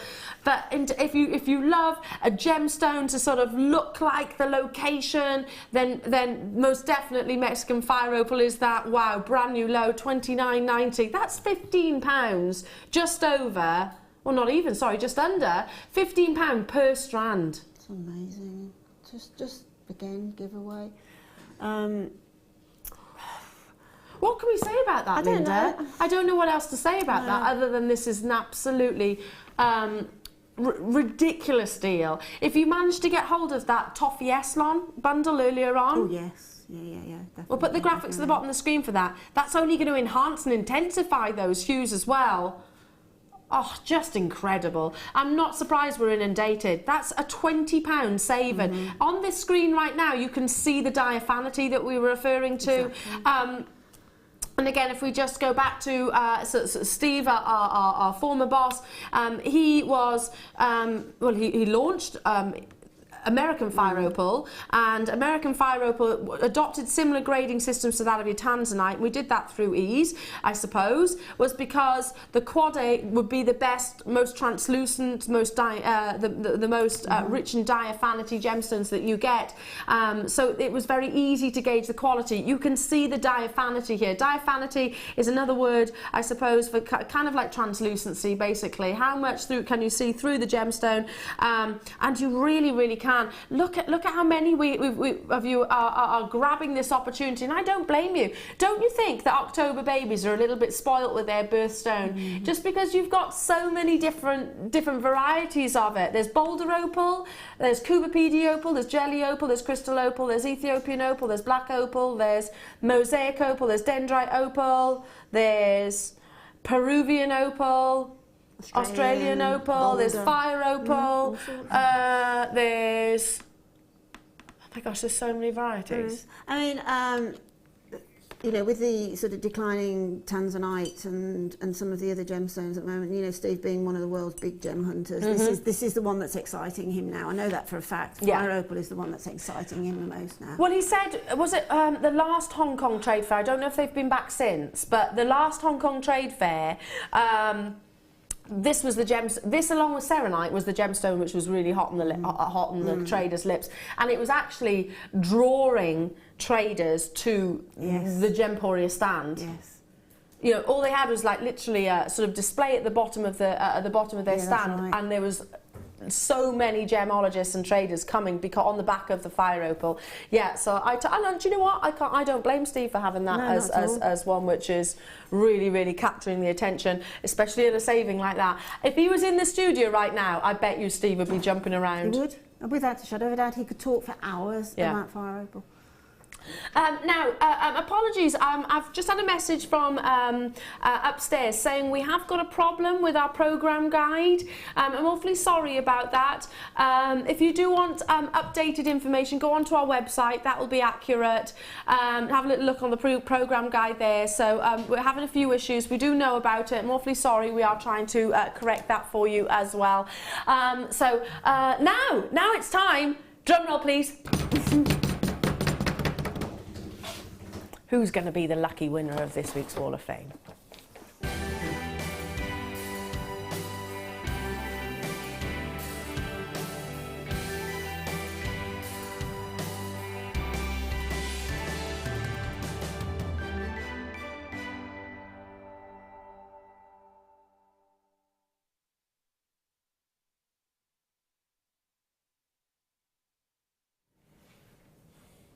Moments away from this week's Wall of Fame draw. Do you know what? That's one of the big positives of being I love being the morning show or one of your morning show hosts. I absolutely love I'm definitely a morning girl. I can't remember the last time I was here to do the Wall of Fame, so it's really exciting for me. This is a really big tick. Because I love giving good news. Yeah, absolutely. It's much better than giving bad news. Yeah, well, definitely. Definitely. I don't want to be given... I don't want to do that. I'd avoid those. That's kind of where I would go like this. Yeah, me. But don't worry, we're about to give two lots of good news actually, and also show off your amazing talent. Now I've got a few pieces here, Linda's got some pieces to show off as well, all entered already into the draw, starting with number 30. A beautiful classic design using your stunning pearls, and it comes from Anne Stevens in Staffordshire. And she says, hi all at JM, I'd like to wish a happy new year to you all, and here's to another fantastic year. Here is my entry for 2016. It's a shell pearl and silver plated spaces and findings necklace and a bracelet for a client of my daughter's. Keep the bargains coming. And the brilliant demos and the shows, and that's lovely Anne Stevens up in Staffordshire. Beautiful, beautiful Anne, and I love that combination. So classic and something you're going to go to on a daily basis. Beautiful. You're number 30, my lovely. This is number 31, exquisite design bracelet and necklace here, and it's from Sam in Burton-on-Trent, just up the road. Good morning all and Happy New Year. My first Wall of Fame entry for 2016 is a necklace and bracelet. Using rainbow hematite hearts and silver-plated findings, all from Jewellery Maker. I completely lost my jewellery making mojo in 2015, so I hope 2016 is more creative for me. It will be, Sam, don't worry about it. It happens. Happy New Year to you all again, and good luck and love for the coming months, and that's Sam. Sam, if you make jewellery like that, trust me, you haven't lost your mojo. I was going to say exactly the same. Definitely not. That's beautiful. It's glorious. I can imagine that on the necklines. It just beautiful rosary links as well. Perfect. Yeah, amazing. Oh, I've got some stunning chainmail here. Number 32 comes from Susan Matthias. Hello to you, Susan. And she says, hi all at JM. Once again, I've been inspired by Fleur. Yeah, it happens. I made this bracelet using one of her fabulous DVDs. I used bare copper jump rings and an S-hook. Took a while to make, but I love it. Hope I win the draw. Then I can buy sterling silver jump rings to make it up again. I'm sure it would be spectacular in sterling silver. I'm sure it would. Thank you all for the great shows as usual. And that's Susan Matthias. Lovely to hear from you, Susan. And I love your chainmail. Do keep it up. Do keep it up. I mean, how professional is that? You're number 32. This is number 33. Gorgeous set again. And it's from Kimberly. Kimberly doesn't say where she's from. This is my first entry to the Wall of Fame, and I'm a little bit nervous. You don't need to be. I made these pieces for a dear friend's Christmas present, and I apologise for the quality of the photo. They're made from purchases from Jewellery Maker of 925 silver findings, purple thread, memory wire with the amethyst shards and large nuggets are attached to, and simple shepherd hook amethyst drop nuggets. Hope you like my first entry, and my friend loved my very first jewellery make. Thank you for Jewellery Maker's prices, knowledge and GD's makes, which are simply gorgeous.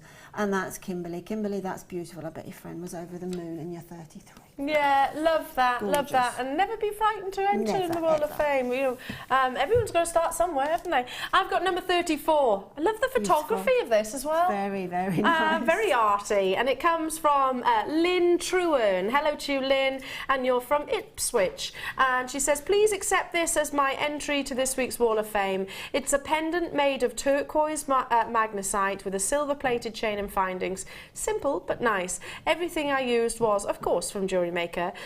Good luck to all the other waffers. Very best wishes to everybody at JM and all fellow crafters, and that's from Lynn, and she gives a big kiss as well. Stunning, Lynn. I love that. And magnesite is a gemstone, which I think is massively underrated. Yeah, is it time? Right, I tell you what, you can do the winner. Oh, thanks. You do the winner. Right, I'll do the runner-up. Okay. So, I'm just going to do it again. fair enough. In case I cheat in the spinning. There you go. Spinning of it. Okay, not looking. Have I got one there? Yeah. Yeah. I have number. Oh, it's a low number. Is it? It's a low number. Oh, this would have been called out probably in the course of the last couple of days. I've got number 10. Number 10. That's Pippa Fairclough. Pippa Fairclough, you are today's runner-up, this week's runner-up. You've got £50 being credited to your Jewellery Maker account. Congratulations. Right, look away, look away. You spin. No cheating, please. Brummy, I know what you like. I don't think I'm in there this week, so I haven't got to worry too much. Oh. Have a little rumble around. I've got one. You got one? Yeah. I think this is fairly recent too. This is number 41. Ooh! Who's that? Who's number 41? Build up the tension. Okay, we have got Marie Hanwes Holter. Marie Hanwes Holter. Well, congratulations, Marie. Wow. So Pippa Fairclough and Marie Hanwes Holter. Marie, you've got £100 being credited to your Jewellery Maker account. Well done. See, I love that. Absolutely. I love giving good news. Absolutely. Congratulations to you. Good Keep luck those with entries coming in. Enjoy their spending. Absolutely. Who doesn't love spending? I do. I do. Especially if it's on gemstones and Jewellery Maker. Anyway, how about a 10-strand bundle? Oh, yes, please. Got one coming up. Yeah. How about more amazing new ends? Well, are we doing it now? Okay, you haven't got long to wait. I'm going this way, Brummy. Okay, bye. See you in a bit. See you in a bit. Oh, do you just love Brummy? Can you be in every day? I wish. We love you, Linda. We love all of our guest designers, don't get me wrong. But I think Linda and I are particularly naughty with one another. Boxed. All of those. I'm not going to be able to physically pick them all up at once. Oh. I have it now. What did we say? Those kunzites? Goodness. Look at that colour combination. Kim is so good. She isn't she? She does awesome bundles. Just does awesome bundles. Awesome bundles. Wow. Kim, give yourself, go on, have a little bow. Take a little bow for this 10-strand bundle. Yeah, she's amazing at this. There she is. Wonderful. I loved particularly the exaggerated hand. Hang on, it was like, no, totally. You're owning that, aren't you, Kim? Is that how you dance? She just said that's how I dance. Right. Totally owning the situation. You need to. I don't often say, Kim, take a bow. Take a bow. All right, do a curtsy then, please. You don't have to curtsy.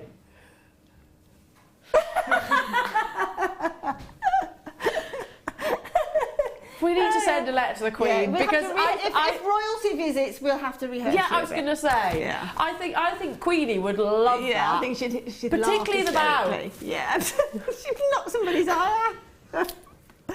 Literally, yeah. Fingers out the nostril of the person next to you. Stay clear, health and safety. Yeah. Kim's about to bow. You've met the Queen. When did you meet the Queen? Was it about your bundles? Was it about your bundles? Was it about your bundles? What was it about? You got a Queen's Award. Oh, for bundles. Clearly for bundles. What was it for? You had to work at a garden party. Oh, right, yeah. Oh. Well, this is where she's getting her inspiration from, because these are very garden party, aren't they? They are very garden party. Wow. Did you actually have a little rocking party with Queenie then? Yeah. She's only tiny, isn't she? She's a little dut. I love our Queen. I love our royal family. Yeah, absolutely. Anyway, totally digress. Talking of parties and garden parties, got your rose garden here. 10 strands. Look at those gorgeous shapes and sizes that you've got here. If you love your kunzites or your morganites, you'll adore this. I need to pick up the ante because all this gassing about curtsies and everything, and I'm not bringing in your pre-night as well. Lots of opportunities, gorgeous, gorgeous gemstones here. There's so much, sorry, that I'm struggling to actually sort of separate them and actually bring them all to. Oh no, Brummy, I'm in all sorts of issues here. I think they look exquisite like they are. How many strands are there? 10? 10 strands of rose quartz and pre-night. What? That's so inspired. Do you want any help? Ryan? Closer than I am.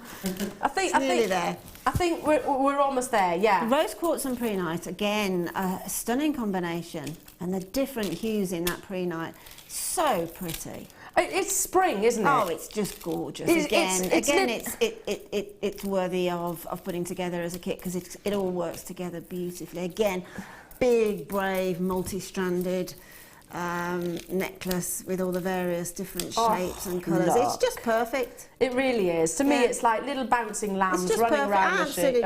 Again, it makes my mouth water. It does. It makes my mouth water with sort of inspiration for. I mean, I love pre-night. I don't think we see enough of it. No, I agree.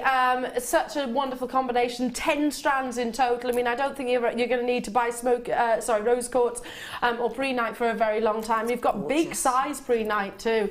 10 strand bundle, low in stock, should be apparently £36.50. That's incredible.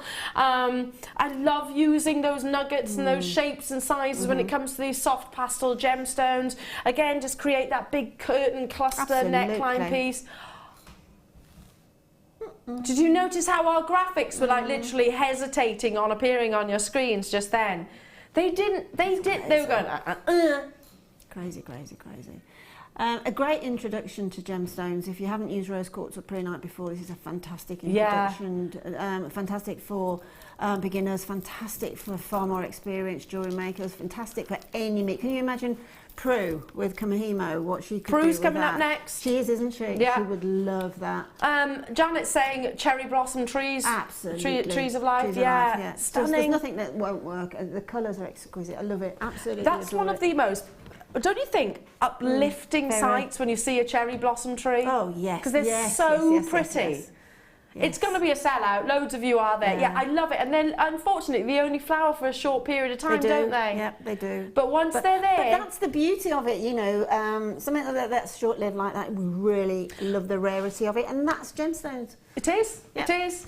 You appreciate it more, don't you? Absolutely. You appreciate. It's the same as and again, this is a metaphor, but when you go on holiday, I mean, it's lovely to go all different places and locations around the world. But when you have you ever when you fly back into the UK and you see everything which is lush and green, that's when you really appreciate the beauty of the UK. Do you agree with that? Absolutely, I do. Totally, honestly.